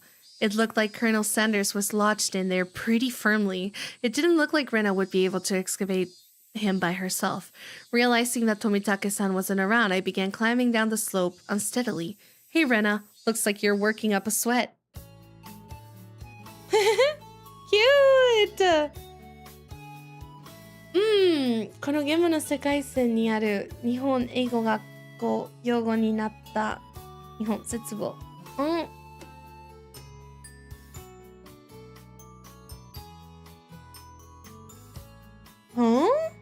Oh, wait, I just realized that makes sense because since the game is like fully in English, it's translated. It's like, it looks like the language of Japan is in English, like it's just English. Oh my gosh, that's so true. I guess I never thought about it that way, huh? Whoa, Kichi-kun! What brings you to a place like this? A place like this, huh? I see, she was aware of it at least. I received a signal for emergency assistance at the accident site. Where is the injured party? Huh? An accident? Huh? But there was a report Colonel Sanders was buried alive in the trash pile. Huh? Oh, that! You scared me. Don't frighten me like that, Keiichi-kun. I was just kidding. I thought you might be struggling by yourself, so I came to help you out. Eh? You came for me? Oh. Well, I filled my quota for today. If I don't see Rena blush at least once a day, then I'm not getting my daily required nutritional intake. Just kidding. You're embarrassing me now. So, what part was the joke? What part was it? I just ignore her bewilderment. Oh my god, why does he do that? Like, oh my god, it really bothers me when people do that and you ask them a question and they just completely ignore. Like, you're saying something and it's moments like that too, when you're like, actually, like you just said something embarrassing and then somebody is like, oh my god, I can't believe you said that. And you're like, what? I didn't mean it like that. Wait, what did you think I mean? And they say anyways, and they just continue talking about something else. It drives me insane. I hate it. I hate it. Well, Japanese good at English in this game. True. Or in the there are other languages, other versions with other languages like Spanish and French, I think. It's a village that is fully Eigo. Eigo no machi. Hi. I hate it so much. Yeah, it makes me like, I think that rage baits me, actually. I hate it. And it's like, the thing is that it doesn't even sound intentional, like when people go like, anyways. It's more so like, but anyways, like, I'm like, I just asked you a question. Can you answer the question? I'm gonna crash out. I'm gonna crash out actually. And Chinese too. Oh, there are different Hinamizawa in the timeline. Spain no Hinamizawa, France no Hinamizawa, Kankoku. So many. Okay, now move out of the way. So where's Colonel Sanders? Sorry. Can't you see him in that gap? He's really buried in there. The Colonel Sanders was sideways, surrounded by boards and other construction materials like they were caging him inside. According to Rena, it wasn't like this yesterday. It seems as though another illegal dumper came yesterday, dumped again, and now he's buried like this. You're trying to move this pile all by yourself? With those scrawny arms? He said her arms are scrawny. That's so mean. There's no way she would be able to do that with her slender arms. But Colonel Sanders so cute. There's a chain on the Colonel Sanders at the store. This one though, I should be able to take this one home. How? Huh? Is she talking about stealing? If Rena gave up on this Colonel Sanders, she'll probably start devising a plan to steal the one in front of the store. As Rena's guardian, I won't allow her to sully her hands with crime. As her guardian? Out of the way. I'll do it. Rena blushed again, but this time I left it alone. Why do people dump so much trash here? Oh, I wonder. It probably doesn't matter. Like, it's probably not important. Don't worry about it. The pile was enormous. Also, the more days we wasted, the more likely another illegal dumping would occur. If it got buried any deeper, there would be nothing that could be done. Keiichi-kun, I'll help too. Let me help. You just get in the way, so stay back. He's such an ass. Sorry, but like actually.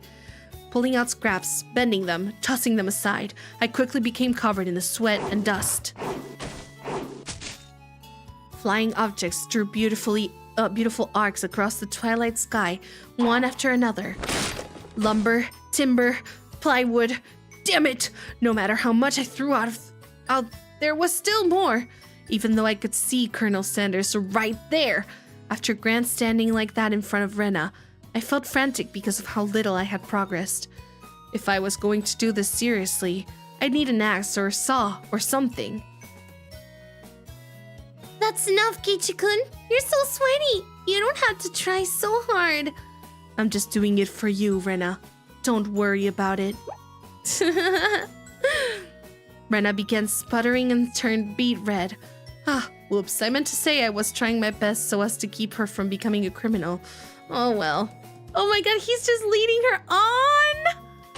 Kill Keiichi Maebara, kill him! Oh my god. I guess I just need a break. This is pretty rough. I sprawled on my back over the grassy slope. She looks so tiny among all this crap. I'm so sorry. You're covered in sweat. Rena patted her handkerchief against my forehead. It felt pretty nice. Whoosh, whoosh, whoosh. Well, wait here a minute, okay? My house is pretty close. I'll bring you some barley tea, okay? Leaving the handkerchief on my forehead, Rena took off running. What's gonna happen? The cries of the Higurashi gently cooled the air. After I was certain that Rena was gone, I picked myself up and headed towards what I discovered earlier. That was a garbage pile of magazines and newspapers, bound up in twine. Unless I'm mistaken, I believe it was around here. There it was. There were bound stacks of not-so-reputable tabloids. They were stacked chronologically, going back quite a few years. It was quite a disturbing incident. They still haven't found one of the arms. If it was just as Tomitake-san said, then undoubtedly there would be mention of the murder. These are troubled times. There is no end to these sickening incidents. There's a large part of society drawn in by these incidents as well, so it had to be recorded somewhere. I unfastened the packages and opened the rain-soaked pages carefully, looking for the table of contents. Not here. Next one. Not here. Next one. It was hard to search since I didn't know when it happened. I didn't know who the perpetrator or the victim was either. I only knew it had happened here. I looked up every so often, checking to see if Rena had come back or not. I wouldn't want her to see me gawking at a dirty magazine, but it wasn't just that. Both Rena and Mion said they didn't know. But it had happened without a doubt. As long as Tomitake-san wasn't lying, then if both Rena and Mion... yeah, there was. If they had just said that, then I wouldn't have gotten so hung up on it. An incident that neither Rena nor Mion wished to talk about. Trying to uncover it after they tried to conceal it out of good intentions. That made me feel like I was acting against my friends. Well, I mean... Ooh, okay. Here we go. Here we go.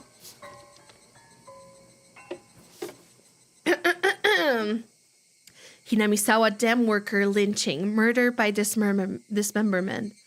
Here it is.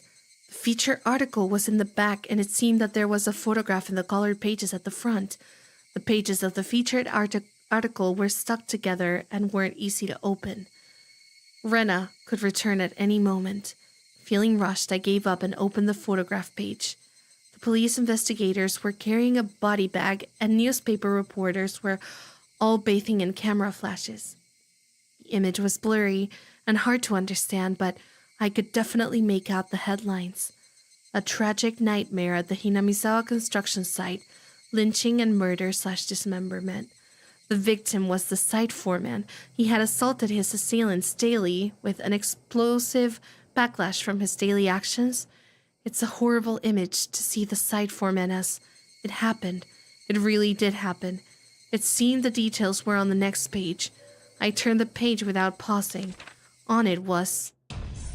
The assailants butchered the victim's body with hatchets and pickaxes, then used an axe to split the cadaver into 6 pieces: the head, the arms, legs, and torso. I could understand just from the headline that it was just too terrible an incident. Normally, a lynching is just assault and murder, right? Just assault and murder, by the way. Dismemberment with hatchets and pickaxes? That wasn't a lynching. It was a merciless killing to the letter. A brutal murder. Done by a group of people.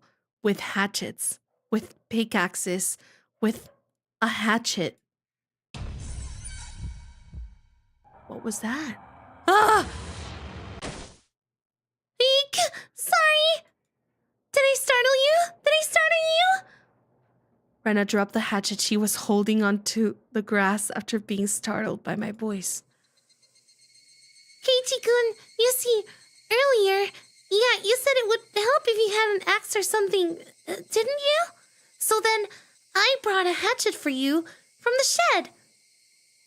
Rena fluttered her arms in a panic, continuing to explain and apologize. It seemed I'd been glaring at her pretty intensely. I'm sorry. I guess my reaction was a bit overboard. No, I'm sorry as well. I'm sorry. Night was drawing close. I was pretty worn out, and it wouldn't hurt to do the rest tomorrow. Doesn't look like we can break that last beam without that hatchet. You brought it after all. I'll have to borrow it tomorrow, all right? Okay. Why do you look so glum? Tomorrow we'll be digging out Colonel Sanders, right? Is it glum or gloom? No, it's glum, right? You're right. I really want to take Colonel Sanders home soon. We both knew that it was useless to apologize any more than that. I quenched my thirst with the barley tea Rena brought me and wiped off the sweat that had now gone cold. We took the path to head home. I felt quite guilty about the tabloid wrapped up in my jacket. Why? I mean, I don't think there's anything wrong with him reading an article. Like, He didn't press them for answers. He just happened by them, I guess. Right? Ooh. Ooh. Okay, let's read those tips, I think. Let's read them. I think both are important, probably. Wow, so much to read. October 1975. In accordance with the Prime Minister's Bulletin number beep, Hinamizawa's electrical development master plan was announced. The vast scope of the projected Hinamizawa Dam was to have an incredibly heavy impact on the village of Hinamizawa. The area to be flooded by the Hinamizawa Dam would include the 5 areas of Hinamizawa: Takatsudo, Kyotsu, Matsumoto, and Yagochi. The submerged area would include 291 houses, population 1,251, 1 elementary school, 1 middle school, 1 post office, 1 agricultural cooperative, 1 forestry department lumber yard, 5 shrines, 2 temples, and 1 fishery. All of those communal, cultural, agricultural areas and places of worship were to be indefinitely submerged at the bottom of the artificial lake basin. Forsaking the hundreds of years of our ancestors poured their blood and sweat into, this fertile, resource-rich land was just too painful to bear.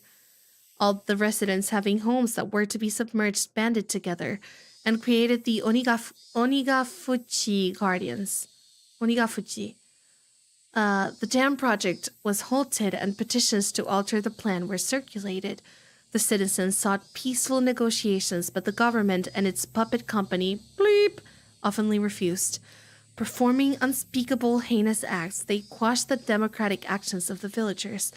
But the villagers did not falter. Instead, they banded together even more closely and steeled their resolve to protect their homes to the death. The continuation of that frightening Hinamizawa Dam construction project is still stalled as of today. The villagers understand that the stalling was caused by sublime power through unity, and they understand that this fearsome plan has not yet been fully withdrawn. The Onigafuchi Guardians had been dissolved after it did its part, but the feelings of unity it garnered have not yet been extinguished. Basunoriba. Bus stop. This says bus stop, obviously, right? But like, just so you know,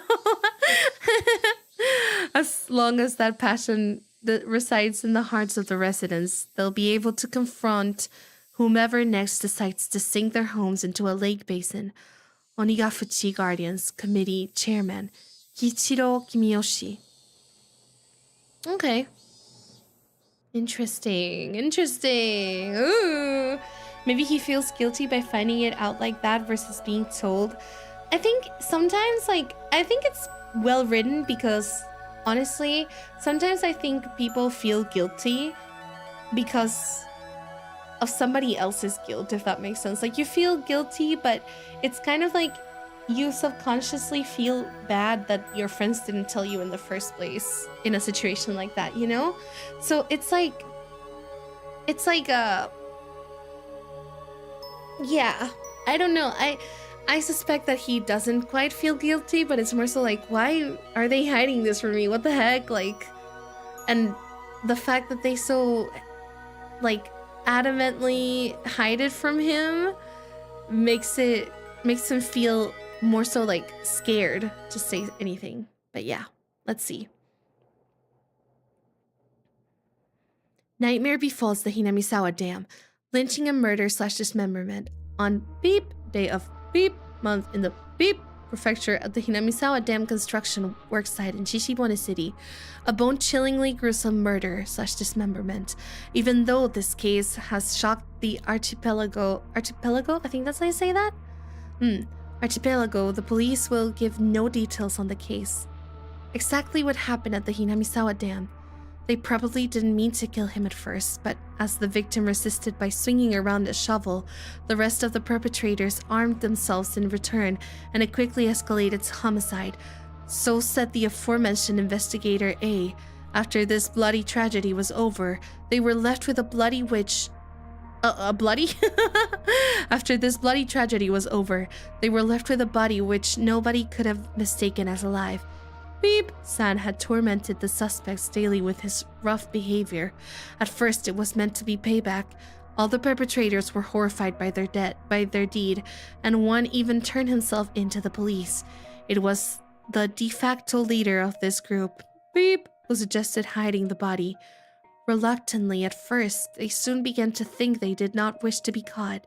The construction site had numerous places to hide the body with 6 people. They were originally supposed to hide the body and leave the area, but the de facto leader feared that the consciences of the other 5 wouldn't be able to bear the burden, and came up with a horrifying method to keep them from turning him into the police. He devised the heinous method of splitting up the body among them and making each of them responsible for hiding a piece. Beep had turned a simple manslaughter into a gruesome dismemberment and forcibly involved each perpetrator in order to create a sense of unity between them. Each one participated, but what does it mean? Person A spoke out reluctantly. Beep had ordered each and every one of them to dissect a piece for themselves. They were hesitant at first, but nobody refused. In for a penny, in for a pound, was what it meant. Thus, an unimaginable... Sorry. Give me 1 second. I don't know what happened. There we go. Thus, an unimaginable bloody ceremony began. The perpetrators wept and vomited as they performed the gruesome task. There was one person who was stubbornly refused, but Beep threatened them, saying nothing would change if someone else ended up dead, and he gave up in his objections. But Beep's plan collapsed in the span of one night. Beep, who had refused to dissect the corpse until the last moment, had broken down into tears at the hospital where he was being treated for an injury sustained during the scuffle and confessed. The criminals were arrested one after the other, but the de facto leaders, Beep's whereabouts, are still unknown. Also, the right arm hidden by Beep has yet to be found. Despite an ongoing search, this horrible individual has so far managed to elude law enforcement. What could the police be doing? It appears that Beep said that he was going to throw the body, right arm, into the swamp. Beep's car was discovered, abandoned near the swamp, but there were no clues to his whereabouts. Beep didn't trust his companions. One cannot deny the possibility that he had expected his companions to confess to the police and use his car as decoy. Of course, I doubt that theory. Since he has no car, one would expect him to have a limited area to which he could have escaped to. But within the station, there were rumors going around that he had accidentally slipped and drowned in the swamp, where he went to throw away the body. To the locals, that swamp is believed to be bottomless. It's known as Onigafuchi, the demon's abyss, and it's said that the bottom of the swamp is connected to the hellish world of demons. The atrocious demon from hell that was Beep. Could it be that he had returned to hell through the swamp? The Zijin Dragon, bringer of luck and fortune, prosperous future, ladies leaping into your arms, business success, promotions, ambition, protection from harm. Not just with a pachinko and horse races, but business and even love, guaranteed, or your money back. Zijin Dragon, Bracelet DX, One Piece. Wait, One Piece? One Piece? Huh? 27,800 yen. That's so funny. Oh my god, it's so good. Ooh, do we have any theories so far? Ooh, isn't it so fun and mysterious? Oh my god. Natsukashi so inaka no kaori.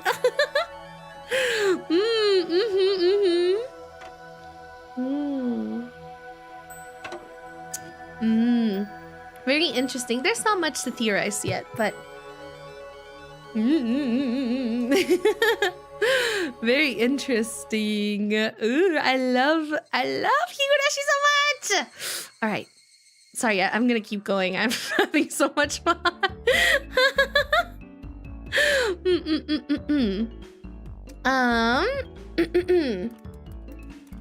Oh. Heisei era? Hold on. Heisei... Oh! Oh, hi! Yes! Imagine if I wasn't born Heisei, because I was like, which one is Heisei era? They asked me if I was born in Heisei era. もちろん私は平成生まれですけどね。次さんも平成生まれでしょう。はいはいはいはい。平成。But I was like, when is the Heisei era? I was like, is it like just a few years? Because like, is it like Gen Z and all those things? I check the period of time. It's from 1989 to 2019. Like that's a really broad period of time. Imagine if I was born before the Heisei era. Oba-chan. Oba-chan. The cameraman is the leader of the group that killed the person? Oh, okay, interesting theory. My theory is that we should buy that bracelet. Okay, sure. You should do it. It's kind of strange for a cutesy romance VN to take this route. Oh, yeah, this is 100% a cutesy romance VN, I mean. Yeah, for sure. Yeah. Anyways, the function of this school as an educational facility is very questionable. Our PE class is exceptionally disorganized. The only things we did together are the warm-ups at the start. The teacher isn't even there after that. All we do is play together. Not helping it. Everybody's a different age or gender. The only rule was that we had to stay on school grounds while exercising. All the little kids were gallivanting. All the little kids were gallivanting about. Well, they certainly are being active. They might be getting plenty of exercise, but the Board of Education probably completely forgot about this school. Sorry to keep you waiting. We're all together now. What shall we do today for PE? All right, we have all of our members gathered now. Now then, class representative, what shall we do for PE today? What shall we do? Mion harumphed. I knew she was gonna harumph. And I did it preemptively. Did you see that? Did you see it? I harumphed. I harumphed.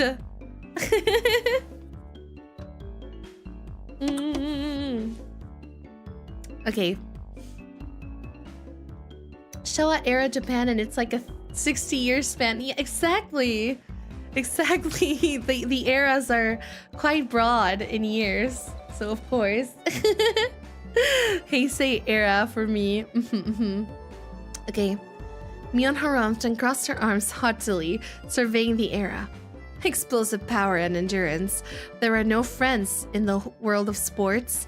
Everyone is a rival. The only thing you can trust is your own body. What the heck do you mean by that? You really read too much manga. She's just like me. I quipped without missing a beat. And so we'll be taking a lesson from history. The tried and true king of all outdoor melee events. Let's play tag! It was quite the adorable choice to make after playing it up so much. I love Mion-chan so much! Can you guys tell who my favorite is so far, by the way? I love Mion. Well, I mean, I don't know. I have two I really like. A lot. But I love all of them. I have a least favorite one, too.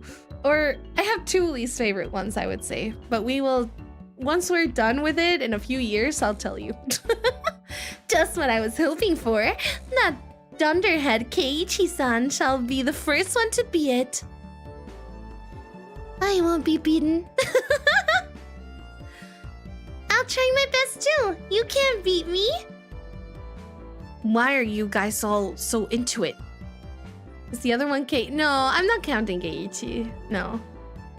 But I think Keiichi is a kid. So like the things he does that bother me are just like part of him being a child technically. And so I can't quite judge him for that yet. You know what I mean? Like, so far, I feel like there's nothing that I can really judge him too harshly for. It's really bothering me that the shading in the shirts is entirely different. I'm sorry, I'm so picky about these things, but like, why is Mion so like, you know, it has like more colors and it's like more, like it's softer, and then Rena's is so rough. The third rule of our society, you must partake in the game, enjoying it without question. Then this counts as a club activity? Everyone smirked at each other. They all seem pretty confident. I'm a man. Physically, I should be able to keep up with any girls my own age. Regardless, Mion and Satoko looked like they were aiming for victory, and Rena was looking at me as if pitying my disadvantage. What the heck? This guy. I know a lot of girls that are faster than a lot of guys, honestly. Fine. Tag. I'm in. My yell echoed across the school grounds. These were the rules. Anyone who was able to evade being tagged before the bell was a winner. But we didn't switch who was it. The ones who were tagged by it also became it. So it's like a Mecha Chameleon. So the number of people who were it could increase exponentially. The endgame would become a hellish siege. We call this version zombie tag, you see? I see. Anyone infected by a zombie turns into a zombie. Why do you make it sound so scary? I wonder. As soon as I catch Rena, I'm going to tear out her entrails while she's still alive. What the heck? Gross, Kichi-kun! That's gross! Rika-chan placed her hand on Rena's head as she panicked. Don't worry. Before Kichi gobbles you down, I'll eat you up gently. Rena's gonna die.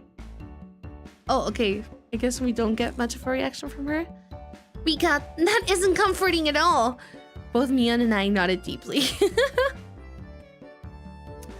So the first it, how do you decide who's the zombie? With rock, paper, scissors?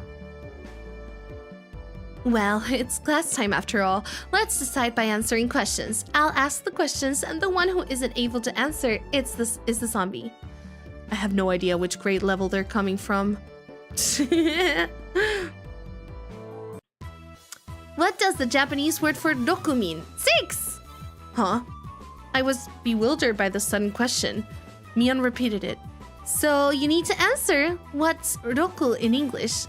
It's 6. Well, okay, I think it's one of those things where it probably has several meanings, right? So she's gonna be like, actually, I don't remember, but how about kutsushita? Socks! What's the third last letter in the alphabet? Huh? Oh, I see. It's X. What does seibetsu mean? Of course I know what that is. It's... Satoko got herself off before finishing the answer. I see. It's quite a lewd question. You're an adult, aren't you? Of course you know what it is, right? I certainly do. Of course I know. Then go ahead and say it. That, you know? That. What does that mean exactly? Oh, Satoko looks like she's in trouble. How cute. Don't take her home. It's a crime.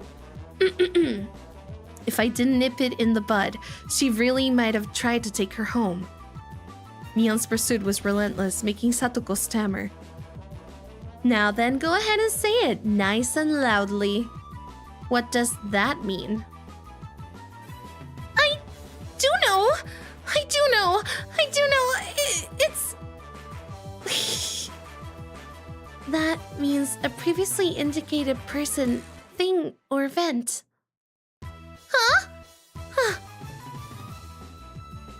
All of us were a bit surprised by Rika-chan's unexpected answer. I see. Well, it certainly is what that means. That could have been awkward. Oh, because it has another meaning, right? What was it?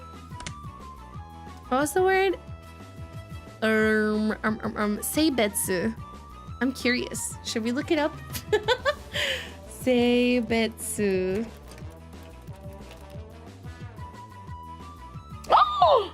Oh my god. No. What?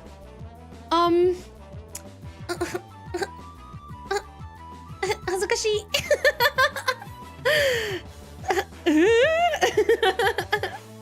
I don't know if I want to tell you. You should look it up.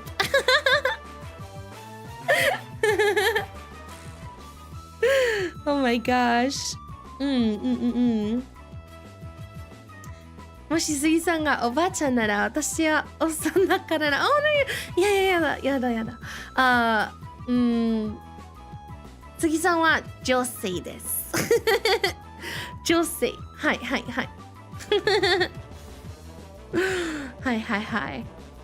It's not anything bad. No, it's nothing bad. It's nothing bad. It's just like adult stuff.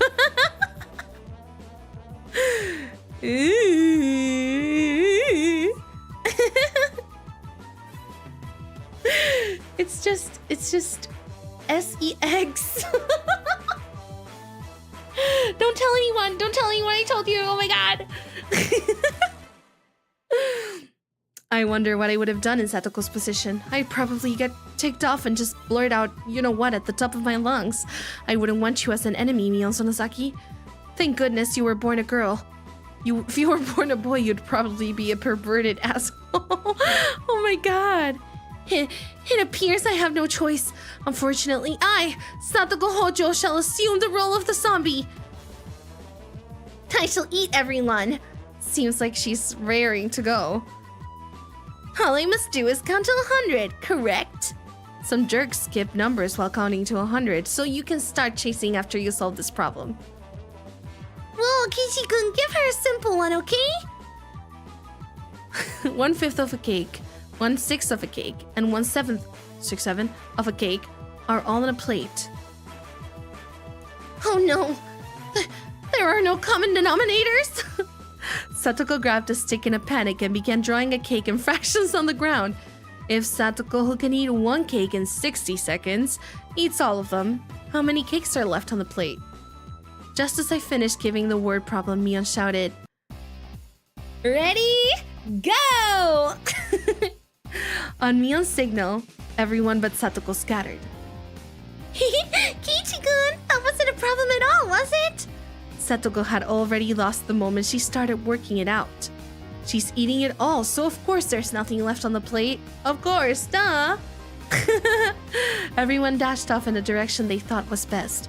Knowing the lay of the hand, they probably headed right to the best spots. It was obvious I was at a disadvantage. At a time like this, it would have been more effective to go along with those trained in survival skills. Like Mion, for example. The fact that I didn't realize it at the start of the game probably hurt my chances. Glancing back over the school grounds, I saw Satoko just rising up to start. She was really, really mad. She got tripped up on such a dumb question. Dude, she's a kid. He's such a bully. Oh my god. I stood at one of the corners of the school. I had clear sight lines in two directions and would probably have a good response time if any zombies started closing in. For the time being, I caught my breath and focused on what I was trained to think during glove activities yesterday. Now think calmly, Keiichi Maebara. If I was it, what would I do? Increasing my numbers would be the shortcut to victory, then going after the weakest player first is the obvious plan to attack, meaning me. Now then, where could Keiichi-san possibly be? I shan't let you escape. But of course, what would be best method to track me down? Footprints or smell? Or maybe some type of trail? If I could craftily hide my tracks, then there would be no trail for Satoko to follow. But I was no detective. Would I even be able to do that kind of thing in an amateur game like this? Tomita! Okamura! Have you seen Keiichi-san recently? What the heck? Do zombies hunt their prey by asking nicely where they went? Tomita-kun and Okamura-kun pointing to the location where I was hiding. After confirming she was headed in this direction, I abandoned my position. No, the rats! It wasn't easy to hide myself with all those little kids running around as they pleased. It was becoming even more obvious that I was at a disadvantage from not being familiar with these surroundings. If that's how it was going to be, then to confront this intelligence-gathering zombie, I just counter it in a similar vein. I approached some girls playing with a ball. I'm sorry, but could you relay this message? Tell Satoko Hojo that her parents are at the gate, please. Message. Okay. I stopped the girls as they turned to run off. Wait, don't go yet. Also, take this one to Mion Sonosaki. Tell her the teacher is calling her to the gate. I am quite the schemer, if I do say so myself. If things went well, then Satoko and Mion would run into each other at the gate. It would put me at a disadvantage if more people were it, but this was Mion we were talking about. She'd figure out a way to escape. But that was just fine, as long as it bought me more time. Dance for me, Mion and Satoko, in the palm of my hand! Having my fill of playing the con man, I looked for a place to hide. If you think about it logically, I'd only bought myself a scant amount of time. And it might even come back to bite me. Once it became apparent I'd started spreading false information through messengers, I could end up being the recipient of one of those messages. Satoko would probably ask the messengers to help her look for me. That would mean there would be more zombies than participants in the game. The virus that was brought about by my mischief could cause an epidemic. All my classmates would transform into zombies and would only be searching for me. This tactic might backfire horribly. While trembling at the thought of the impediment dawn of the dead, I began searching for a safe house. I found a shed by the incinerator behind the school. After climbing up to the roof, I held my breath. It wasn't a bad place to hold out. Not only did I have good line of sight, but if necessary, I could jump off in 3 different directions to escape. It was getting rowdy down there. The lower grades were running around below the shed. Maebara-san isn't around. Is he over there? Nope. Where is Kichi-san, I wonder? His dad is at the front gate. That was definitely a lie. The word gate, the same one I'd used, gave a hint of revenge. So Mion was behind this.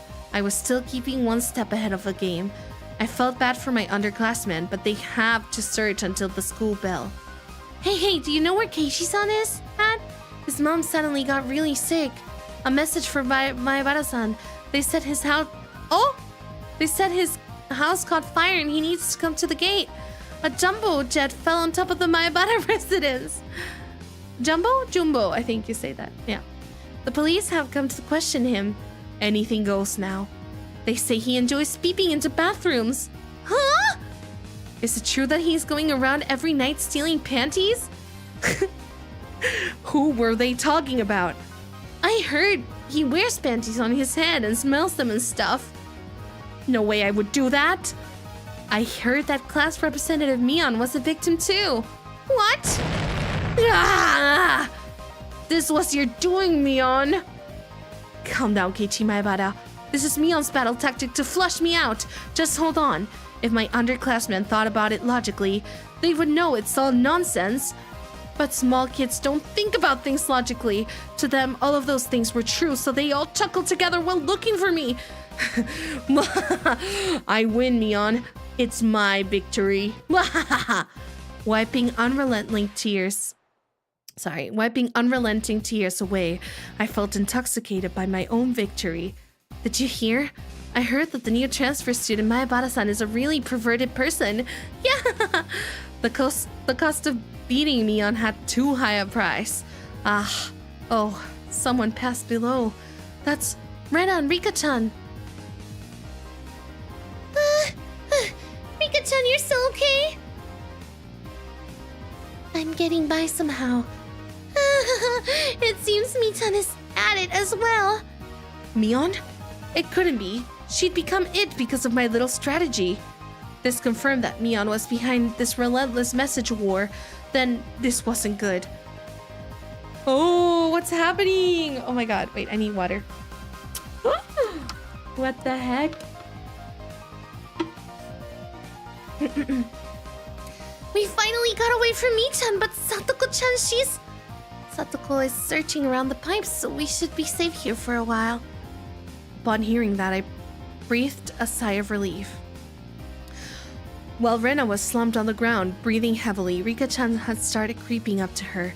Rika-chan doesn't normally make noise when she walks, but it's strange. It couldn't be. Whoa! Rika-chan! What is it?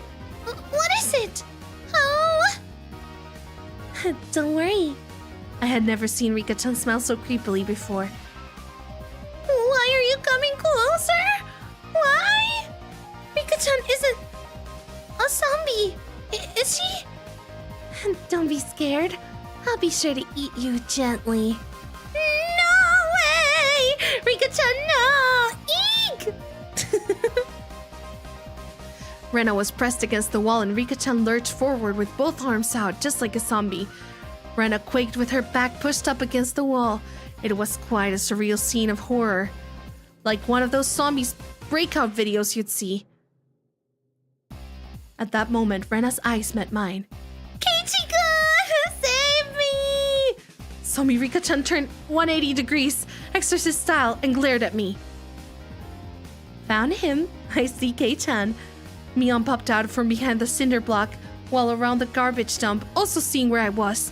My position was only advantageous when there was one zombie. Being surrounded was not as good. Hey, you said you located Keiichi-san? I could tell that Satoko was rushing my way. It seemed that Rika-chan had let Rena escape. Oh wait, that's him. It seemed that Rika-chan had let Rena escape and now she was burying her face in my direction. Come on down, Kei-chan. The three zombies circled the shed, moaning curses. You guys are scary! Too scary! I wonder how Keiichi-san's guts taste. Keiichi-san! Keiichi, I want you to become one of us.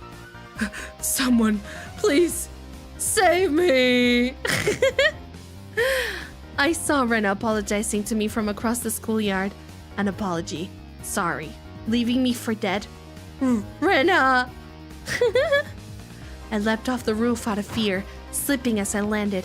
Satoko and Rika jumped on top of me and, after straddling me, they tickled me all over my body.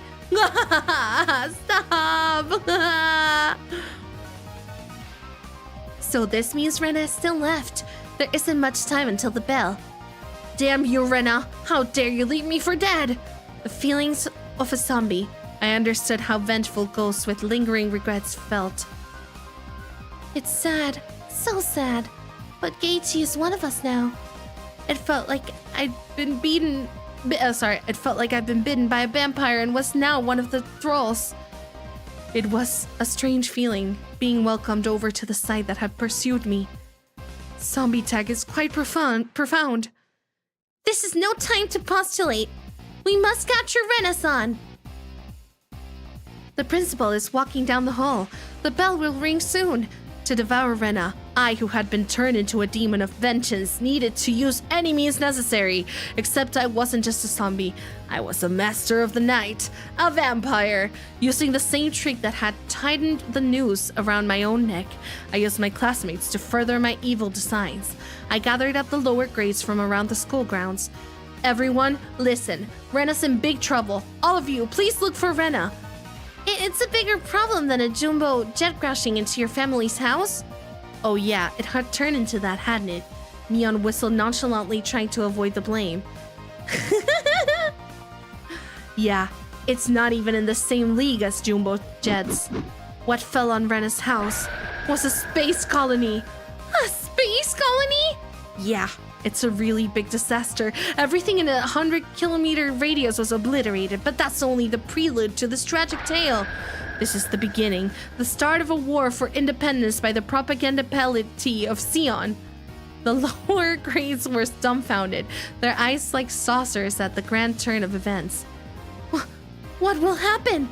Will the Terran Federation lose? If things go on like this, they will. Only one person can defeat the Red Comet. That person is Rena Ryugu. The lower grade students all gulped. It seemed I'd made them fully understand that the fight of Earth was lost without Rena. Now scatter, comrades. We must find Rena. My comrades in the lower grades let out an enthusiastic cheer and dashed off in various directions around the school grounds. There was still one person who hadn't gone. But I thought even the Terran Federation's impulse wave diffusal cannon didn't work on the Comet Empire. You're close. That's the wide variety of those comets. What's happening? Oh my gosh. The reason it didn't work was because they didn't know the weak point. Of course, Rena knows their weak point all too well. Yuko-san is amazing! Satisfied with that, she also rushed off to look for Rena. It does seem like there are some promising up-and-comers amongst the youngsters. Little Kei-chan's abilities, this old man knows them better now. I didn't really feel like she was complimenting me, but whatever. Really though, how exceptional Keiichi-san. This looks quite promising. If we have this many, we can win. With this many, we will win. I was thinking that Keiichi would have been a better nominee for the initial zombie. Rika-chan words stung a bit, but I'd let it slide for now. Oh my goodness. Not even Rena would be able to escape the entire class. As a result of everyone's thorough search, Rena was finally cornered in the back of the sports equipment shed. You're all scary! Keiichi-kun too! So scary! It probably was scary being chased around by the entire student body. All the lower grades closed in on Rena, saying she was the only one who could save the world. What are you all saying? I can control a mech! Rena? Could you please? Rena, how could you leave me for dead? Are you ready to pay for it? I'm sorry about that, Keiichi-kun, but I didn't have a choice. Do not resist. Let yourself be devoured. Let's all be together. Now, Rena, say your prayers. Rena had stumbled onto a mat, trembling with tears in her eyes. I closed in. Associating this situation with a similar, particularly immoral one made my pulse quick and just, oh my god, I hate him so much. Satoko and Rika-chan were both wiggling their fingers. They probably wanted to tickle Rena. Rena, wanting no part of what she knew was about to happen, went stiff with fear. Hold on, let me save really quickly. Okay. Keiichi-kun, you wouldn't do mean things like everyone else, would you? Would you? I wonder. Now then, are you ready? Okay, so long as it's Keiichi-kun. The face she made as she resigned herself to her fate made my heart skip a beat. I believe that Keiichi-kun won't do horrible things to me. Oh, body won't move. That had to be some sort of anti-zombie mantra. The second my sense of reasoning chimed in, the beast inside me died instantly.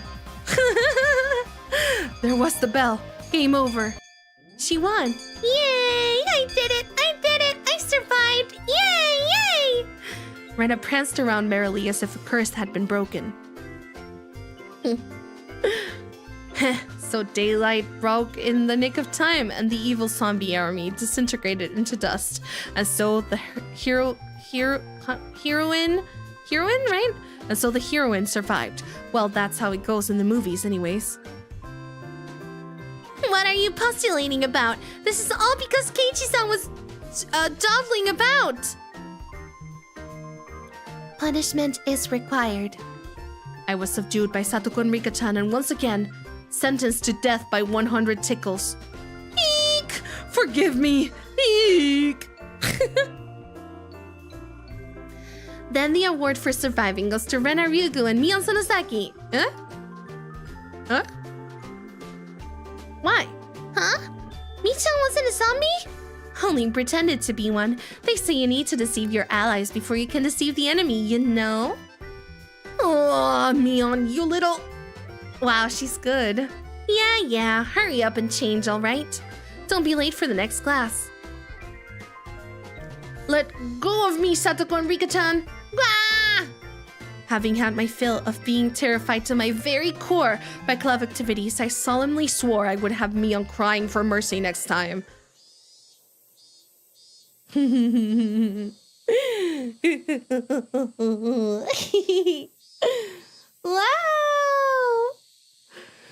Oh, I need to stretch. Oh.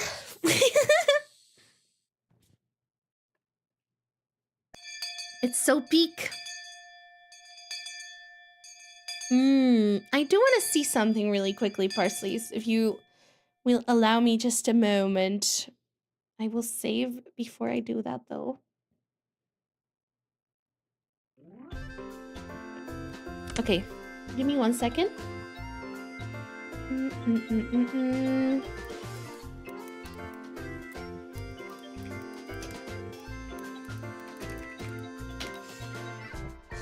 Ba-dum-ba-bum-bum.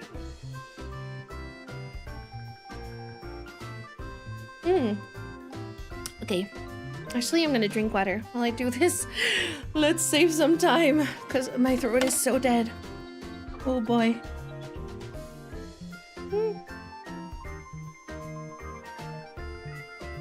All right.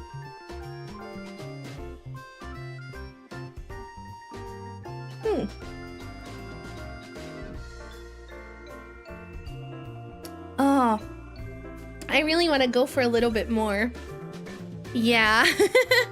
I was trying to see where we're at in the story, more or less. I want to try to go for a little bit more, but I might do it a little bit faster, okay? All right.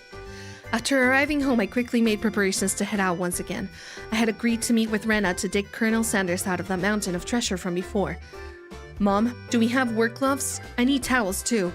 Aren't they in the shed out back? The towels are by the sink. All right. Now I was all ready. Looking at me, my mom stared quizzically. What's going on, Katie? Where are you headed to in that getup? If they come to a dump again, illegally, he'll be buried completely and it'll be impossible to dig him out. And if that happens, Rena will undoubtedly go after the Colonel Sanders in front of the fried chicken place in town. A bit of excavating, so my classmate doesn't become a criminal. Don't be out too late. Mom returned to the kitchen with a puzzled expression still on her face. Let's lock in! Cutting through the woods as a shortcut to the dam site, I ran into someone. It was Tomitake-san, probably taking pictures of wild birds again with that precious camera of his. It couldn't be that all he took pictures of was handsome young men in the twilight. What? That's crazy? Hey, long time no see. Keiichi-kun, right? My dear regards. I expelled the rude imagery from my head and greeted him without inciting anything. By the way, was that girl an acquaintance of yours? He was probably talking about Rena, guessing by the way Tomitake-san was shaken up. What was that all about? She was walking around with a bared hatchet, and she was laughing with a huge smile across her face. That was Rena, without a doubt. I expect that she was grinning in anticipation of taking Colonel Sanders home. I hid myself because I thought it might be dangerous. Should I call the cops to be safe? Well, it certainly would be quite the spectacle for a girl of her age to be roaming around with a hatchet. Tomitake-san's reaction was the epitome of logical. It's fine, it's fine. Just leave her be. She's just wandering around looking for more victims. Tomitake-san was alarmed by my crass response. Well, it's probably hard for normal people to understand Rena. I'll just toss out a bunch of baloney? I don't remember which one it is. If you were to be killed out there, she'd probably be the one to do it. Try not to snoop too much around here. What? That's crazy. With a condescending smirk, I started off in the direction of the dam site where Rena was waiting. Before I got too far, Tomitake-san abruptly called out to me. Keiichi-kun! Is that meant to be a warning for an outsider like me? I didn't mean that seriously. I did try to make it obvious, but... I'll try my best to be careful. Goodbye. Leaving only those words behind, Tomitake-san turned around and left. I didn't really mean to call him out an outsider. I wasn't really implying anything when I said that.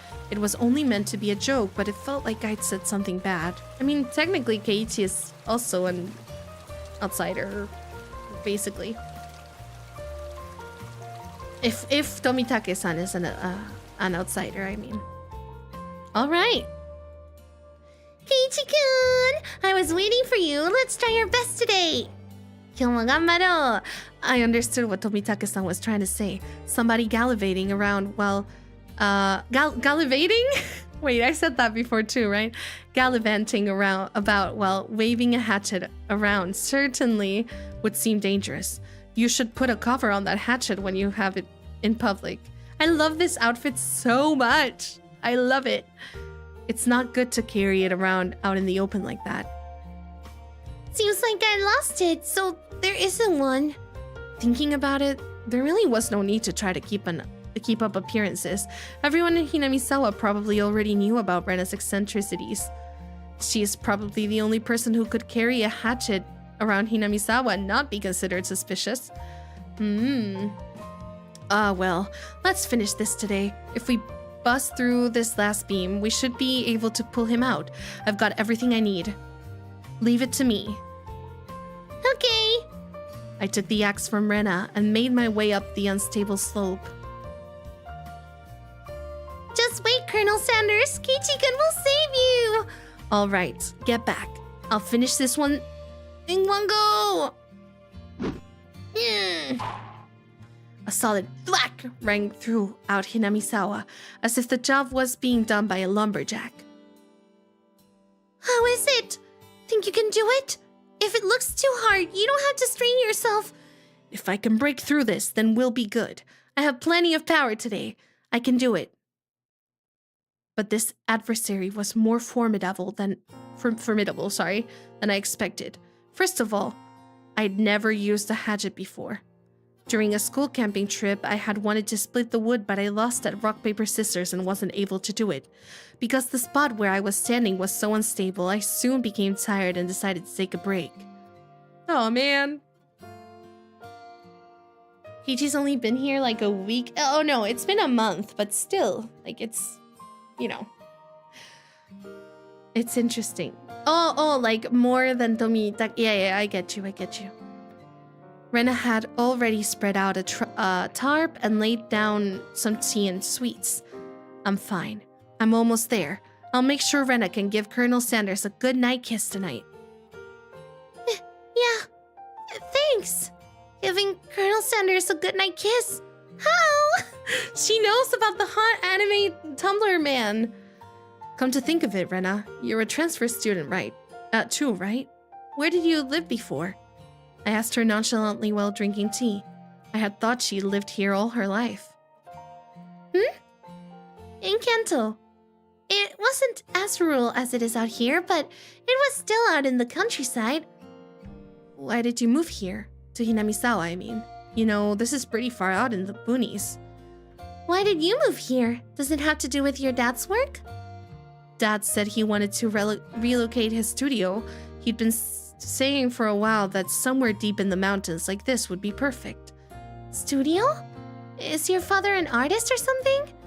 He paints scenery. Seems that twice a year he opens a gallery for the stuff he does. When he started, his works were displayed in an industry plaza in Tokyo, but now they're exhibited in the Makuhari Messe, I think? He's determined to have them displayed in the Waterfront International Exhibition Hall. That's amazing! Let me see them next time! I was too embarrassed to tell her that I didn't really know what kind of pictures my father painted. Well, I'm sure it's scenic. Definitely atmospheric, yeah. Well, eventually I would. I picked myself up while giving some vague answers. But you transferred in the middle of the semester, right? Wasn't that a hassle? Not really. I was getting bored of the city anyways. I was trying to get answers from Rena, but I ended up being the one giving out all the answers. With a bit of a wry smile on my face, I grabbed the handle on the hatchet and headed back to worksite. Ooh.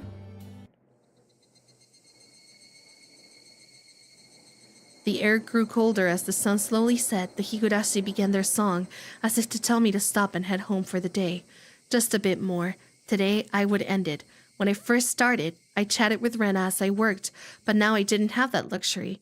Hooyah! You little... Damn it! I had swung the hatchet countless times today, just like this. contact. Shards of wood splintered. The assailants butchered the victim's body with hatchets and pickaxes. I recall that passage from the tabloid.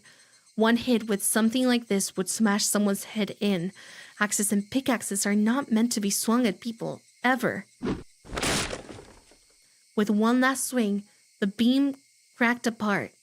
The weight I put behind the hatchet not only split through the beam, but smashed the statue's shoulder as well. The arm came off with a sickening sound. It clattered down noisily, stopping at my feet. Ah. What's the matter? Are you hurt? Sorry, the figure's arm. It broke off. Oh, that's all? I thought Keiichi-kun hurt himself. I probably had a really guilty look on my face. Rena said that without a hint of dismay as she smiled. We just need to tape it back on and put a coat over him. Nobody will ever notice. I see. Let's put him out then. Can you get that side? Okay. Rena-chan, what the heck? They still haven't found one of the arms.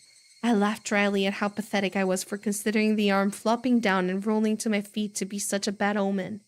Both Rena and Mia knew how sickening that incident was, so they pretended that they didn't know. I had looked it up all by myself, and shamefully enough, I was scared. You're pathetic, Keiichi Maibara. All right, Rena, let's do this in one go. Ready, and... Whoa! We did it! We did it, Keiichi-kun! Yay! The right time to give 3 cheers. That moment of 2 days of work bearing fruit. He was brought to Hinamizawa covered in filth to meet his end. Instead, we were able to welcome him back. You're pretty lucky, Colonel Sanders. Oh, your new master is a pretty decent person. Wow, Colonel Sanders, he really is cute. It didn't matter that he was dirty. Rena nuzzled him cheerfully with her cheek. Cheek? Why did I say it like that? I was dead tired, but seeing Rena's happy face made it all worth it. I'll help you carry it back. It would be bad if it gets dark. Oh, that was him. I'll help you carry it back. It would be bad if it gets dark. Yeah, right. I really want to thank you, Keiichi-kun. I won't forget this. I'll think real hard about how you can repay me. Whoa. I wonder what kind of repairment? I wonder? For now, I just hold back my evil cackle. We were ready to take it to her house, but we couldn't go like this. We rolled the statue up in the tarp and lifted him. And so Jack and Jill... What? Is that a thing? And so Jack and Jill went down the hill carrying a human-sized bag and an unsheathed hatchet. I prayed that we wouldn't run into Tomitake-san. If he saw us here and took a picture, we'll need to get rid of him. LOL. Is that meant to be a warning for an outsider like me? Something struck me as odd about the words Tomitake-san unable to grasp my sense of humor had left behind.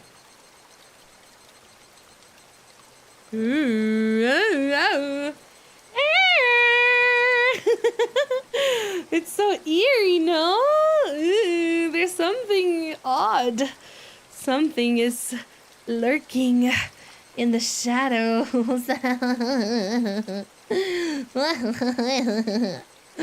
What is happening, y'all? Okay. Yeah. Okay. Oh god, I wonder if we will be able to do everything I want. I don't know.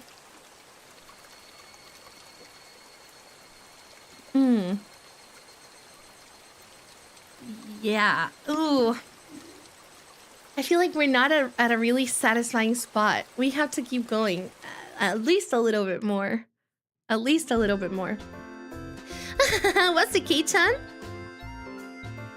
So you went to Rena's house? Wasn't it amazing? It's nothing like that, right? Unlike my house, the Ryugud residence was newly constructed. It had been renovated from a pre-existing building. Well, the house itself was fine. The problem was the yard. It was crammed with rows upon rows of oddities. Oh, because she collects stuff. She's like a hoarder. They were all the same as Colonel Sanders, stuff you'd see while walking around in town. The cake shop's mascot, Lil Licky. Lil Licky? The Totalmon in front of the pharmacy. She even had the amazing flying elephant from the top of the department store. She's a hoarder. She loves mascots. I'll agree with you that those are cute, but why the mailbox? Won't you get in trouble for that one? But, oh, so cute! She must have just thought about it because her face filled with delight. So it's the bigger the better, just as long as it's big. And her room displays the smaller ones. I had a chance to see them before. And cute kids like Rika-chan are locked away in the basement? Yep. I'll keep anything. How cute! So she takes anything she likes back to her nest. No ill will intended. Hey, Rena. You know about the Statue of Liberty in New York, right? Is that cute? Yeah, cute! I want it. The US should probably come up with some countermeasures ASAP. If not, the Statue of Liberty really will take a trip to Hinamizawa in the not-so-distant future. So funny. So silly. My apologies for keeping you waiting. Rika-chan had returned. No fun being called to the staff room. Did you do something? How rude! Rika isn't a hoodlum like Keiichi-san. Nothing like that, Keiichi-kun. Rika-chan is a member of the festival committee. Festival? The school cultural festival or something? Kei-chan, I already told you. It's the village festival, the Watanagashi. Oh, come to think of it, she did say there'd be a festival at the shrine during the next break. So, what's this Watanagashi thing about? Is it like a floating lantern festival? I guess the last part where you set things adrift in a river is similar. Except we use cotton things, like old worn-out futons and padded cloaks. It's a festival expressing thanks for their years of service. The people living in Hinamizawa dumped their futons and padded cloaks in the stream? It sounds like it would be a lot of trouble if it backed up the current. Maybe they should just drop some fish in and have a fish wrangling competition. Skewer them and sprinkle a little salt. Oh man, I could smell it already. That's just samurai camp. I never anticipated how destitute Keiichi-san's imaginative capabilities would actually be. What? How could you tell I was thinking of something silly? It was written all over your face. What sort of face could have expressed what I imagined just now? Rena demonstrated for me. I see, no argument there.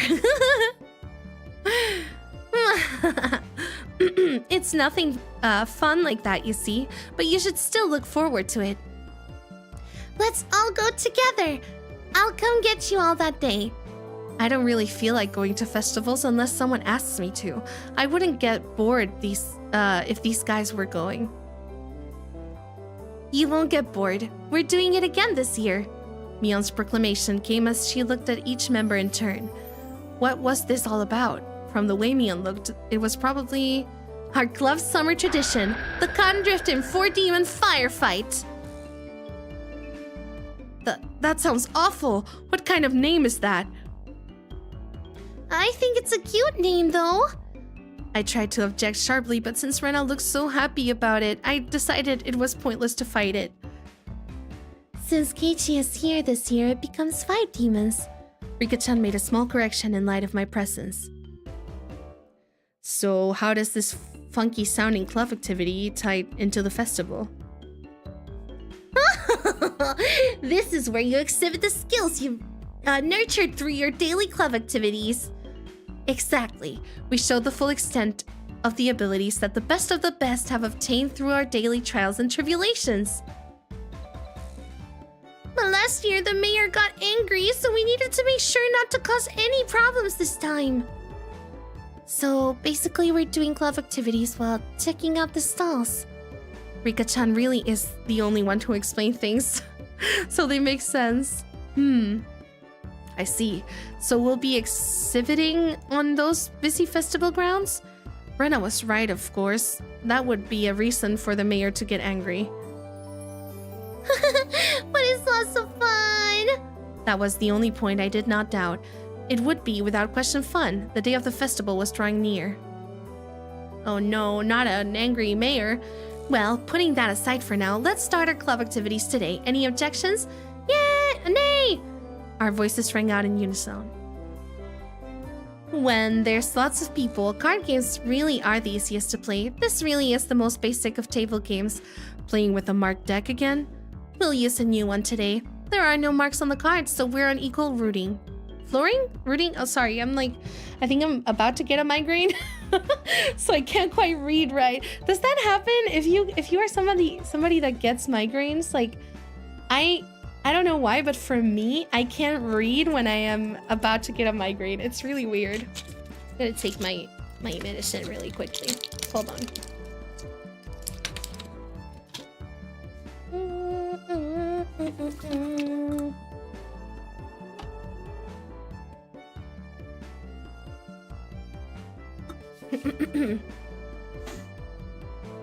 Okay. I wonder if that really is the case. I will have to inspect them. Well, that was fair. Just to be safe, everyone check the cards. Yes, these seem to be fine. Oh, are you all satisfied? Then today I guess we'll play President. That's good from 5 people. Another standard card game. First one to get rid of all their cards wins. The basic rules: play a better card than the one before. You can play straights and pairs. There are various techniques that improve the game, like reversals, but because it's such a well-known game, there are lots of house rules for it as well. The name, for example, in my hometown, we call it Millionaire. I'd like to go over some details. Are the jokers wild? Can you make a reversal with 3 threes? No jokers. 2 is the highest. You can reverse a reversal. You can only make a reversal with 4 of a kind, not 3. Also, you know how the peasant sends a good card to the president? None of that. While I was confirming the familiar rules, Satoko looked over at me cautiously. I probably should have tried to look like more of an amateur. I was pretty used to this game. It's President, and it's with a new deck. Today, I might be able to win. I had the gist of the rules now. But that wasn't everything, was it? So, what shall today's penalty be? About that, why don't we all write something down on slips of paper and have the loser draw one? Oh, that seems like it could be interesting. I'll write a nasty one and have Keiichi-san draw it. It would be awful if you wrote a bad one and drew it yourself. Just don't lose. Don't you know best? Oh my gosh.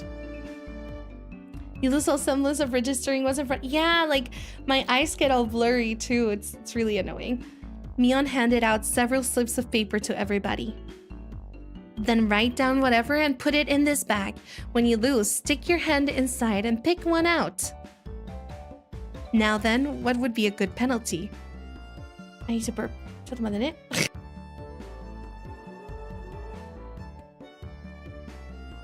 Worst case scenario, you draw what you wrote.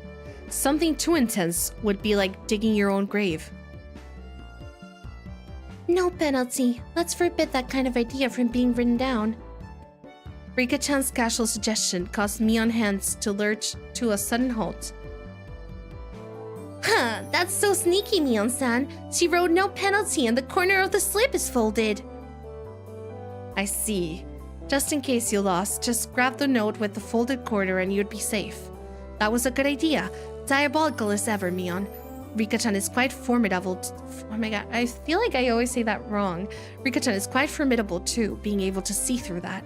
I couldn't underestimate her, even though she doesn't stand out. She does or doesn't? Wait, hold on, sorry. She doesn't stand out, okay. Everyone, don't write penalties that are to read, okay? Nobody agreed to Rena's proposal. Everyone was ruthless. It's fine, Rena. Just don't lose. LOL? Yeah, that's true. Okay, I'll try hard so everyone has to pick the penalty I write. Rena was quite brutal even though she usually appeared meek. Better not underestimate her either. I agree with that. I'm very curious what Rena's penalty is in particular. Everybody's penalties are scary. I didn't know what Rika-chan's penalty would be like. Basically, you can't afford to lose this game. Everybody here ready? We all nodded determinedly. Having confirmed that, Mion dealt out the cards. Finally, the battle begins. I had a decent starting hand. Card after card was played in the middle. Not needing Mion to tell them, both Rika-chan and Satoko played their cards without hesitation. Rena and I were the only ones who paused to think. It seemed that Rena genuinely couldn't make up her mind, but it was different. I was like a shark, stalking its prey, just waiting for the right time to strike. Huh? Will this work? Then I'll play this 3. Oh, sorry. I'll play this 3 and I'm out. 9. Nobody? 8? 7? I'm out. 5 and 5. I'm out. Then I'll discard this last one and I'm out. Ugh, I missed my chance. The loser of the first round was, of all people, Mion, and now I was certain. Today I could win. Now then, Mi-chan, pull out one of the slips, okay? Mion, accepting her defeat, scrounged around inside the bag and pulled one out. Who did this? Who wrote this? Mion quivered and shrieked. What is it? Huh? Rena was also surprised when she peeked at it. What kind of terrible thing was written on it? Pet the principal on the head. Hey, wait. How is this bad? Keiichi-san, do you not understand? The principal is ashamed of this thinning hair. Oh my god, this is so similar to Nichijo, right? Satoko yelled with a serious look on her face. But she wasn't as loud as Mion's shriek. What could it be?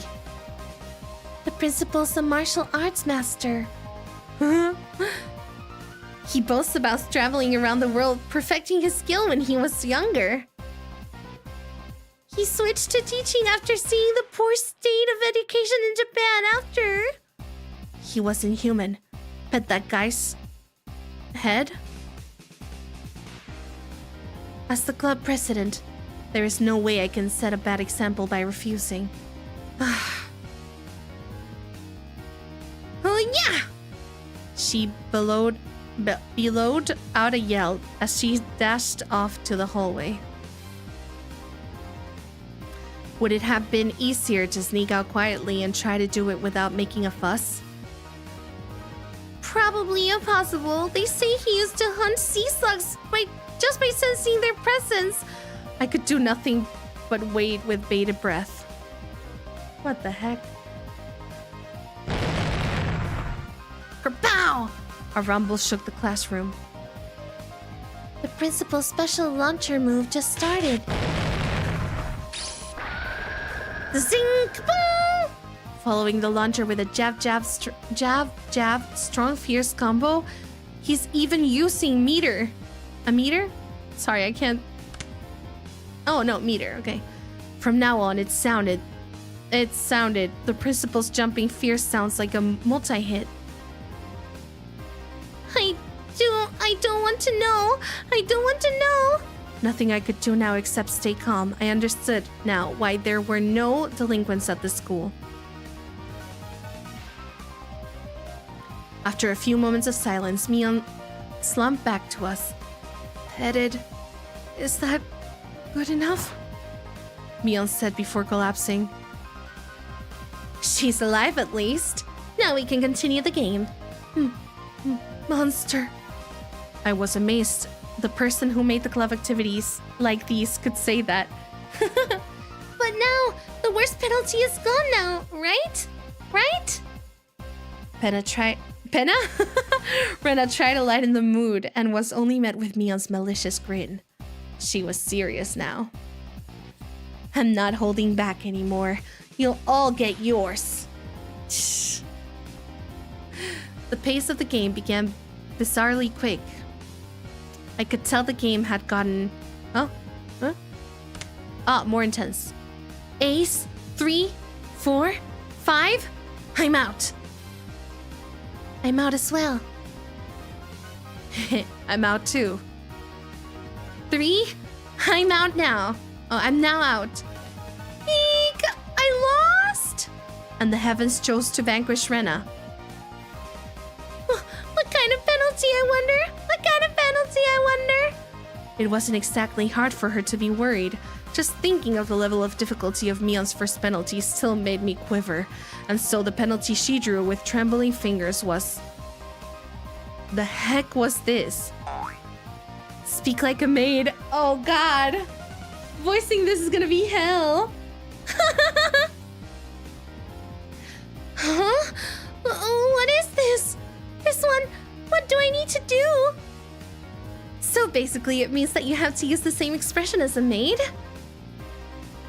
Oh, okay, master. It hit me like a ton of bricks. I had no idea who rolled that penalty, but she was awesome. Then Rena, can you shuffle the cards and deal? Yes, master. I could just die right now. Anyway, let's continue. Right, Rena? Yes, master. The eagerness to which I was goading Rena into addressing me as master was downright impressive, if I do say so myself. Oh my god, he's a pervert. Yeah, I won't lose anymore. I'm out. I shan't lose either. I'm out. Then with that, I'm out too. I can't believe it. It's Rena's loss again. Rena again? What kind of penalty would it be this time? I was delighted by the mysterious sense of anticipation. Anticipation? No, this was conviction. Remove one item of clothing from the top and bottom halves of your body? That's just indecent. Who could have written this? My face reddened in anger. If I didn't yell something out, I wouldn't be able to hide my shaking. Who did write that? God, please give that man a Nobel Prize. I thought he was upset.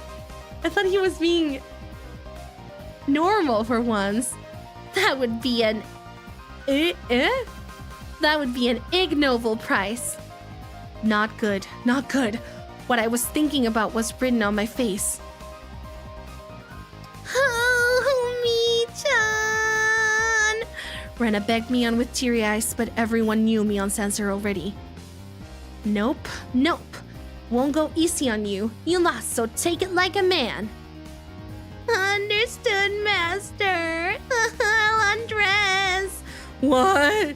I looked around thinking someone else would probably stop her. Of course, I wasn't exactly trying to stop her either. God, he's such a weirdo. Then I heard the rustling of clothing. The sound of her skirt hitting the ground sent my heart racing. Is this fine, master? God, I forgot the first game was like this. It's so bad. It's so crazy. I looked away like a gentleman, but these club activities, you need to be ruthless after all. Oh, it's just the gym clothes. Oh! Keiichi-san, whatever were you expecting? Certainly, we wouldn't have her strip if she were wearing her PE clothes underneath. It's all good. Satoko poked fun at me, but right now I can't hear it. Not bad, Kei-chan. This old man never even thought you would go after her like that. You've got it wrong. I didn't write that one. Master didn't write that one. Her squirming around in her pea clothes made it impossible for me not to feel anything. Oh my god. Calm down, Keiichi Maebara. Mion probably wrote that one and planned to go after me as I panicked. You can't fall for her trap after knowing it's a trap. Clear your head. Calm down. Oh. And assess the situation. I was determined to think my way out of this. And the answer was quite simple. I win. I then became a god.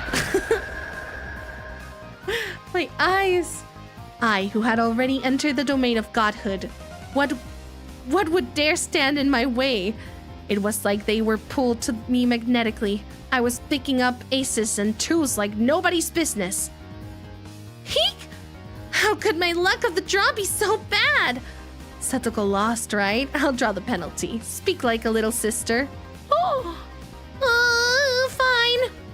I'm not gonna say that. Yes, the pleasure of making this brat disgrace herself. Oh, this old man loses again. Mion's lost, right? I'll draw it out. Wear a girls' school swimsuit. No! That's the one I wanted Kei-chan to get. Yes, Mion's despair was like sweet honey. Master, I lost again. Rena lost? I'll draw it for you. Let the person in first place rest their head on your lap. In this outfit, Master? Yeah, she's not wearing a skirt, so it's her bare legs. Oh, God. Eek. Oni-chan, you're too good. I can't. This is so nasty. I'm dying. Satoko lost again? I'll draw it. Obey the person in first place. How about I have you give me a shoulder massage? Fine, Oni-chan. Who's writing these? No. You have to trust me. This man is a genius, okay? You'll see. This is very intentional. You'll see everything. Come on, do it a bit harder. Don't use your nails. Just trust the process. We might not get to see his genius mastermind at play today, but this is all leading up to greatness. You have to trust me, okay? I had transformed into an evil dictator and couldn't be doing any better. It felt like I could control how the cards played out with my mind and even decide what suits would appear just by willing it. By the time I realized it, I had already assembled a harem. He's so disgusting, God. I was laughing haughtily as I rested my head on Rena, who was now a bloomer-clad maid. I hate him so much. Satoko was wearing a collar and had taken on little sister properties. Mion was fanning me while wearing a school swimsuit. Today is Master overwhelming victory, isn't it? Please refrain from moving your head around so much. I began to think, why does a man have no end to his desires? How could I wish for more than this palace of dreams? What is it, Keiichi? I'm saddened by the thought of a man having no end to his desires. That was it. Rika-chan hadn't been in first, but she continued to escape being in last. Keiichi is quite greedy. It's said you should know when enough is enough. I know that very well. But now, about how to say it, I feel like I wouldn't mind if I died now. Eek! Master, please refrain from moving your head around. You say you wouldn't mind dying? Then that can be arranged. Rika-chan said it in her usual calm manner with a cheery tone. This was undoubtedly a declaration of war. Go, Rika-chan, go! Take him out! Defeat this arch-devil of perversion! I might not be able to win, but I'll beat him. Such stoicism from this little girl who's always hidden away in Satoko's shadow. It would probably be rude not to meet her head on. I shall face you myself, little one. I saw Mion swap a few cards with Rika-chan in the middle of the game, but pretended I didn't see it. Do you believe you can defeat Keiichi-sama with just that? 2. Ace, ace, ace. 8, 8, 8, 8. Reversal. Everybody looked over at me. I was still brimming with confidence. The 4 of them have allied against me. That's it. You're making me laugh. That was good. Reversal! Reversal! What? How could such a thing be? Satoko let out a shriek. You simpletons! Using up all of her cards before calling the reversal left Rika-chan with no good cards! She was defeated soon after. I lost. Finally, you fall into my clutches! Now I'll pick one out. Oh. Wear cat ears, a bell collar, and a tail? Even the penalties were as I wished. How am I voicing him, by the way? Do I sound perverted? Rika-chan hung her head and equipped the 3 holy artifacts.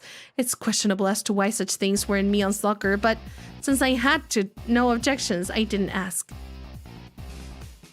Oh, this was so...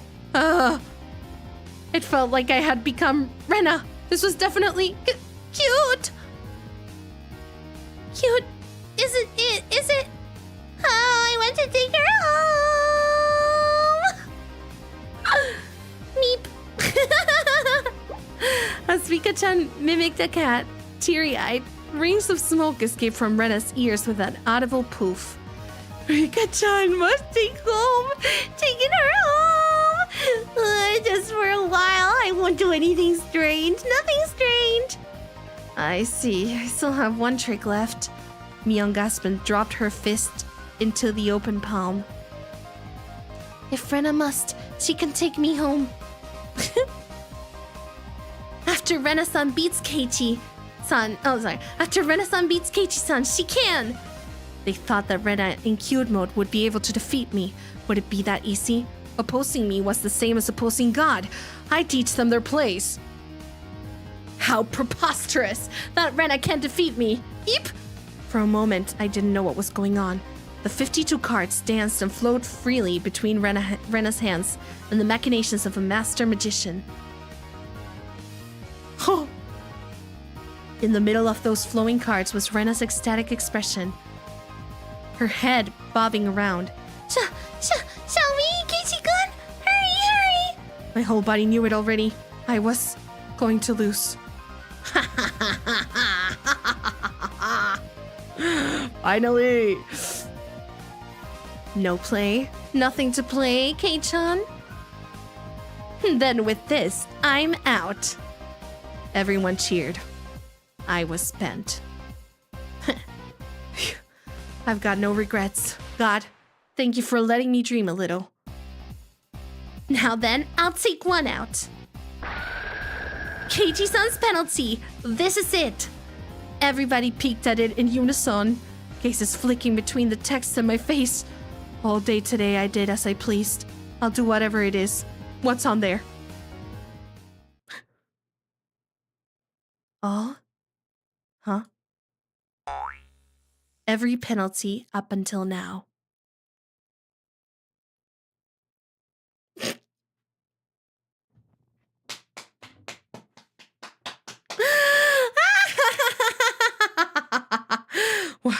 What the heck?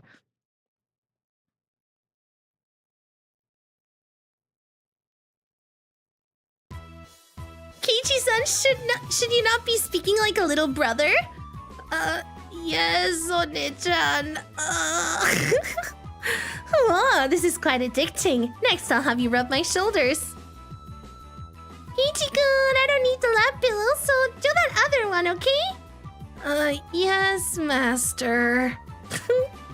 Oh, Keiichi-kun, that's so cute. Say it again, say it again. Oh, please spare me, master. Rena passed out with a squeal, blood spewing from her nose like a fountain. My dignity was being trampled more than a communal doormat. Next is from this old man. I'm going to have you fan me for a good long while, you know. Flush, flush. Oh, almost forgot. You need to wear this, don't you? The school swimsuit. Oh, this is for girls. Can't I wear the one for boys? It was clearly written there. Wear a girls' school swimsuit, as you can see. Satoko was like a lone shark. Actually, me trying to escape reality as fast as humanly possible was pretty adorable, if I did say so myself. But whose school swimsuit am I going to wear? If I were wearing one of yours, you wouldn't like it, right? This old man doesn't care about that kind of stuff at all. Think of it as a little benefit. I'm not that in shape, so I think even Kei-chan can fit into it. The executioners surrounded me, wagging their fingers. No, no! Hi, baddies. My first thought, it's tied around the waist. Second thought, the chest area was pretty loose. Third thought, the crotch area was... Oh! Kichi-kun is bending forward. Cute. You'll be ready after you wear the cat ears, belt, and tail. Kei-chan, wanna look in the mirror? It's amazing, really. It's probably best if you look. The stern, scientific, calculating nature mixed in with her fascination made Mion very scary. I would like to respectfully decline, Master. Your ensemble is complete. If only we could send you home dressed like that. Then, is this enough? I'll change in. While I was saying that, Mion placed her hands on my shoulders and Rika-chan slipped up behind me without a sound. Not yet, Kichi. There's still the first penalty left. This, get up. Rika-chan patted my head without saying a word.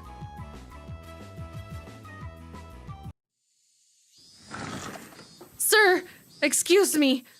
Yes, please come in. I stepped forwards into the principal's office. My belt collar jingled adorably. The principal froze solid with a smile on his face as he saw me. I couldn't blame him.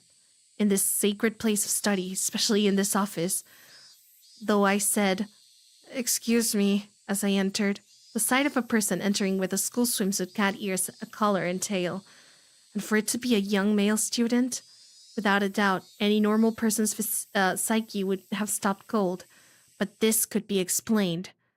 We'll call it uncanny valley camouflage, if you will.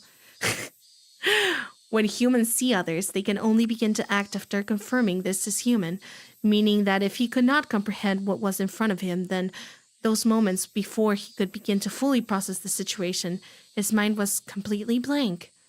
That was my one and only chance for victory, my penalty, rubbing the principal's head.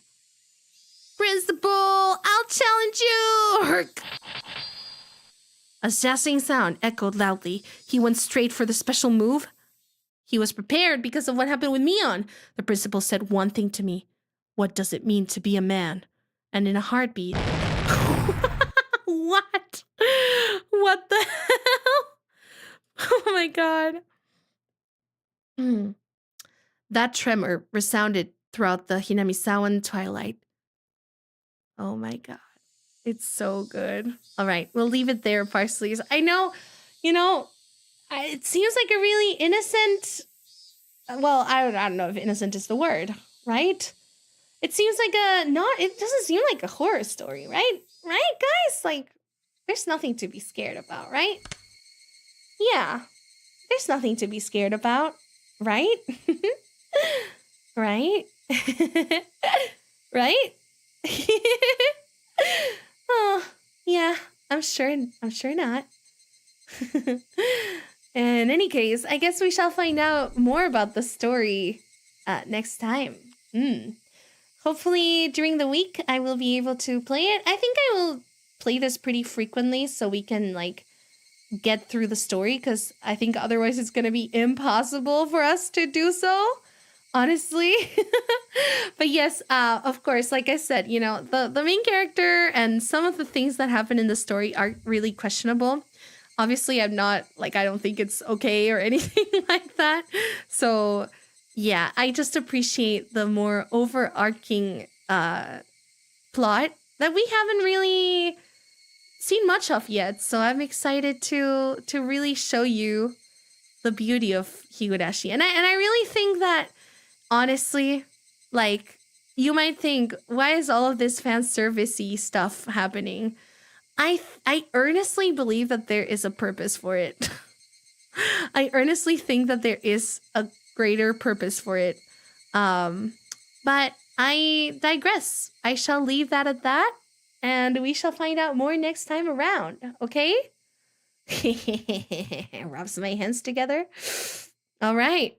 please look forward to our next Higurashi quest, for it will be interesting. Yeah, it will be very interesting. All right, Otsugi Parsies, I'll see you soon. I'll see you tomorrow for 007. Bye bye.